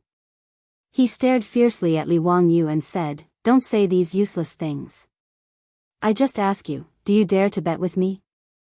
Chapter 184. Wang Ziqiao didn't give up and wanted to make trouble for Li Wangyu, which made Li Wangyu a little impatient. "Why should I bet with you?" Li Wangyu asked. He didn't see any advantage in betting with Wang Ziqiao. Whether he won or lost, it didn't seem to be good for him. If he won against Wang Ziqiao, he was afraid that his entanglement with the Wang clan of Taiyuan would be deeper, but if he lost, he knew that he would be the unlucky one. Wang Ziqiao snorted, "Humph, as expected of a young man, you don't even dare to bet. If you want to be a coward, I have nothing to say." Before Li Wangyu could say anything, Qing Chumo waved his hand and said, "Zio, just bet with him.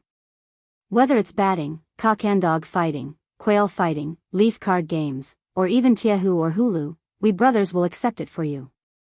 If it's a game of wager, do you think you'll lose to him?"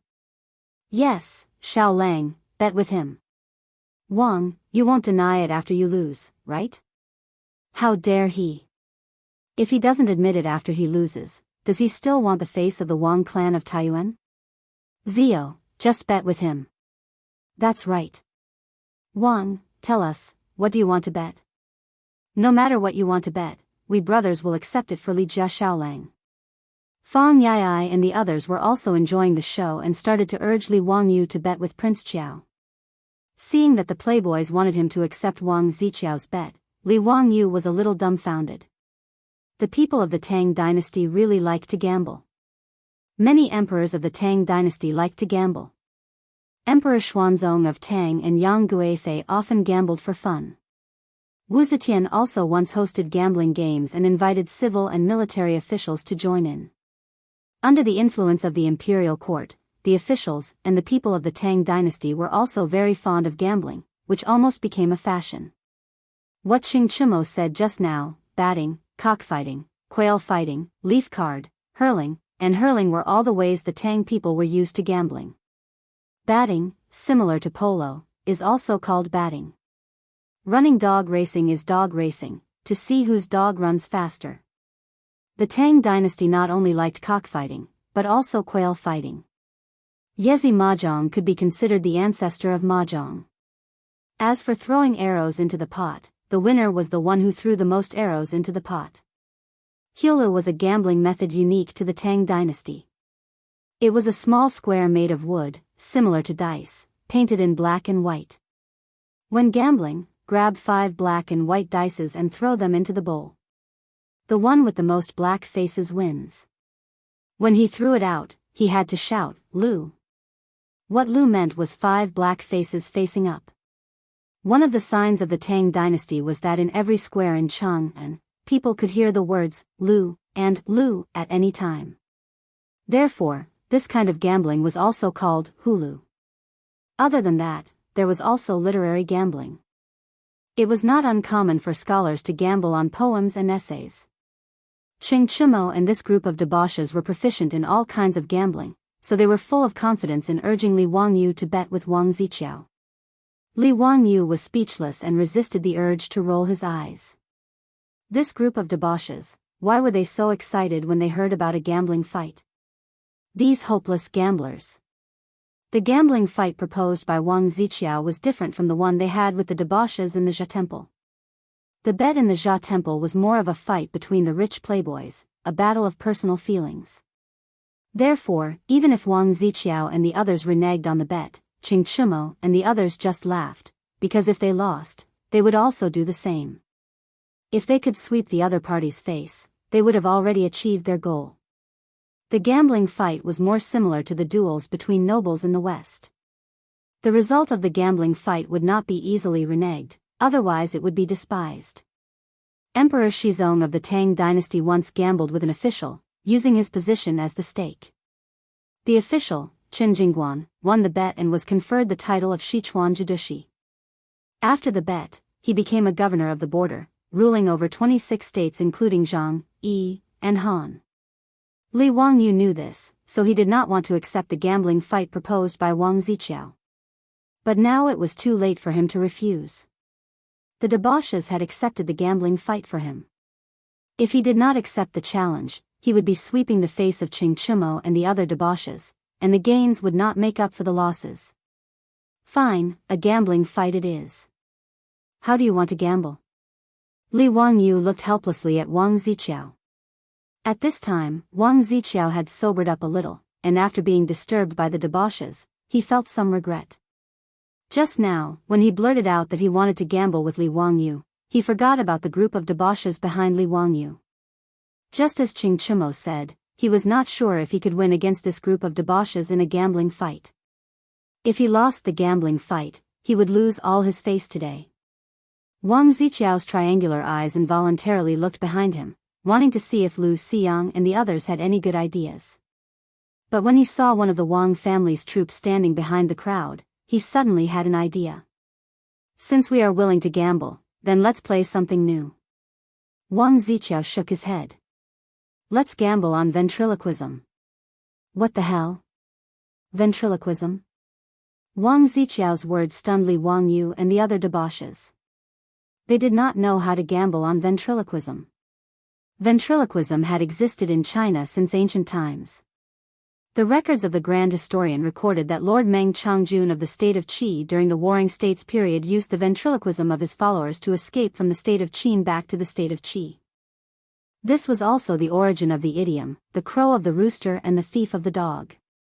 Li Wangyu also remembered the ventriloquism from his middle school Chinese class. In the capital, there is a person who is good at ventriloquism. All the guests stretched their necks, glanced sideways, smiled, and sighed silently, thinking that it was wonderful. Looking at the screen, the person, the table, the chair, the fan, and the ruler were all the same. But how could they gamble on ventriloquism? Moreover, Li Wangyu did not know any ventriloquism. Would box work? He knew a little about ventriloquism. He looked at the group of debauches, who also seemed to be a little dumbfounded. It seemed that they also did not know any ventriloquism. Wang Ziqiao's drunken eyes swept across the crowd proudly. He pointed to the troupe behind him and said, "I know a little about ventriloquism for this song. I will not bully you. I will give you 2 chances. No matter what sounds you can make from your mouth, if you can imitate this song, then I will win this gambling fight. If not, then you win." He paused, stared fiercely at Li Wangyu and said, "If you lose today's gambling fight, you will kick this guy out of Chang'an City. From now on, he will not be allowed to take a step into Chang'an City." Ching Chumo and the others looked at each other and did not know how to respond. They had never heard of the gambling fight proposed by Wang Ziqiao. Moreover, if they lost, Li Wangyu would never be allowed to enter Chang'an City again. The consequences were somewhat serious. The group of debauches was checkmated by Wang Ziqiao. They could not help but feel a little embarrassed. They had spoken too confidently just now, and now it was difficult to clean up the mess. Fang Yai saw that everyone was in a difficult position and wanted to act shamelessly. He wanted to lose some face and ruin this gambling fight. Li Wangyu suddenly said, "If you lose, what will you do?" He was also a little angry now. This Taiyuan Wang clan was so against him. Did he really think he was a clay figurine? That he could do whatever he wanted to do? Li Wangyu's stubborn temper also rose. So what if he was from the Taiyuan Wang clan? Today, he would fight with him. Wang Ziqiao laughed and said indifferently, "If I lose, from now on, I will avoid you in Chang'an City. As long as I see you, I will bow to you and avoid you. How about that?" For these young masters, if Wang Ziqiao really lost, it would be a really shameful thing. If the legitimate sons of the 5 families and 7 families bowed to a white figure and avoided him, then he would lose all his face. But Wang Ziqiao did not think that he would lose at all. This troop of his had no other skills, but in this Chang'an City, they had never met a match. This troop of the Wang family could be considered a strange person. He did not know where he learned this skill from, but it was very good. He could imitate a bird's call and even make the bird unable to distinguish him and land on his shoulder. He could imitate all kinds of people after hearing it once. He could even imitate a woman's voice. Wang Ziqiao did not believe that he could not win this gambling fight by relying on his troop's skill. "Okay, since you insist on a gambling fight, then it's a deal."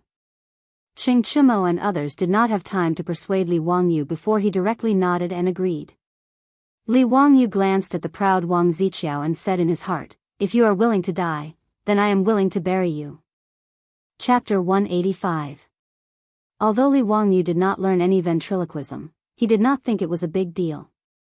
He had seen a lot of ventriloquism performances on TV in the future. It was not a big deal. Besides, even if the ventriloquism of the Wang troops was as good as the performers in the textbook, Ventriloquism, so what? Ventriloquism was not like a tape recorder. It was just through the mouth, teeth, lips, tongue, throat, nose and other vocal organs to imitate various sounds of nature, such as birds and beasts, wind and rain, thunder and lightning, etc. Was it that easy to imitate the things that Li Wangyu knew? Seeing that Li Wangyu did not hesitate to agree to Wang Ziqiao's bet, Ching Chumo and the others wanted to stop it, but it was too late. In the view of these foppish sons, losing the bet was fine, but since they had agreed, they had to give it a try. Several foppish sons gathered together to discuss what sound they should make to prevent the Wang troops from imitating. This made Li Wangyu a little dumbfounded. Such a simple thing, why did they make it so complicated? "Brother Chumo, Li Wangyu was just about to say that he could do it himself, but Ching Chumo waved his hand to stop him. "Zio, if you have something to say it later. This matter cannot be sloppy. Let us discuss it first." Zio, don't worry. Today's bet, brothers will let you win." Li Wangyu wanted to speak several times, but he was interrupted by Ching Chumo, which made him very depressed. Forget it, let them do it. Anyway, there were 2 chances, so there was no need to worry. Li Wangyu simply acted as if nothing had happened. He sat back down at the table and let the young ladies pour him wine. He then began to drink the wine on his own. Ching Chimo and the others discussed for a long time and came up with several ways that they thought could stump the Wang troops. Fang Yai reached out and summoned a female singer. Li Wangyu remembered that this girl was called Xuanyang. She sang a good song, her voice was sweet like an oriole coming out of the valley. It seemed that these foppish sons, in the first round, wanted to use a female voice to embarrass the Wang troops who were good at ventriloquism. Mama Shui, pick your best song and sing it a cappella, Fang Yai instructed. Yes, I'll sing now. Mama Shui bowed to the fops, stood up, cleared her throat, and began to sing. Zhao Ke's beard tassels, Wu Go's frost and snow. The silver saddle shines on the white horse, like a shooting star. Killing one person every 10 steps, leaving no trace for 1,000 miles. When the matter is done, I leave with a flick of my sleeve, hiding my identity and name. Mama Shui was singing the poem Ode to Gallantry that Li Wangyu had plagiarized. The poem was magnificent, and Mama Shui's voice was firm. Her voice was as smooth as a pearl and smooth as jade, and it even had a skillful tuning, making her singing sound sometimes moving and sometimes quiet, sometimes fast and sometimes slow. It was very pleasant to listen to. At the end of the song, even Ching Chimo and the others could not help but shout out, "Good," and then looked at Prince Qiao.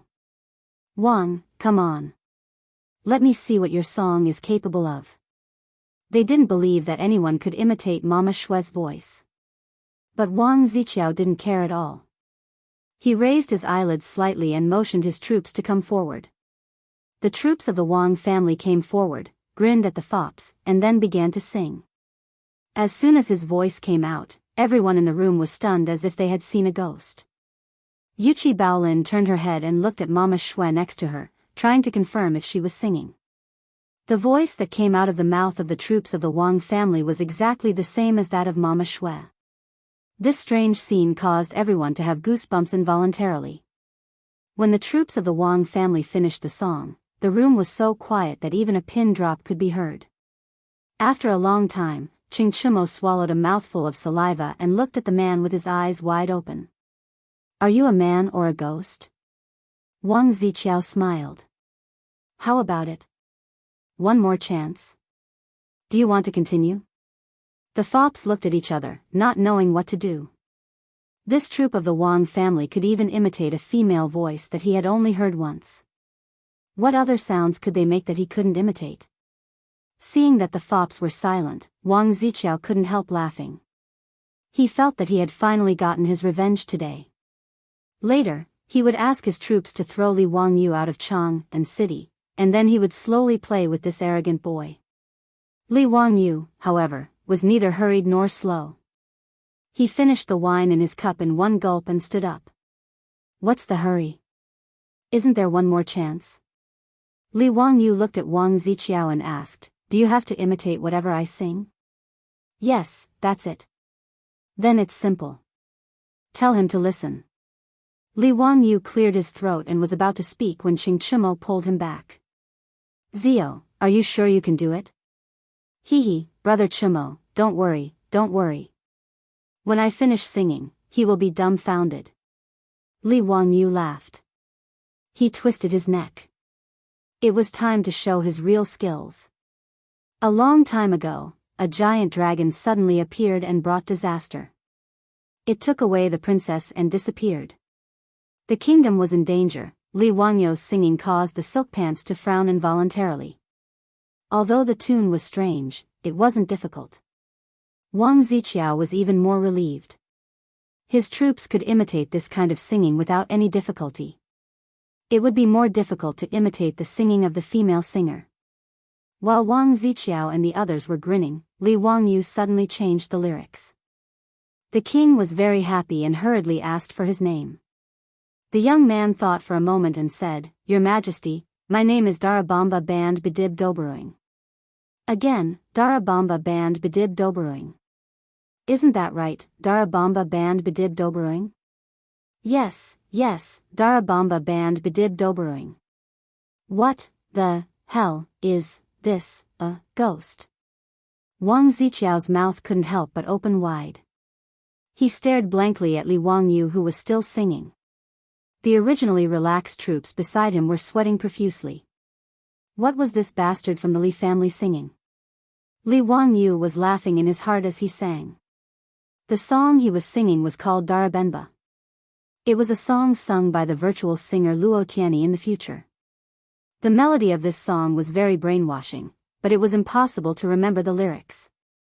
The lyrics of Darabenba were simply magical. When Li Wangyu heard this song for the first time, he was completely dumbfounded. Li Wangyu spent a whole week memorizing the lyrics in order to learn this song. He didn't memorize the lyrics because he had nothing better to do. He just wanted to show off. Back then, Li Wangyu had to attend the company's annual meeting in order to impress everyone and show his face in front of his beautiful boss. That was why he had spent so much effort to learn this song. Who would have thought that after transmigrating to Tang Dynasty, there would come a day where he could use this song? After Li Wangyu finished singing, he smiled at Wang Ziqiao and said, "Come on, let your troops imitate my song with their ventriloquism." In the private room, the fops were dumbfounded. The singers were also dumbfounded. Wang Ziqiao was even more dumbfounded. Imitate your ass. Chapter 186. Wang Ziqiao's face twitched. He really wanted to grab Li Wangyu's collar and spit on his face. You call this a fucking song? He looked at the equally sluggish troops beside him and knew that he would not be able to imitate this song with his mouth technique. Humph. Let's go. Wang Ziqiao knew that he had lost this gambling fight again. He pulled his face and turned to leave. Wait, surnamed Wang, did you forget something? Ching Chimo shouted, don't forget, you said it yourself, salute and avoid. Now you can salute and get out. You. Wang Ziqiao's eyes were red as he angrily stared at Ching Chimo. What? As the legitimate son of the Taiyuan Wang clan, are you going to refuse the gambling bet? TSK, what 5 surnames and 7 hopes, the name is just an exaggeration. Ching Chimo may look like a rough man, but his mouth was not forgiving at all. Wang Ziqiao's face was red, his fists clenched, his nails almost embedded in his flesh. He did not say anything, just bowed slightly to Li Wangyu, and that was his salute. After that, he did not say anything, nor did he say goodbye to Lu Xiang and the others. He took the Wang clan troops and directly left the brothel. Wang Ziqiao only felt that the humiliation he received today could only be washed away with blood. These playboys did not feel that there was anything wrong with their actions. All the mistakes were Li Wangyu's fault. As the legitimate son of the Taiyuan Wangs, Wang Ziqiao now hated Li Wangyu to the bone, and was only thinking about how to retaliate. Lu Xiang, Cui Daogu, and Cui Hong did not expect such a result. They did not say anything, and each took their own troops and left. After they left, Ching Chimo and the others laughed until tears came out. They kept calling for wine. Today, they would not leave until they were drunk. Li Wangyu wanted to slip away at this time, but it was naturally too late, and he was poured wine by the playboys. No matter how low the alcohol content of the wine was, in the end, he still closed his eyes and drank it all. After the farce in Chang'an, Li Wangyu behaved himself for a period of time. He stayed in Dingzhou village every day and did not run around. Defeating the legitimate son of the Taiyuan Wang clan was not necessarily a good thing for Li Wangyu. He was not like Xing Chimo and the other dandy who could go against the Taiyuan Wangs. As a commoner, Li Wangyu knew his place. Therefore, he hid in Dingzhou village, intending to lie low for a while. The playboys had come to Dingzhou village several times, wanting to invite him to Chang'an for a drink, but he had found various excuses to refuse. He spent his days at home cultivating his relationship with his beautiful boss, chatting with Aphrodite about life, teaching Ma Zhou and Yan Liben, and discussing with Lu Shenwei how to build a Taoist temple. His days were rather carefree. In the 3rd month of Zhenguan, the plague of locusts had begun. Li Wangyu's thousands of ducks were also driven by the duck girl from the duck shed to the various fields in the village to hunt for locusts. However, the locusts seemed to be endless. One day, they ate up all the locusts in the field, and the next day, more locusts would appear out of nowhere.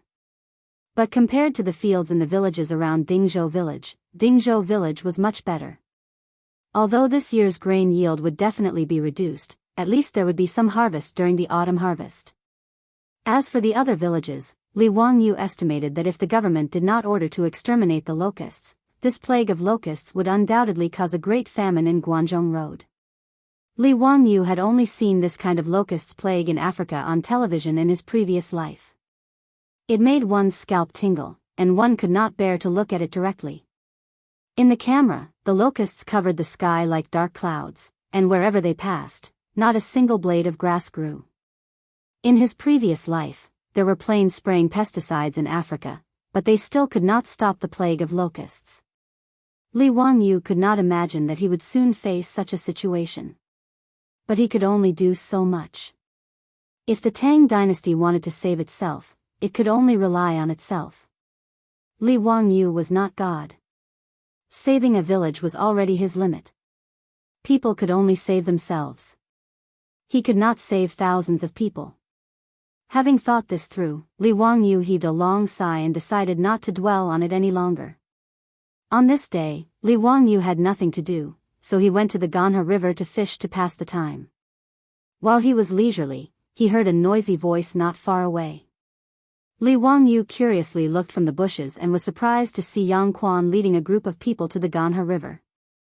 They were pointing at the 5 water wheels and his 300 mu of paddy fields. He noticed that Fang Xianling and the bearded man were also among them. In the crowd, there was also the man who had eaten breakfast at Chongren Fang. What are they doing? Tang dynasty cadres going to the countryside for inspection? What are they doing in Dingzhou village? Such a group of officials in the capital, and their official positions were much higher than Yang Quan, who was a 7th grade county magistrate. Li Wangyu felt sorry for Yang Quan. Receiving superiors was not necessarily a good job. Li Wangyu did not want to be nosy. He just pretended that he did not see this group of people and continued to fish. He had a fixed fishing position on the riverbank, located under a bush. There was no sun here, and it was difficult to see him from the outside. But he could see the situation around him. Lang Jun, could it be that these people are here for you? Niu Wu asked in a low voice. Li Wangyu signaled him to be quiet. Shoo, don't worry about them. Just pretend that you didn't see them. But Li Heng led them here. Niu Wu pointed at the thin figure in the crowd and said. When Li Wangyu saw this, his nose almost went crooked from anger. As expected, who else could that old man be but Li Heng? Once there was a traitor in the family, it was not easy to hide. The old housekeeper Li Heng had a bright smile on his face. He followed behind Yang Quan and guided the county magistrate. Obviously, Yang Quan had already been to his house. Li Heng was very flattering and had betrayed his master. Zio, you are so elegant. You are actually hiding here to fish. Yang Quan stroked his beard and greeted Li Wangyu, who was behind the bush. Seeing that he couldn't avoid it, Li Wangyu patted his butt helplessly and stood up to greet Yang Zhua and the others. At the same time, he glared fiercely at Li Heng, who didn't know what was going on. I have stolen half a day of leisure. Ming House, why did you come to Dingzhou village today? Li Wangyu replied casually. Stolen half a day of leisure. Half a day of leisure is rare. Xiao Lang casually recited a poem. Do you have a complete poem? Before Yang Quan could reply, Fang Xianling walked out from the crowd and smiled at him. I said it too casually. Plagiarized another sentence? Forget it, I'll just plagiarize it. Li Wangyu bowed to Fang Xianling. Greetings, Minister Fang. You flatter me. As the saying goes, a piece of writing is made by nature. I only have this sentence. After saying that, Li Wangyu was stunned again. What the hell, did I plagiarize again? Is this a poem from the Southern Song Dynasty? Chapter 187. As soon as Li Wangyu said this, everyone could not help but clap their hands and applaud. Good. What a wonderful summary. That's the essence of poetry. Fang Xianling praised. Li Zio is only 16 years old, but he can speak so well. No wonder Zio's poems have been spread all over Chang'an. He's really a young talent.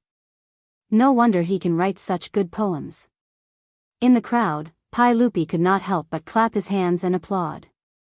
Now Li Wangyou's sentence, "How can I bow to the powerful and make me unhappy?" The bad feelings he brought to Pai Lupi had long disappeared. Now Pai Lupi liked Li Wangyou more and more. Li Wangyou's face turned slightly red from the praises of the crowd. He quickly changed the topic and asked, "Is there a reason why Prime Minister Fang came to Dingzhou village today?" Fang Xianling twirled his beard and smiled, "Nothing, we're just here to enjoy the flowers." Spring? Enjoy the flowers? Black lines appeared on Li Wangyou's forehead. What nonsense was this? If it was March in previous years, it would be a good time to enjoy the flowers. But this year, there was a locust plague in Guangzhou. Even around Dingzhou village, even if Li family's ducks kept hunting for locusts, there was no spring scenery in the fields. Of course, enjoying the flowers was not a good thing, but enjoying the locusts flying in the sky was a good thing. Fang Xuanling's words were an excuse. In fact, Pai Lupi wanted to visit Dingzhou village. He, Zhang Sun Wuji, Du Ruhui and the others naturally needed to accompany him. As the emperor of the Tang dynasty, Pai Lupi did not come to Dingzhou village because he had nothing to do. There was a reason why he came incognito with Fang Xianling, Zhang Sun Wuji, and the others. First, he came to see with his own eyes the water wheel that did not require manpower and could automatically carry water for irrigation. He also wanted to see the effect of Li Wangyou's 300 mu of saline alkali soil. Second, the locust plague in Guangzhou was getting worse and worse. There were reports of the locust plague everywhere. Pai Lupi also wanted to see the extent of the locust plague. Third, the case of the locust plague and divine punishment in the court was still unresolved. This made Pai Lupi feel depressed, so he took this opportunity to walk around and relax.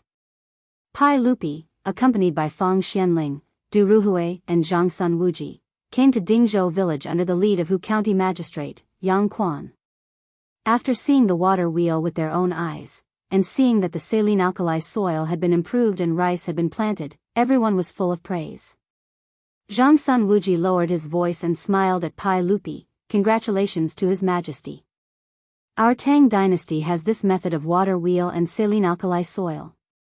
It can increase the number of mu of land and prevent the land from being drought-stricken. This is great news." Fang Xianling and Du Ruhui were also full of praise. Pai Lupi, who was originally in a bad mood, also showed a satisfied smile. He was even more satisfied with Li Wangyou. The Qilan son of the old Li family not only had outstanding literary talent, but also had such knowledge of worldly affairs. It was really rare. He did not know where he learned this ability. Whether it was the water wheel or the four-wheeled carriage, for the Tang dynasty, they were all national weapons. Li Wangyou could be said to have made a great contribution to the Tang dynasty. But the more it was so, the more Pai Lupi felt that he had the responsibility to educate this kid. This kind of thing was beneficial to the country and the people, but he did not want to give it to the imperial court. Instead, he used it to exchange for some farmland, cattle, and the exclusive right to operate the Chang and carriage. It was really abominable. Moreover, this kid also urged Empress Zhangsun to invest in his carriage business. He did not think about how to repay the imperial court. Instead, he thought about the business of merchants all day long to earn those stupid things. He really deserved a beating.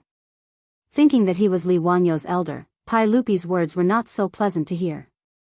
They carried a lecturing tone. "Kid, come here. Let me ask you. Since you gave the water wheel and the method to improve the soil to the imperial court, why did you ask Yang Mingfu for cattle as a reward?" Pai Lupi felt that he had good intentions, but he was destined to make a fool of himself. It was a waste of effort. Li Wangyou had always been unhappy with this curly-bearded man. He was very tired of his words. How could he listen to Pai Lupi's lecture? Moreover, the two sides were in completely different positions. Naturally, their views on this matter were also completely different.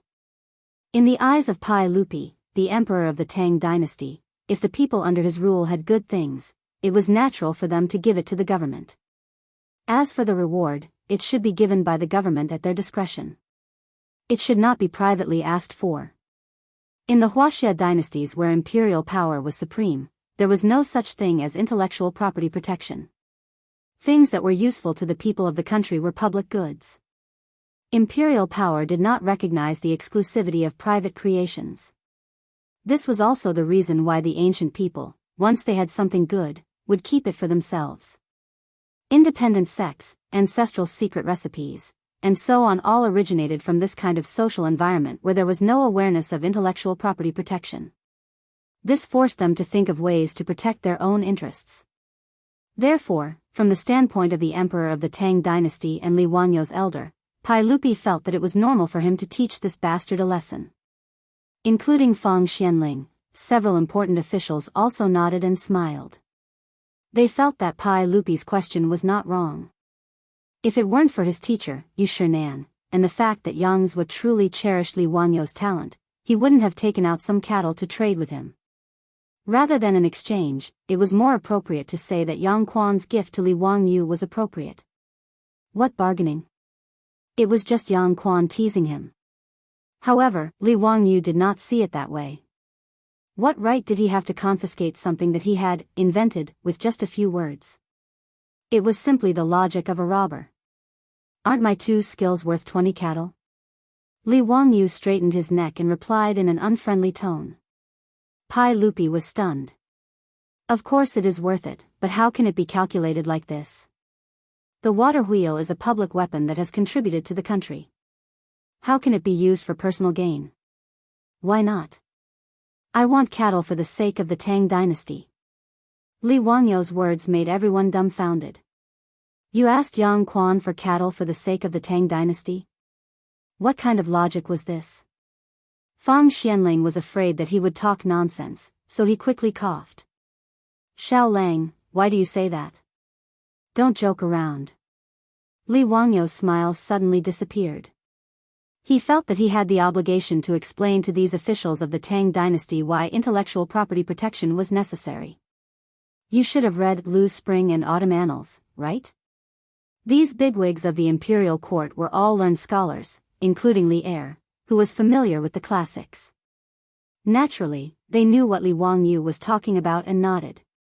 Li Wangyu continued, in Lu's Spring and Autumn Annals, Zigong redeemed people and Zilu received cattle.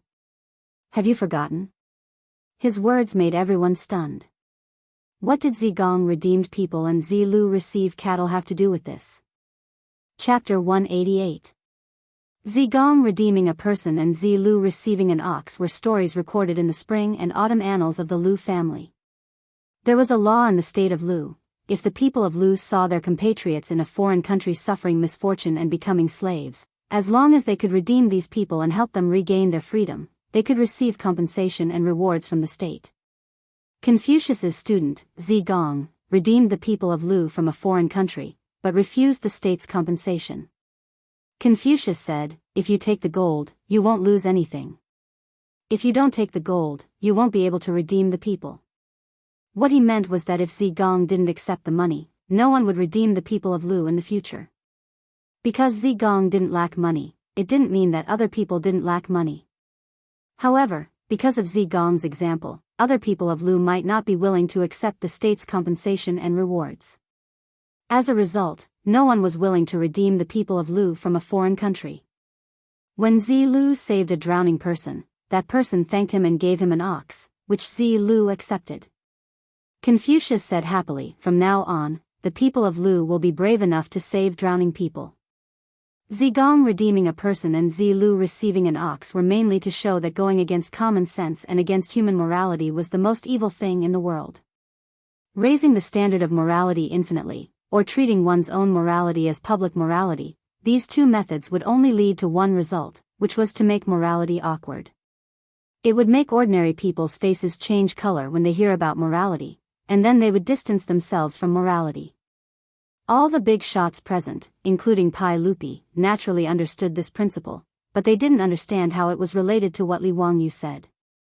Li Wangyu pointed to the water wheel by the river and said, if I didn't ask Yang Mingfu for an ox and gave it to the imperial court for free, in the future, who in the world would be willing to study the study of things? Study the study of practical application? Everyone might as well wait for someone else to create it and then use it. How is this different from Zigong redeeming a person? As the saying goes, the world is bustling for profit, and the world is bustling for profit. Zilu receiving an ox seems to be a small matter, but it can encourage people to do good. For the sake of the Tang dynasty, I ask for compensation from Yang Mingfu. Is there anything wrong with that? His words made Pai Lupi, Zhang Sun Wuji, and the others somewhat unsure how to refute him. The logic seemed to be correct, but it went against the principle of the supremacy of imperial power that had existed for thousands of years. Effort should be rewarded. This was the meaning behind Li Wangyu's two allusions. Pai Lupi snorted discontentedly. Are you going to ask the sage for the water wheel technology and you're going to ask him for the cattle? Why not? Li Wangyu asked curiously, don't you have to pay to buy things in the palace? Why do you want to snatch my family's belongings by force? The imperial court will naturally reward you. How can this be called stealing? Pai Lupi said angrily. Why should I reward him? This is what I deserve. Why did the imperial court bestow it upon me? You stole my things and then gave them to me as a reward. Isn't that the same as robbing? Li Wangyu's eyes almost rolled to the sky. His words made Li Er speechless for a while. Pai Lupi had the urge to take off his boots and slap him. This bastard brat didn't give him any face at all. I've been insulted again. Li Wangyu's words made everyone have the urge to cover their faces with their sleeves. This brat is getting serious again. Everyone present, except for Yang Quan, had seen Li Wangyu's previous two insults to Pai Lupi. Fortunately, Pai Lupi was open-minded. Otherwise, Li Wangyu's grave would already be 3 feet tall. Yang Quan was anxious and quickly said, Zio, how can you say that? Answer properly. Fang Xianling also coughed softly. What eunuchly means is that the imperial court's reward will only be greater. Why did Xiao Lang only use the water wheel and the method to improve the soil in exchange for a mere 20 cattle? Yang Mingfu wouldn't give me more. Li Wangyu muttered. Fang Xianling was also depressed. Did this brat understand what he said?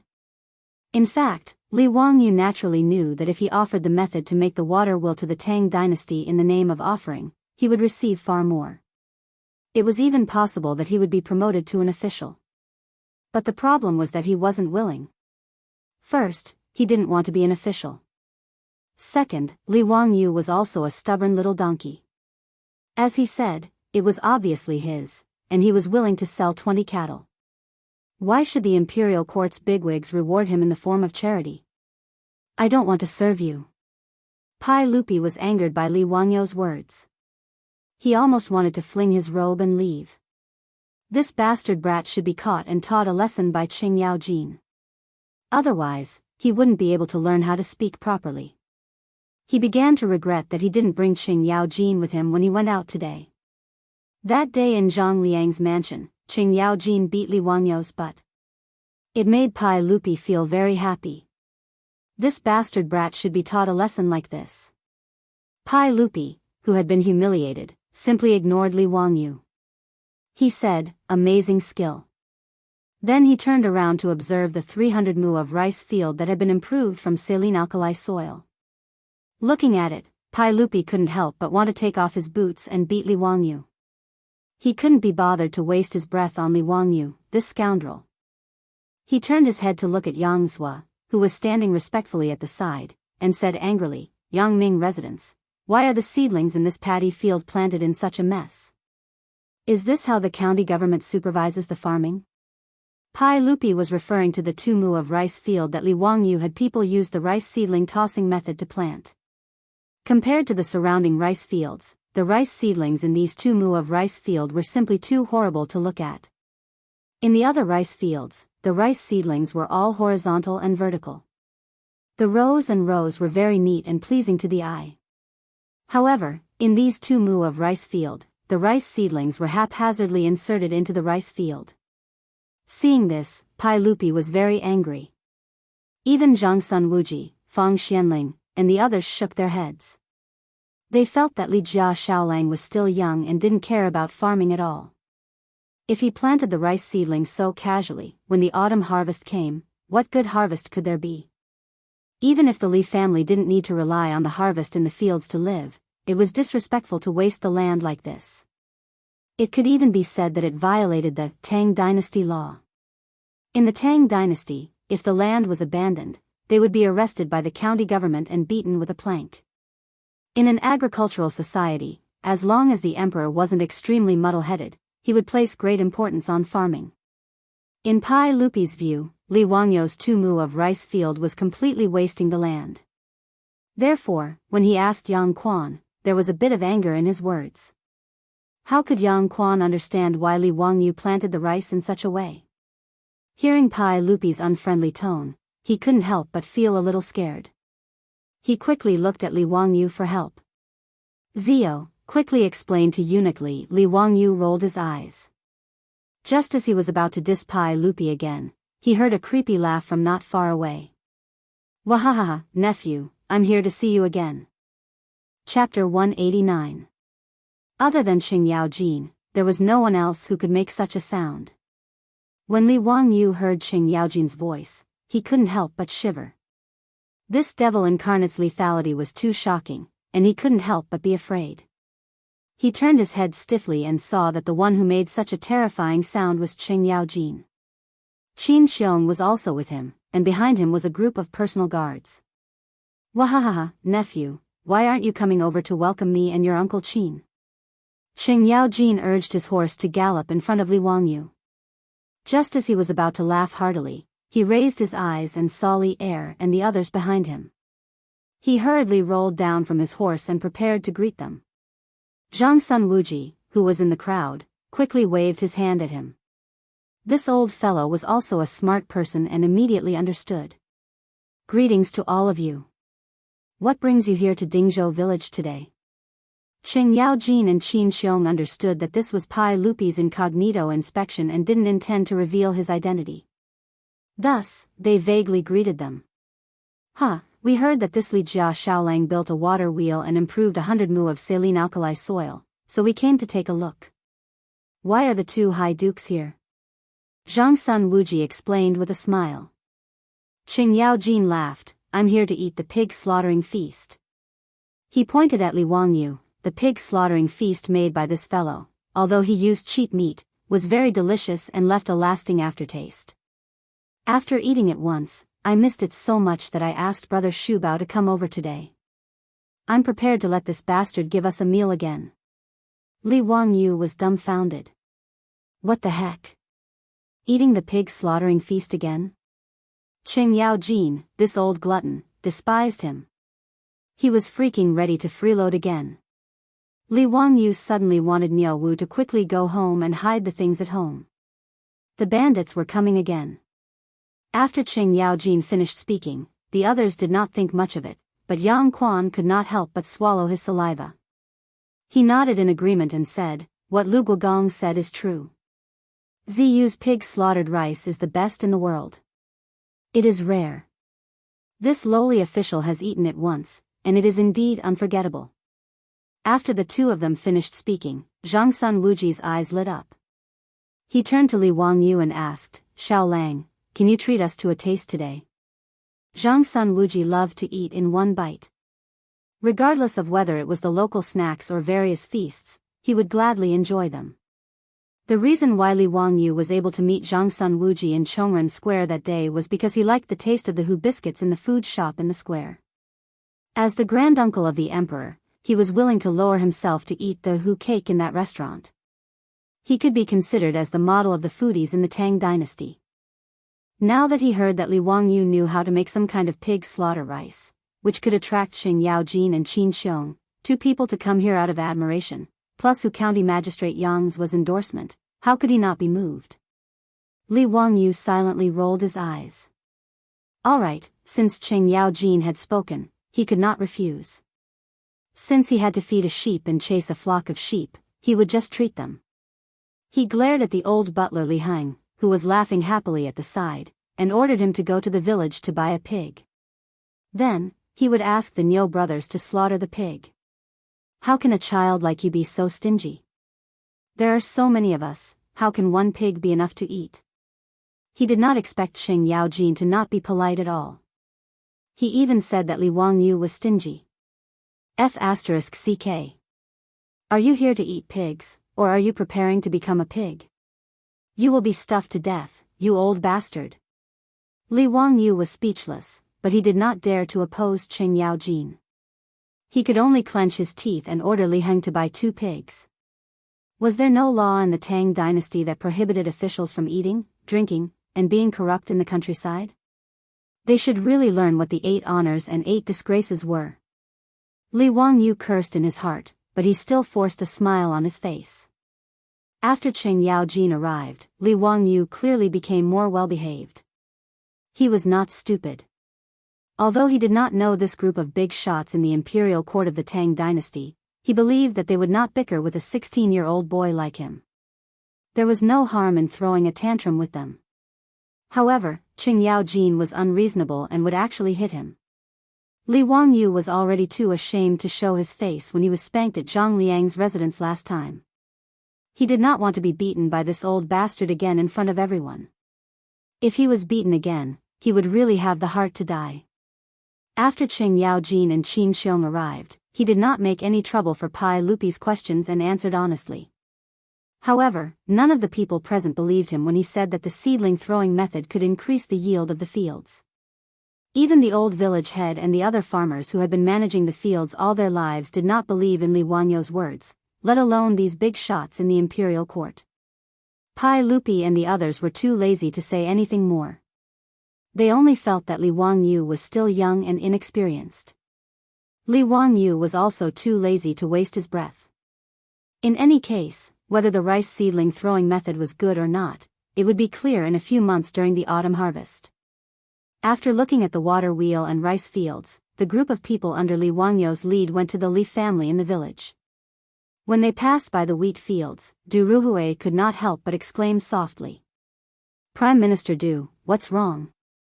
Zhang Sun Wuji asked curiously. Look at the fields of Dingzhou village.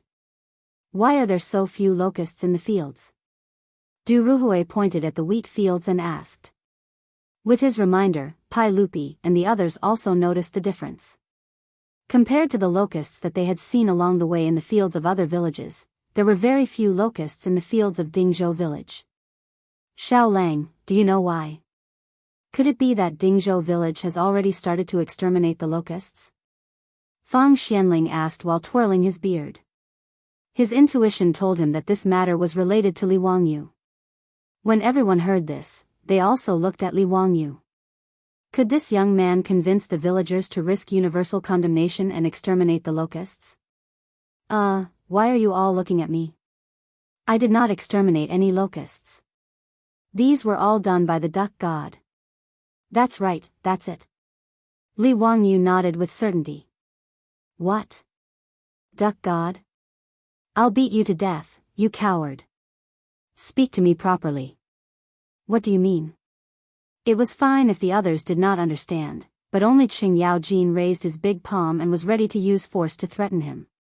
Duck, it means that ducks eat locusts. Faced with the absolute threat of force, Li Wangyu immediately cowered. What duck? Tell me clearly.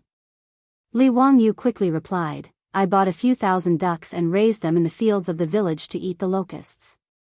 It's that simple. He explained the ins and outs of the matter, but Pai Lupi and the others looked at each other. Fabricating a duck god to shut the villagers' mouths, only this kid would do such a thing. Alas, it's a pity that we can't find so many ducks in the Tang dynasty.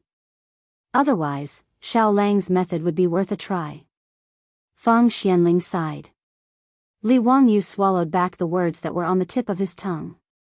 He wanted to tell this group of Tang dynasty officials that there could be a god like the fire god. Forget it, the less trouble the better. What if among these officials, there was also a fan of only by virtue can we exterminate locusts? Chapter 190. In Li Wangyou's house, after receiving the notice from the old housekeeper, everyone was busy. Fang Xianling, Qing Yaojin, Qin Xiong, and several court officials were coming to visit. This was naturally a top priority. After receiving Li Heng's report, Su Chongqing immediately ordered everyone in the house to get busy. The Niu brothers went to the village to buy pigs from a pig farmer. Perrin went to the kitchen to boil water and prepare to slaughter the pigs. The 4 maidservants cleaned the originally clean courtyard again. Even Ma Zhou was ordered by Su Chongqing to find the old village chief and ask for a 4-wheeled carriage. He took the copper coins and rushed to the county seat to buy wine. With so many people, the wine in the house was obviously not enough to drink, not to mention the old hooligan Qing Yaojin. Knowing that the honored guests had many guards, Su Chongqing asked Li Heng to find the old village chief and borrow a mat and a short table. He laid it on the ground in the front yard as a place for the guards to rest and eat. When Li Wangyu returned home with Pai Lupi and the others, the Niu brothers had already slaughtered the 2 pigs. They were waiting for him to come back and personally cook them. Li Wangyu invited Qing Yaojin and the others to sit in the central room. He also had Su Chongqing bring the Medicine King tea for everyone. Su Chongqing very generously came out to greet the guests. When Li Wangyu introduced Su Chongqing to everyone and said that she was his distant cousin, Pai Lupi had a strange expression. This bastard was spouting nonsense again. Recently, Su Chongqing often went to the Tai Chi Palace to teach yoga to Empress Zhongsun and Yang Fei. Pai Lupi already knew about this. As for Su Chongqing's origin, the 100 Horsemen Department had also investigated, but they had no clue. However, Pai Lupi didn't care who Su Chongqing was. After all, she was just a woman. He didn't care. Even if Su Chongqing's identity was suspicious, Pai Lupi wouldn't worry about it. However, Yang Quan's heart was beating like a drum. Madame Su's marriage to the Li family was handled by the Huxian County Yamen. At that time, he and Lu Xiao were just 2 people. Who would have thought that Li Wangyu, a down-and-out boy, would actually invite Pai Lupi, the emperor of the Tang dynasty, to his home? Su Chongqing bowed to everyone and personally went forward to brew tea for Pai Lupi and the others. Different from the fried tea popular in the Tang dynasty, this kind of tea was brewed with boiling water without adding scallions, ginger, and garlic. It was very novel to Pai Lupi and the others. The white porcelain teacup was custom-made by Li Wangyu at the magnetic kiln. In each teacup, 2 pinches of tea leaves were poured into the boiling water. A moment later, a strong tea fragrance wafted in all directions. Su Chongqing liked to drink tea in her previous life. She also studied the way of tea for a period of time. Her movements of brewing tea were like moving clouds and flowing water. Her slender fingers picked up the teacup and delivered it to each guest. Pai Lupi and the others all smiled and nodded at Su Chongqing to express their gratitude. Then, they picked up the teacup and tasted it. Only Qing Yaojin muttered, "Nephew, I heard that you owe a lot of debt. Sure enough, your family is poor. You only use clean water to brew tea for guests. TSK, I really can't bear to see you like this." Li Wangyu was about to go to the kitchen to prepare a pig slaughtering feast. When he heard Qing Yaojin's words, he almost staggered and fell to the ground. "This stinking shameless person, you still can't bear to see me like this. Who was it that told me to prepare 2 pigs for you to eat? Who was it that lost a game of mahjong last time and reneged on a debt? Who was it that freeloaded at home and stole a bunch of things? I don't believe you. You're a rotten old man, very bad." Li Wangyu walked to the kitchen in grief and indignation. Suddenly, he thought of something. He rolled his eyes and beckoned the Niu brothers over. He whispered a few words in their ears. His words made the Niu brothers put on a difficult expression. "Lang Jun, I'm afraid this isn't appropriate." "Why? Are you scared?" "I'm not scared, but, if you're not scared, then go quickly." Li Wangyu didn't allow the brothers to explain. He pushed them out. The Niu brothers looked at each other and smiled bitterly. They shook their heads and walked out. In the central room, everyone picked up the teacup and tried to drink a mouthful. They realized that this tea wasn't as complicated as the fried tea. Instead, it was unusually fragrant. It was slightly bitter when it entered the mouth, but the fragrance was mellow and the aftertaste was sweet. The tea was green and clear, and the bottom of the leaves were tender and bright. So tea can be drunk like this. It's really interesting. Pai Lupi put down the teacup and nodded in praise. Not bad. This tea is fragrant and elegant. It tastes fresh and mellow. It has a unique flavor. Zhang Sun Wuji also praised. Even Qin Xiong nodded in praise. Li Jia Xiaolang is so elegant. This tea is fragrant and mellow. Not bad, not bad. The Tang people loved tea. The tea ceremony began to develop in the Sui dynasty. In the Tang dynasty, the tea ceremony culture had formed the palace tea ceremony, the temple tea ceremony, and the scholars' tea ceremony. However, the tea ceremony at that time was still mainly about frying tea. It was the first time in the Tang dynasty to brew tea like the Li family. Although it was simple, Pai Lupi and the others could taste it. Only Qing Yaojin shook his head discontentedly. This tea is tasteless. Lady Su, do you have wine at home? How can you entertain guests without wine? His words made everyone have the urge to kick this bastard to death.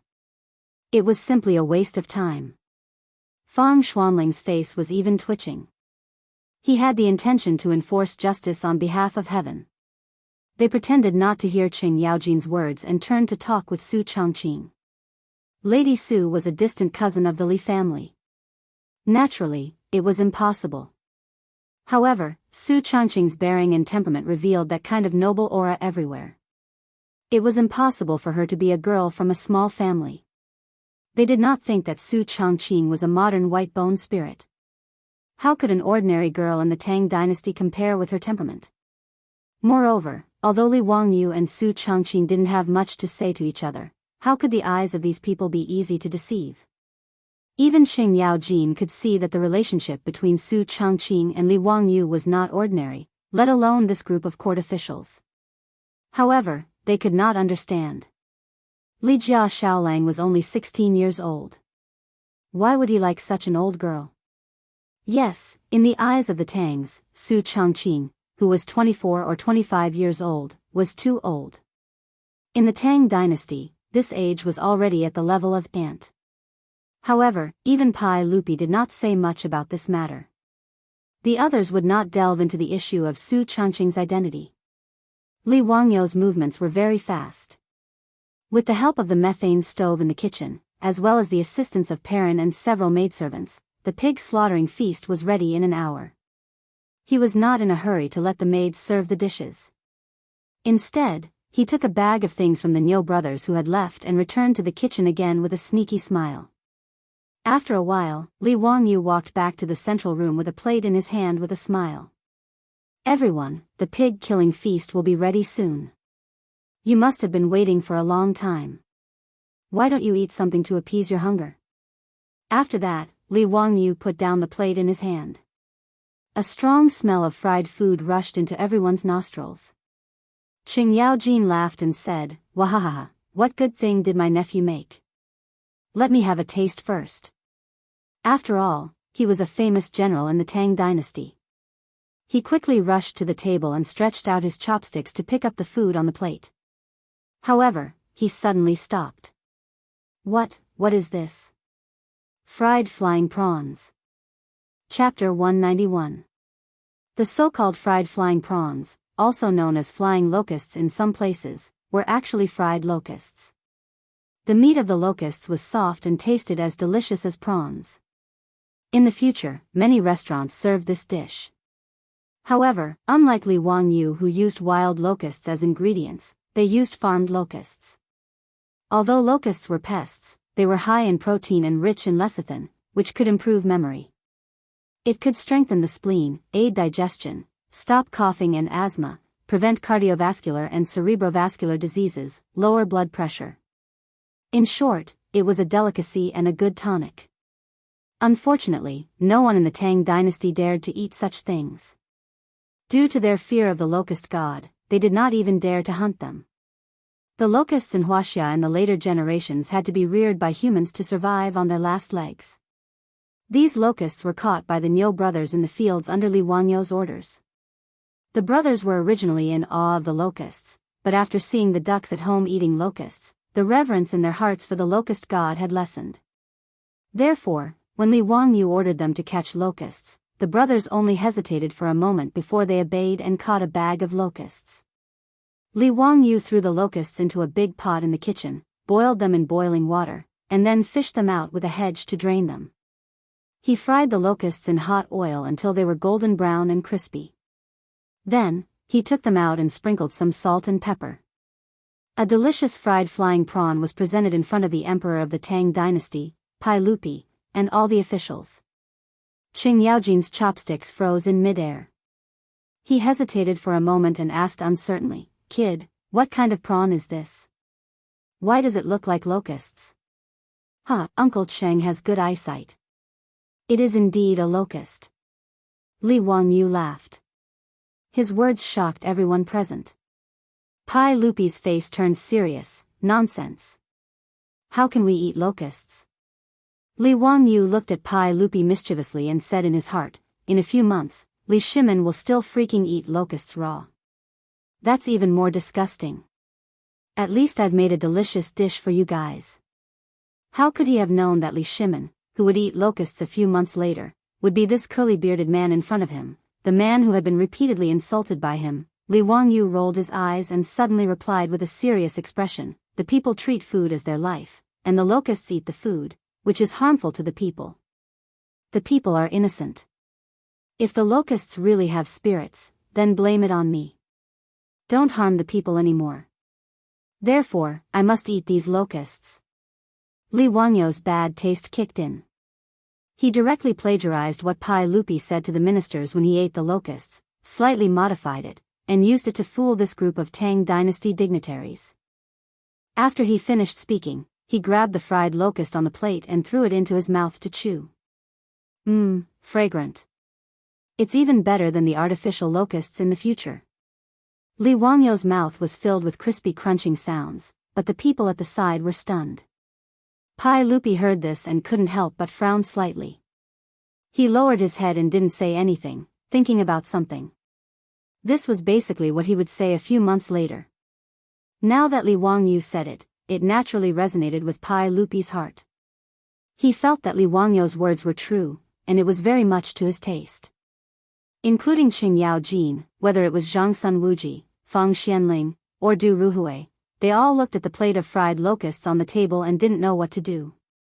But the beautiful boss at the side, after seeing the fried locusts, reached out with her chopsticks with interest, picked up a crispy yellow locust, put it into her mouth, and slowly chewed it. "Wangyu, these locusts are delicious. It really tastes like prawns. It's better than what I've eaten before." Su Chongqing laughed. When she traveled to Yunnan in her previous life, she had tried all kinds of fried insects, so she wasn't afraid of them. "Lady Su, have you eaten them before?" Zhang Sun Wuji was stunned and asked curiously. Su Chongqing blinked and knew that she had said something wrong. She didn't answer, but just nodded with a smile as a response. Li Wangyu made these fried locusts for two reasons. First, the cynical man's bad taste kicked in, and he wanted to make this group of officials feel uncomfortable. "Don't you know that I'm as poor as a bitch right now?" After transmigrating to the Tang dynasty, Li Wangyou's debt of 2 million didn't reduce. Now, it had become more than 2.6 million in debt. "I'll let you eat locusts to disgust these freeloaders." Secondly, it wasn't just a prank. He also wanted to try to persuade this group of officials to realize that locusts could not only be killed, but also eaten. By the time Pai Lupi ate the locusts a few months later, it would be too late. With the current trend of the locusts spreading in Guangzhou, the land would have been eaten up by then, and it would be too late. Just as everyone was looking at each other, Pai Lupi suddenly laughed and picked up his chopsticks. Before anyone could dissuade him, he picked up a fried locusts and threw them into his mouth. After chewing a few times, Pai Lupi's eyes lit up. "These locusts are delicious after being fried. It tastes like eating prawns." As he spoke, he picked up a few fried locusts with his chopsticks and ate them with relish. Seeing that Pai Lupi had started eating, Qing Yaojin and Qin Xiong, the two generals, naturally wouldn't fall behind and started eating as well. The fried locusts were naturally delicious. Otherwise, they wouldn't be reared as food in the future. Qing Yaojin and Qin Xiong also nodded as they ate, and their chopsticks couldn't help but pick up the locusts on the plate. Zhang Sun Wuji, the glutton, also couldn't help but reach out his chopsticks. Fang Xianling and Du Ruhui looked at each other and smiled bitterly. They could only reach out their chopsticks. For many things, once you tried it for the first time, everything else would follow naturally. After overcoming the psychological barrier of eating locusts and tasting the deliciousness of the fried locusts, Pai Lupi and the other high dukes and high officials swung their arms and ate happily. Soon, the plate full of fried locusts was eaten clean. Their beautiful superior only reached out her chopsticks once and didn't have the chance to taste a second bite. This made her speechless for a while. Qing Yaojin was addicted to eating. He shouted loudly at Li Wangyu, "Kid, quickly go and get another plate. Is this enough to fill the gaps between our teeth?" Li Wangyu rolled his eyes. This bunch of gluttons. He called the Niu brothers to catch more locusts from the fields and then bowed solemnly to everyone. Fang Xiang, Uncle Cheng, Uncle Qin, everyone, not only can these locusts be eaten, they can also fill one's hunger. The locust god's words are pure nonsense. With the impending disaster, I beg everyone to persuade the saint in the imperial court to give the order to exterminate the locusts. Save the world. His words came from the bottom of his heart, and there was no pretense in them. Everyone secretly looked at Pai Lupi, wanting to see how he would react. Pai Lupi pondered for a moment, and then sighed, "Exterminating the locusts, how can we not want to? Sigh, we still need to plan for this." Li Wangyu was anxious. It was this bearded man again. Was he trying to flirt with a blind man? Was he doing all this for nothing? His temper rose, and he straightened his neck. "Then please, I don't have any extra food at home. Forgive me for not being able to entertain you." When these words came out, everyone was stunned. To chase Li Shimin and a group of high dukes and high officials out of the house, how dare you say that? Chapter 192. Li Wangyu was so angry that he wanted to chase him away. However, he did not even look at his own small arms and legs. Did he even have the strength to say such big words? Just as he finished speaking, a familiar scene played out again. The moment he was caught by Qing Yaojin under his armpit, Li Wangyu regretted it. He had forgotten that there was still this unreasonable person here. When he thought of his beautiful superior watching from the side, he definitely did not want to be beaten up in front of Su Chongqing. A strong desire to live made Li Wangyu shout at the top of his lungs before Qing Yaojin's slap landed, "Uncle Cheng, a gentleman uses his mouth and not his fists." "Kid, I was wrong. You little brat, do you still dare to tease me in the future?" Qing Yaojin's slap did not land as he angrily rebuked. "I don't dare anymore. It's all my fault. I was muddle-headed and said the wrong thing." Li Wangyu wanted to cry but had no tears. Could they still play happily? Using violence just because of a disagreement, I despise this kind of boorish person. Bastard brat, hurry up and cook. If you're too slow, I'll loosen your bones. Qing Yaojin put Li Wangyu down and scolded jokingly. Bandit. He was simply a bandit. Li Wangyu was so angry that his liver hurt, but he could not do anything. He could only run back to the kitchen gloomily and make fried flying prawns again. His beautiful superior was not angry at all. Instead, she covered her mouth and snickered. Qing Yaojin was indeed Li Wangyu's natural nemesis. She called for the maids to start serving the dishes. She brought the pork delicacies that Li Wangyu had prepared earlier to the table. Pai Lupi and the rest pretended that they did not hear Li Wangyu's words. They all stretched out their chopsticks and tasted the pork delicacies. Since ancient times, food was the most important thing in Huaxia. Whether it was Pai Lupi or Zhang Sun Wuji, they could not resist the temptation of delicious food. Pork, such a cheap meat, could actually be made into such a wonderful delicacy. It really surprised everyone. They could not help but increase the frequency of eating. By the time Li Wangyu brought out another large plate of fried flying prawns, the central room in the front yard was almost a complete mess. Li Wangyu was so scared that he almost didn't dare to enter the room. Were they really a group of high-ranking officials of the Tang dynasty? Are you sure they're not from the beggar sect? This action of snatching food was simply too frightening. While everyone was eating happily, Ma Zhou also came back from the county town with the wine he bought. He used a four-wheeled carriage to bring back 10 jars of wine, but seeing this, Li Wangyu felt a burst of heartache. Did this unlucky disciple not know how expensive the wine was? Du Fu once wrote in a poem, "Fleas come to drink a bucket of wine, exactly 300 bronze coins." A bucket of wine cost 300 renminbi, which didn't seem expensive. However, there was a difference between good and bad wine. Could Maotai and Erguotu of the future be of the same price? Old Du had lived a hard life and did not have a good life. The wine he drank was also cheap. Li Bai was obviously richer than old Du. There was a line in his poem, 10,000 gold wine buckets of wine. Wang Wei also said, 10,000 gold wine buckets of wine. There were many similar poems in the Tang dynasty, and most of them used the word 10,000 gold wine buckets. A bucket of wine was 20 caddies. 10 bronze coins was equivalent to 40,000 renminbi in the future, which was almost the price of Maotai. Ma Zhou bought this kind of wine. A jar of wine was half a bucket of wine.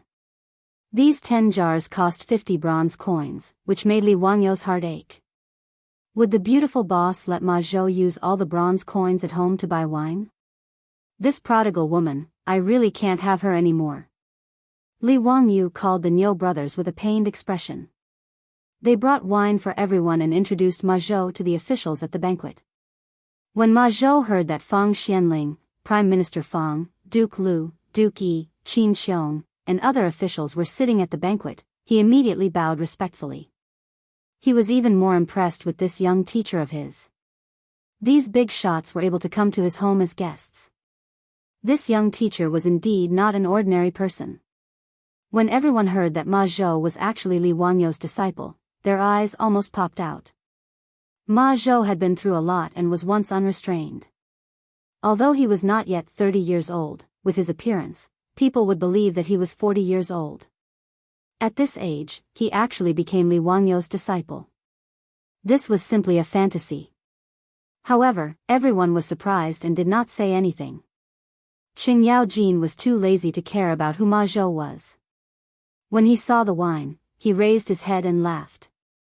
He slapped Li Wangyu's shoulder heavily. "Kid, at least you have a conscience. You know how to be filial to us. Wahahaha, this wine is not bad. Quickly bring it all over." Among the big shots present, whether it was Pai Lupi, Fang Xianling, Du Ruhui, or Zhang Sun Wuji, all of them were fond of wine. The Tang dynasty was a dynasty of poetry and wine. This great dynasty that lasted for nearly 300 years was inseparable from poetry and wine. With wine, the atmosphere at the banquet became more lively.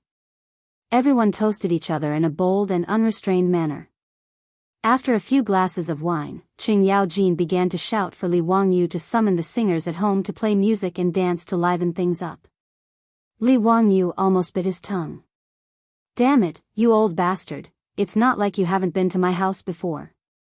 Don't you know what kind of people I have in my house? Where did these singers come from? Oh, no, there's also Aphrodite." But how could Li Wangyu bear to let the teenage version of Angelina Jolie come out and dance for everyone? Before he could speak, Qing Yaojin slapped his forehead again and laughed at Pai Lupi. "Wahahaha, I forgot that this kid still owes a lot of debt. His family is so poor. TSK, how pitiful." Qin Xiong held a wine bowl and said, "Nonsense, how can this kid from the Li family be poor? Look at this wine, it's all 10 strings of wine. How can it be as poor as Jijia said?" Qing Yaojin glared at him. "Second brother, if I say he's poor, then he's poor. Look at Madame Su, does she have any jewelry on her?" When he mentioned this, everyone turned their eyes to their beautiful boss. Indeed, ever since they transmigrated to the Tang dynasty, Su Chongqing had put away all the jewelry she used to wear. Now, she was barefaced. Not to mention jewelry, she didn't even have any women's powder or rouge. She looked extremely simple. Li Wangyu figured out something. Why did Qing Yaojin seem to be crying poor for him? But who was he talking to? Fang Xianling? Or the other bigwigs? Li Wangyu was a little confused by Qing Yaojin's actions, but he didn't notice that the bearded man was glaring fiercely at Qing Yaojin. Qing Yaojin naturally saw the look in Pai Lupi's eyes, so he didn't say anything more. He just laughed and went to drink with Qin Xiong. In fact, everyone except Li Wangyu and the beautiful boss understood the meaning of Qing Yaojin's words because they didn't know Pai Lupi's identity. On the surface, Qing Yaojin was crying poor for Li Jia Xiaolang, but in fact, he was using his words to squeeze Pai Lupi. Li Wangyu was a member of the imperial family, and the elders in his family had all passed away, leaving him as a young man with a lot of debt. How could this uncle, who hadn't even made 5 generations, have the nerve to look at him like this? Pai Lupi's face was as black as the bottom of a pot. This Qing Yaojin was really not a good person. He glared and pointed at Li Wangyu. Come here and talk. Li Wangyu was confused. Why are you glaring at me? He stammered and walked to Pai Lupi. What can I do for you, Lang Jun? Let me ask you, do you hate the sage for taking away your family's position? When he asked this, everyone looked at Li Wangyu to see how he would answer. Chapter 193. Li Wangyu was confused by Pai Lupi's question. He didn't understand what the bearded man meant. Resentment? Why should I? Your father was originally in charge of Huxian, but because he offended the saint, he was stripped of his position and caused your life to be difficult. Don't you have any resentment? Pai Lupi asked. His words made Fang Xianling and the others nervous. They were afraid that Li Wangyu would speak without thinking and annoy Pai Lupi again. Unexpectedly, Li Wangyu smiled. What's there to be resentful about? My family owed money because my father was forced by the clan to lend money. It wasn't the imperial court that exploited us, so we can't blame anyone. As for losing his position, that's even less of a problem. Although the son doesn't blame the father, in my opinion, my father was wrong. Oh? Why do you say so? Pai Lupi didn't expect Li Wangyu to answer like this. As a white-collar worker in his previous life, Li Wangyu had seen a lot of ups and downs in the workplace, including himself. He felt that Li Zhou's EQ was too low. Just because the company had a new boss, he went against the boss. If one couldn't stand being wronged in the workplace and even fought with the boss, then they should just go home and eat themselves. Li Zhou was like this, but he angered himself to death. Li Wangyu felt that it was unwise. Li Wangyu remembered a chicken soup for the soul class he attended in his previous life. He felt that the chicken soup for the soul class could answer this question. Noble but not arrogant, power but not arrogant, second best, support but not hidden, ups and downs without chaos. This is the nature of a subject. My father didn't do that, so he can't blame the saint. As the saying goes, be indifferent to favor or disgrace, watch the flowers bloom and fall in front of the court, have no intention of leaving or staying, watch the clouds roll in and out of the sky. His words made his beautiful superior laugh. This guy was plagiarizing again.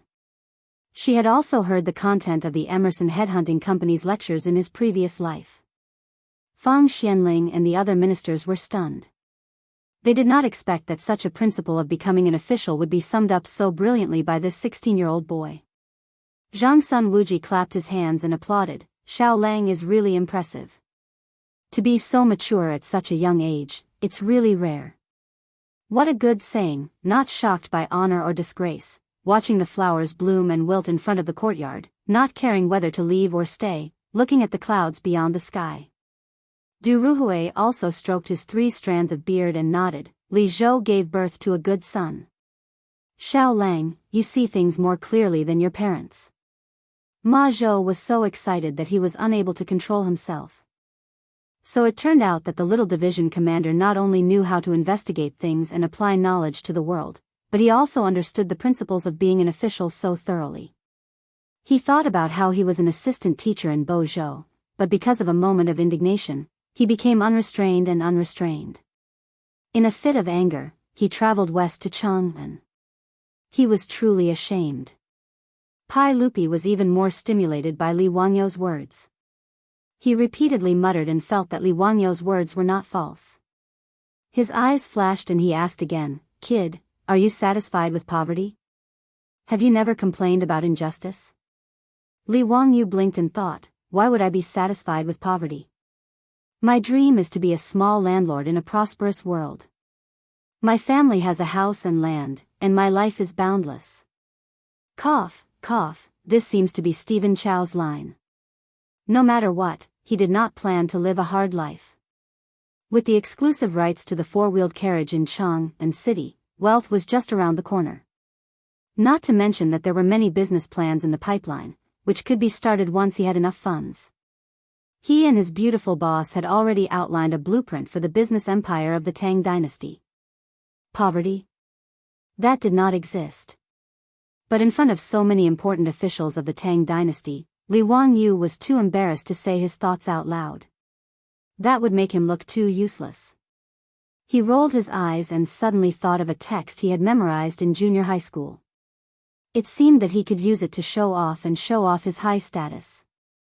Li Wangyu coughed softly and put his hands behind his back.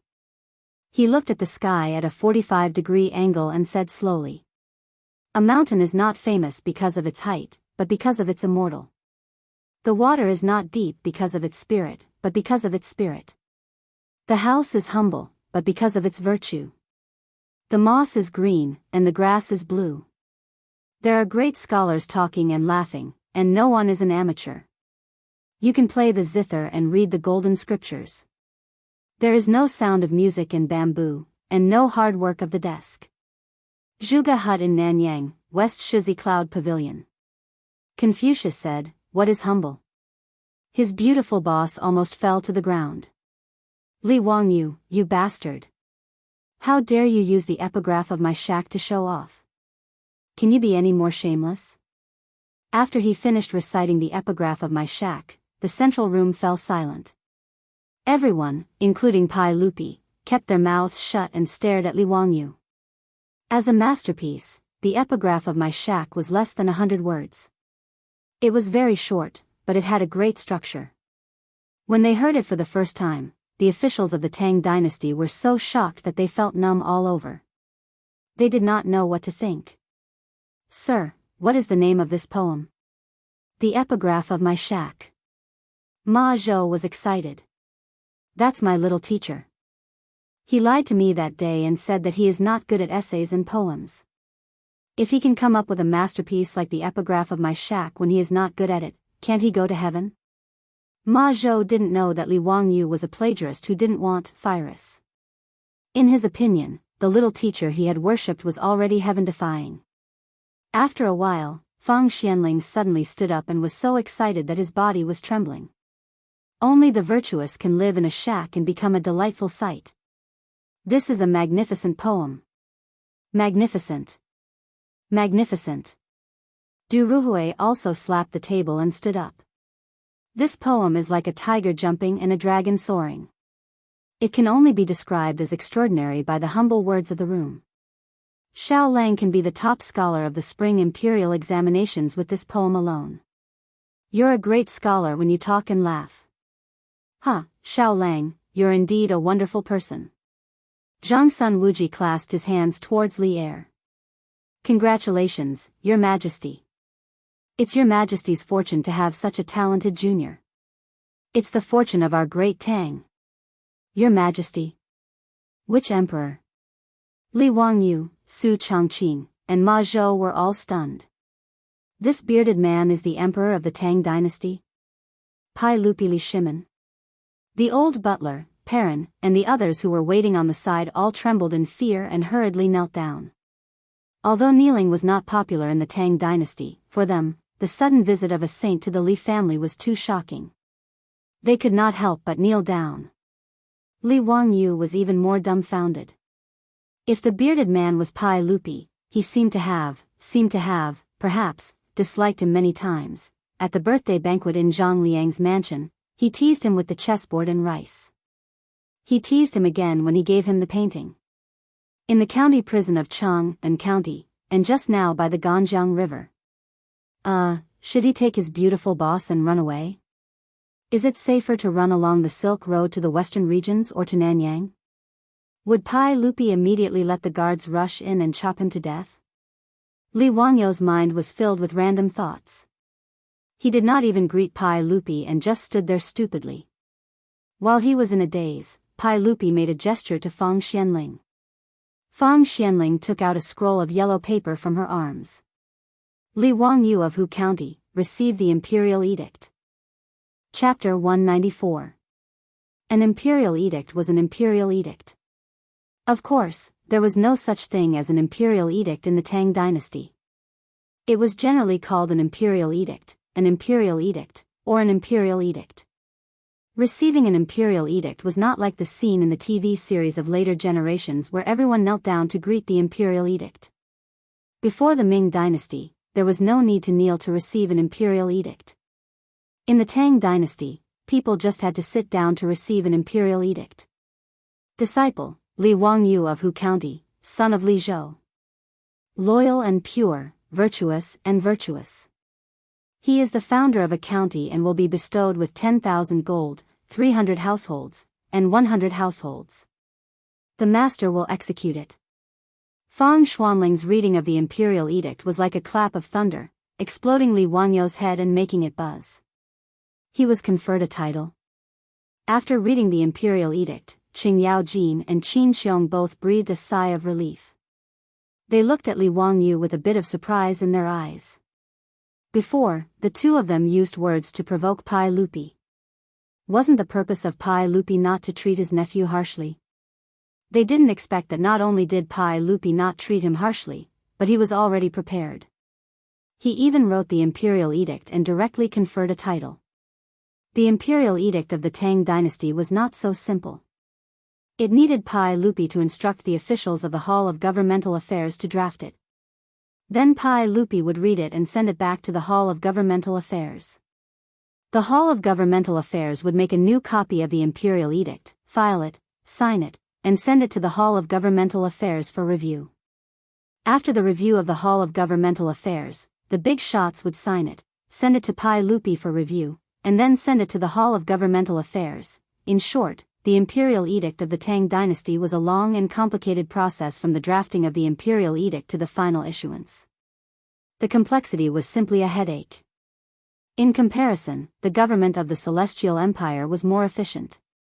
Therefore, Pai Lupi's decision to confer a title to Li Wangyu, the founder of a county, was not made in a hurry. Ever since Fang Xianling said, "I owe you a lot," Pai Lupi was ready to reward her. Not to mention Li Wangyou's status as a member of the imperial clan, just the water wheel and four-wheeled carriage that he had created were enough for Pai Lupi to make up his mind and give him a noble title. What surprised Qing Yaojin and Qin Xiong was Li Wangyou's title of nobility. In the Tang Dynasty, the titles of nobility were mostly based on the names of places.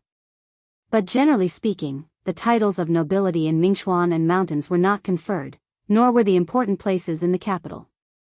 Hu County was only 80 li away from Chang'an City and was within the boundaries of the capital. Yet, Pai Lupi had bestowed this title upon Li Wangyu. It was impossible for everyone not to have their imaginations run wild. Li Wangyu finally came back to his senses and hurriedly bowed respectfully, "Yes." Fu Dao Xing, Wangyu thanks His Majesty. Pai Lupi snorted proudly, "Li Wangyu, just don't make me angry in the future." These words made Li Wangyu very embarrassed and he didn't know what to say. Li Wangyu also felt that he had been wronged. "Damn, who told you, the emperor of the Tang Dynasty, to go incognito? How would I know that you were Pai Lupi's son? You can't blame me for this." He smiled awkwardly, "Your Majesty, it was all because of my youth and impetuousness. Please forgive me." Li Wangyu couldn't be blamed for humbling himself. He wasn't a fool. In a feudal society, wasn't it crazy to play with the emperor's strength of character? Normally, only someone with a screw loose would do that. The result would be nothing but a graveyard full of weeds. After the imperial edict was read out, the hall became even more lively. Everyone congratulated Li Wangyu. The old hooligan Sheng Yaojin even poured Li Wangyu several bowls of wine. Li Wangyu was so angry that he almost fought with him. This old hooligan was too bad. Fang Xianling introduced him to several people in the hall. Only now did Li Wangyu know that the one who freeloaded his breakfast that day was actually Zhang Sun Wuji. Next to Fang Xianling was a famous minister, Du Ruhui. These two people were the golden partners of Jingguan dynasty, known as Fang Mao and Du Duan. They were all famous people of the Tang dynasty and were all 24 meritorious officials of the Lingyan Pavilion. Congratulations, Huxian man, come, drink with this old man. This title, why does it sound so weird? Huxian man, it's so weird. Li Wangyu didn't dare to neglect. He hurriedly bowed respectfully to everyone, and then dizzily poured a lot of wine. If it weren't for the low alcohol content of the Tang dynasty's wine, he would have fallen on the table. Yang Quan also came to congratulate Li Wangyu with wine. Yang Quan was also greatly stimulated by the imperial edict just now. Although he knew that Li Jia Shaolang was an extraordinary person, he didn't expect that he would soar to the skies so quickly. He was a 7th grade county magistrate. Before, he was Li Wangyu's parent official, but in the blink of an eye, Li Wangyu became Huxian man. In the future, he would have to salute first when he met him, which was really a little embarrassing. This official congratulates Huxian man on your knighthood today. Come, please drink with me. Li Wangyu hurriedly stopped him. Ming House, just call me Zio. Ming House has taken care of me a lot.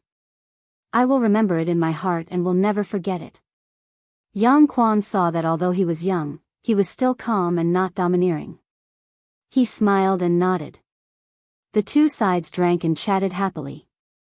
The atmosphere was harmonious. Yang Mingfu, who gave Zio his courtesy name? Fang Xianling asked curiously. Yang Quan hurriedly replied, replying to Fang Xianling, Li Wangyu's courtesy name was given to him by my teacher, secret supervisor Yu. It was taken from Zi Lai Zi Qiong, and in Zi Lai Zi Qiong. In Zi Lai Zi Qiong, there is the worry of hunger and cold. Secret supervisor Yu is indeed a knowledgeable person. This courtesy name is good. Zio, don't disappoint secret supervisor Yu's expectations. Pai Lupi was in a good mood. He clapped his hands and smiled. The fact that Li Wangyu was conferred a noble title made the old steward, Li Heng, so excited that his face flushed red. Looking at Li Heng's appearance, Li Wangyu was afraid that the old man would be too excited and have a brain hemorrhage or something. That would be very funny. The backs of the Niu brothers also straightened even more. The little girl Pei Lan and those 4 maidservants, on the other hand, had faces full of shock. Their Lang Jun was knighthood? A 16-year-old county boy who founded the country. If this news spread to Chang'an, a group of people would be scared out of their wits. The Li clan of Hu County would probably vomit blood with regret. When the old master was in charge of Hu County, he didn't even get a knighthood. The Tang dynasty was very cautious about knighthood and wouldn't give it easily. The patriarch of the Li clan of Hu County was only given a salary equivalent to a knighthood. He didn't even need to think about knighthood. Ma Zhou shook his head and carefully looked at his junior teacher several times. This young man he met at the courier station was serving the corvée a few days ago. Now he was knighthood? He became a noble of the Tang dynasty? Could he be considered to have a discerning eye? Li Wangyu's sudden knighthood was a great shock to the Li family, not to mention the joy on the faces of the family members. Su Changqing also felt a little dizzy after hearing the imperial edict. She stupidly used her elbow to secretly poke Li Wangyu's ribs. Her beautiful boss understood the part about the title of nobility from the magnificent and profound imperial edict. Wangyu, what kind of knighthood is the county boy who founded the country? Also, is that imperial edict an imperial edict? Why isn't there an imperial edict from the heavens? Li Wangyu blinked and almost burst out laughing. His beautiful boss was deceived by the unscrupulous TV series of the future. Chapter 195. He explained in a low voice to Su Chongqing. In the Tang dynasty, there were 9 ranks of nobility: Wang, Jun Wang, Guogong, Jun Gong, County Duke, County Marquis, County Earl, County Son, and County Man. County Man was regarded as secondary class 5. Although his rank was not high, he belonged to the category of nobility. Nobility was different from an official position. Simply speaking, a nobility was equivalent to lifelong benefits, while an official position was just a job. As for the imperial edict, it was made by the shameless emperor of the Ming dynasty, Zhu Yuanzhang. The emperors before Zhu Yuanzhang were not so shameless that they could not say that they were following the imperial edict. The beginning of the imperial edict of the Tang dynasty was very simple. It was just 2 words, Menxia, because the imperial edicts were generally drawn up by the Menxia province. After figuring this out, Su Chongqing asked again, "Is the reward of 10,000 taels of gold for our family?" Li Wangyu rolled his eyes at her. "What are you thinking? 10,000 taels of gold. 10,000 taels of gold is 10,000 copper coins. Li Shimin is really stingy. He only gave us 10 copper coins, which is enough to buy a bucket of water wine." Su Chongqing was also speechless. It turned out that it was such a reward. She was happy for nothing. What does it mean to have 300 households in the feudal land and 100 households in the feudal land? 300 households in the feudal land is a false title. After adding the feudal land, it is a real title. That is to say, 100 households in our family are really going to be class households. Customers? Su Chongqing was confused again. In the Tang dynasty, there were customers? Did they need a salesperson? Li Wangyu knew that she misunderstood. Stupid, it's a tax class. It's the rent for 100 households. In the future, it won't be handed over to the imperial court. It will be handed over to our family. In the future, we will be landlord class. Those who ate the feudal land would get real households. These 100 households would become Li Wangyu's class households and pay taxes to him in the future. Moreover, the feudal land was hereditary, which was the most important thing. Who would have thought that after transmigrating to the Tang dynasty for only a month, he would achieve his dream of becoming a small landlord, and a small landlord with a title of nobility? Ordinary small landowners still had to pay taxes, but he didn't even need to pay taxes. It was really wonderful. "Your Majesty, let me propose a toast to you." "Your Majesty, thank you for your magnanimity." Li Wangyu didn't forget to propose a toast to Pai Lupi. Flattery was a compulsory course for white-collar workers. Pai Lupi was in a very good mood today. After drinking the wine in one gulp, he smiled and said to Li Wangyu, "Speaking of which, we are still your Uncle Kong. From now on, when we are in private, you can call us uncle." "Yes, your nephew greets uncle." Li Wangyu immediately seized the opportunity. Since the emperor of the Tang dynasty had said so, what was there to be embarrassed about? If Pai Lupi really treated him as his nephew, wouldn't he be able to do whatever he wanted in the Tang dynasty in the future? Carrying caged birds, eagles, and dogs, he could run rampant in the east and west cities with a group of Tang dynasty playboys and flirt with pretty girls while he was at it? Thinking of this, Li Wangyu almost drooled. However, his good mood didn't last long. When his eyes swept across the table and saw the plate of fried locusts with little left, his mood became a little heavy. Li Wangyu was not a saint. He was just a layman. But even if he was a layman, he couldn't be stone-hearted. Knowing that a great famine would sweep across Guanyi province, but doing nothing, Li Wangyu would despise himself in his heart.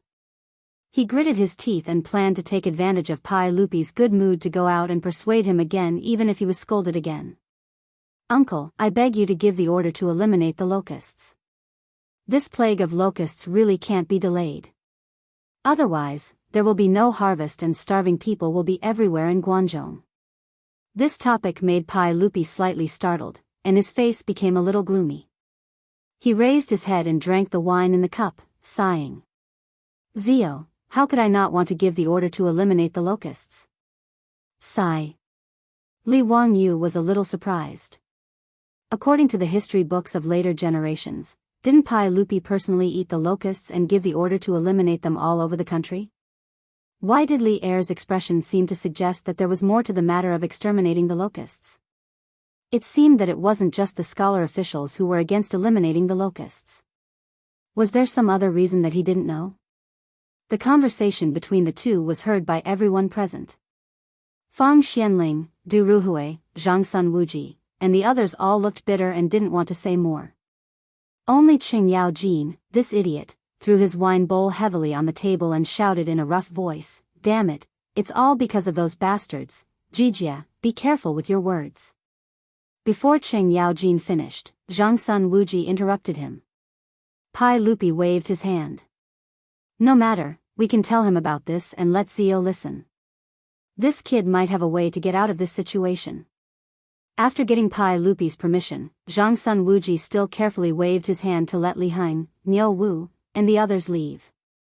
Ma Zhou's clothes were white and he was about to leave, but he was stopped by Li Wangyu. "Bin Wang, you will become an official sooner or later, and you are also my disciple. There should be no harm in staying." Zhang Sun Wuji didn't have any objections to Li Wangyu leaving Ma Zhou behind. When there was no one else in the central room, he explained to Li Wangyu in a small voice. After listening to Zhang Sun Wuji's explanation, Li Wangyu was also furious. It was indeed a group of despicable people who were causing trouble. It turned out that the reason why the imperial court didn't send out the order to exterminate the locusts, other than those Confucian scholars talking about some bullshit locust god, the main reason was because of the aristocratic families. What a heartless aristocratic family. For their own benefit, they even used a natural disaster like the locust plague as a political weapon. These bastards didn't even think about how many people of the Tang dynasty would starve to death because of the famine. Using human lives as a political weapon to attack Pai Lupi, were these aristocratic families all black-hearted? Li Wangyu was angry, but he understood why Pai Lupi didn't send out the order to exterminate the locusts. He really wanted to persuade Pai Lupi to ignore those bullshit aristocratic families and forcefully send out the order to exterminate the locusts, but he knew that it was impossible. Although Pai Lupi was the emperor, he was restrained by the aristocratic families. He couldn't forcefully send out the order, or else the imperial court would be shaken and the world would fall into chaos. Li Wangyu was just a small white-collar worker in his previous life. He didn't know about these political struggles. Now that he understood the situation, he didn't know what to do. It was Ma Zhou who suddenly spoke up, "Your Majesty, I think this matter isn't that hard to solve." Although Ma Zhou didn't have an official position now, the common people of the Tang dynasty, even the old farmers, addressed themselves as subjects when they met the emperor. His words made Pai Lupi and the others raise their eyebrows. "Let's hear it." "Yes, the so-called divine punishment is just nonsense. As long as a virtuous person shows up and dispels this divine punishment, the Tang dynasty will be restored to the world. Then, exterminating the locusts will be a matter of course." Ma Zhou explained. Pai Lupi's eyes flashed, but he didn't rush to speak. On the other hand, Zhang Sun Wuji, Fang Xianling, Du Ruhui, and the others figured out the purpose of Ma Zhou's plan. "Your Majesty, this plan is feasible. The divine punishment is just a myth. If a virtuous person shows up and talks about it, it's a good plan." Li Wangyu was happy. Wasn't this just inviting an expert to give a lecture to dispel the feudal superstitions? "King Bin, this is a good idea. As long as the divine punishment is dispelled, exterminating the locusts is feasible. But I don't know who can take on this responsibility." Li Wangyu asked curiously. Ma Zhou smiled and pointed at the direction of the hillside outside Zhou village. "Teacher, isn't the master of the Taoist temple on the hillside a ready-made candidate?" "Master of the Taoist temple?" Li Wangyu was stunned for a moment before he realized who Ma Zhou was talking about.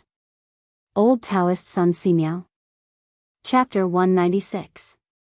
Taoism was the national religion of the Tang dynasty. In the entire history of the Tang dynasty, other than Wu Zetian and the Xianzong dynasty, all the emperors of the Tang dynasty respected Taoism since the founding of the empire. Li Yuan, the founder of the Tang dynasty, worshipped Lao Li Er as his ancestor when the empire was first established. He built temples of Lao Zi everywhere and personally worshipped him many times. Pai Lupi had also issued many edicts saying, "The path of the great Tao begins in ancient times, from today onwards, the temple will be established." As for the title, Taoist nun can be before monks and nuns. He didn't hesitate to use the edicts to raise the status of Taoism. In the Tang dynasty, Taoism also had a huge influence, far more than Buddhism. Therefore, when Wu Qinzhen wrote Journey to the West and said that Tang Sanzang was Pai Lupi's younger brother, that was nonsense. Buddhism's social status and influence in the Tang dynasty was far from Taoism. If they could really invite a Taoist expert to prove that the heavenly wrath was nonsense, then the so-called heavenly wrath on Pai Lupi would be groundless, and there would be no need to mention the heavenly wrath on himself. At that time, even if the aristocratic families were unwilling, they could only accept it. At least they didn't want to fall out with Pai Lupi, the emperor of the Tang dynasty. After Ma Zhou threw out this idea, Pai Lupi, Zhang Sun Wuji, and the rest who had been trapped in the political struggle of the imperial court couldn't help but look at each other with excitement in their eyes. "Zio, who are you two talking about?" Zhang Sun Wuji asked curiously, wondering which expert could resolve this matter. Li Wangyu smiled, "Old immortal Sun Simiao, does Duke Qi know?" After the incident at the Black Tortoise Gate, Zhang Sun Wuji was listed as the most outstanding official by Pai Lupi. He was conferred the title of Duke Qi, the Minister of Personnel, and the head of the 3 departments. Hearing that the person Ma Zhou recommended was Sun Simiao, Pai Lupi and the rest clapped and cheered. The old Taoist, Sun Simiao, was in his 80s. Not only was his medical skills superb, but he was also quite famous in Taoism. Pai Lupi once wanted to confer the title of nobility to the old Taoist, but he was rejected by the old Taoist who was bent on ascending. This made Pai Lupi feel very regretful. From Pai Lupi's point of view, the old Taoist Sun Simiao was a godly figure like Xian Men and Guang Qingzi. If he could really get Sun Simiao to clear his name, the story of divine punishment would be dispelled. "Ziyu, can you invite old immortal Sun?" Pai Lupi asked. Pai Lupi wasn't confident that he could ask Sun Simiao, an old Taoist with a respected position in the Taoist school, to clear his name. Li Wangyu chuckled and said, "Uncle, old immortal Sun is behind the village, building a Taoist temple on my family's hillside. You can ask him to come, leave it to me. Tomorrow morning, I will send people into the mountains to look for old immortal Sunday. Ziyu, are you confident that you can convince old immortal Sun to help?" Pai Lupi was a little worried. Li Wangyu pointed at Niu Yong who was standing in the front yard and smiled, "Uncle, do you see that troop of mine? He saved old immortal Sun's life before. Old immortal Sun will definitely give him some face." He suddenly thought of the scene where he saw the monk swindling people at the crossroads of Hu County. He couldn't help but chuckle. He lowered his voice and carefully said a few words to everyone. After Zhang Sun Wuji and the rest heard his words, they couldn't help but grit their teeth with a weird expression. Pai Lupi also didn't know whether to laugh or cry. He didn't know how to comment. On the other hand, Qing Yaojin's big palm landed on Li Wangyu's shoulder again. "Wahahaha, kid, I think this business of yours is good. Your Majesty, you can leave this matter to this kid. It can't be wrong." It wasn't easy for Li Wangyu to be conferred the title of founding man of the county. However, in front of this old gangster, he didn't have any temper at all. His shoulder was slapped until it was numb, but he still had to wear a smile on his face. Without mentioning how Li Wangyu was ridiculing Qing Yaojin in his heart, Pai Lupi pondered for a while and silently nodded his head slightly. It could be considered that he agreed with Li Wangyu's suggestion. The matter of eliminating the locust calamity would be left to Li Wangyu. If there was any need, Fang Xianling, Du Ruhui, Zhang Sun Wuji and the rest would cooperate. With a countermeasure, Pai Lupi, Zhang Sun Wuji and the rest heaved a sigh of relief. After so many days, the irritation in their hearts faded a little. In addition, there was good wine and delicacies to liven things up today. Pai Lupi simply threw this matter to the back of his mind and turned to look at Ma Zhou. "Zio, this disciple of yours has a clever mind. The problem that has troubled us for many days was actually solved by him. Li Wangyu saw that Pai Lupi was interested in Ma Zhou, so he quickly introduced Ma Zhou to him. After knowing that he was an orphan and came from a poor family, but he was studious and had even been a teaching assistant in Bo Prefecture, Pai Lupi began to admire Ma Zhou. Ma Zhou, let me test you. Let me see what you have learned from Zio. Pai Lupi smiled. Ma Zhou was a little fearful. He bowed and said, I have only learned from teacher for a short period of time. I have yet to learn all of teacher's knowledge. Pai Lupi smiled and said, Ha, you are humble. You have also praised your little teacher very highly. Ma Zhou said, what I have said is from the bottom of my heart. Teacher's talent is outstanding and unparalleled. I am very fortunate to be able to become teacher's disciple. Zio, where did you swindle this disciple of yours? He seems to hold you in high regard. Uncle, how can this be called swindle? Li Wangyu smiled.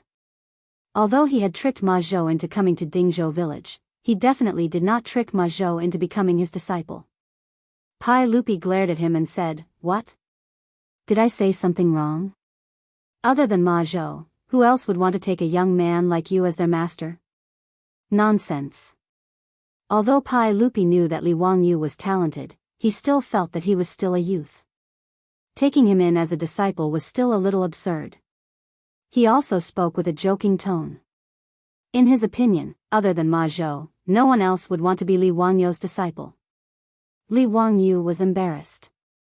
He replied shyly, Uncle, I already have a second disciple. His words stunned everyone in the central room. Li Wangyu had another disciple? Could it be one of the urchins in Dingzhou village? Zio, who has become your disciple? Let's hear it. Pai Lupi smiled and asked. He, Uncle, it's junior supervisor Yen Liben. Li Wangyu smiled and said. Nanny? Are you kidding us? Pai Lupi, Zhang Sun Wuji, Fang Xianling, and even Sheng Yaojin had a black face full of question marks. Their faces were full of shock and confusion. Kid, you're not talking nonsense, right? That junior supervisor Yen is a fourth-rank official. How could he be your disciple? Sheng Yaojin was the first to not believe it. Before Li Wangyu could explain, Ma Zhou had already replied respectfully, Lu Guogong, teacher's words are true. There is no doubt that this brother and I will become master's apprentice on the same day. Hiss. Everyone gasped when they heard this. It was fine if Ma Zhou became Li Wangyu's disciple for nothing. But Yen Liben was a fourth-rank official. Why did he become Li Wangyu's disciple? What does junior supervisor Yen learn from you? Qing Yaojin asked. To learn painting, Li Wangyu answered honestly. This answer stunned Pai Lupi and the others. They shook their heads. No one believed Li Wangyu's words. If Yen Liben were to learn poetry from Li Wangyu, everyone would still be able to accept it. After all, Li Wangyu had the ability to write a few poems and write the epigraph of my shack. However, Yen Liben was famous in the imperial court for his painting skills. Pai Lupi had even asked him to paint many times. How shameless did Li Wangyu have to be to say that he taught Yen Liben painting skills? Li Wangyu saw that no one believed him and said something else. This almost made Pai Lupi's nose crooked from anger.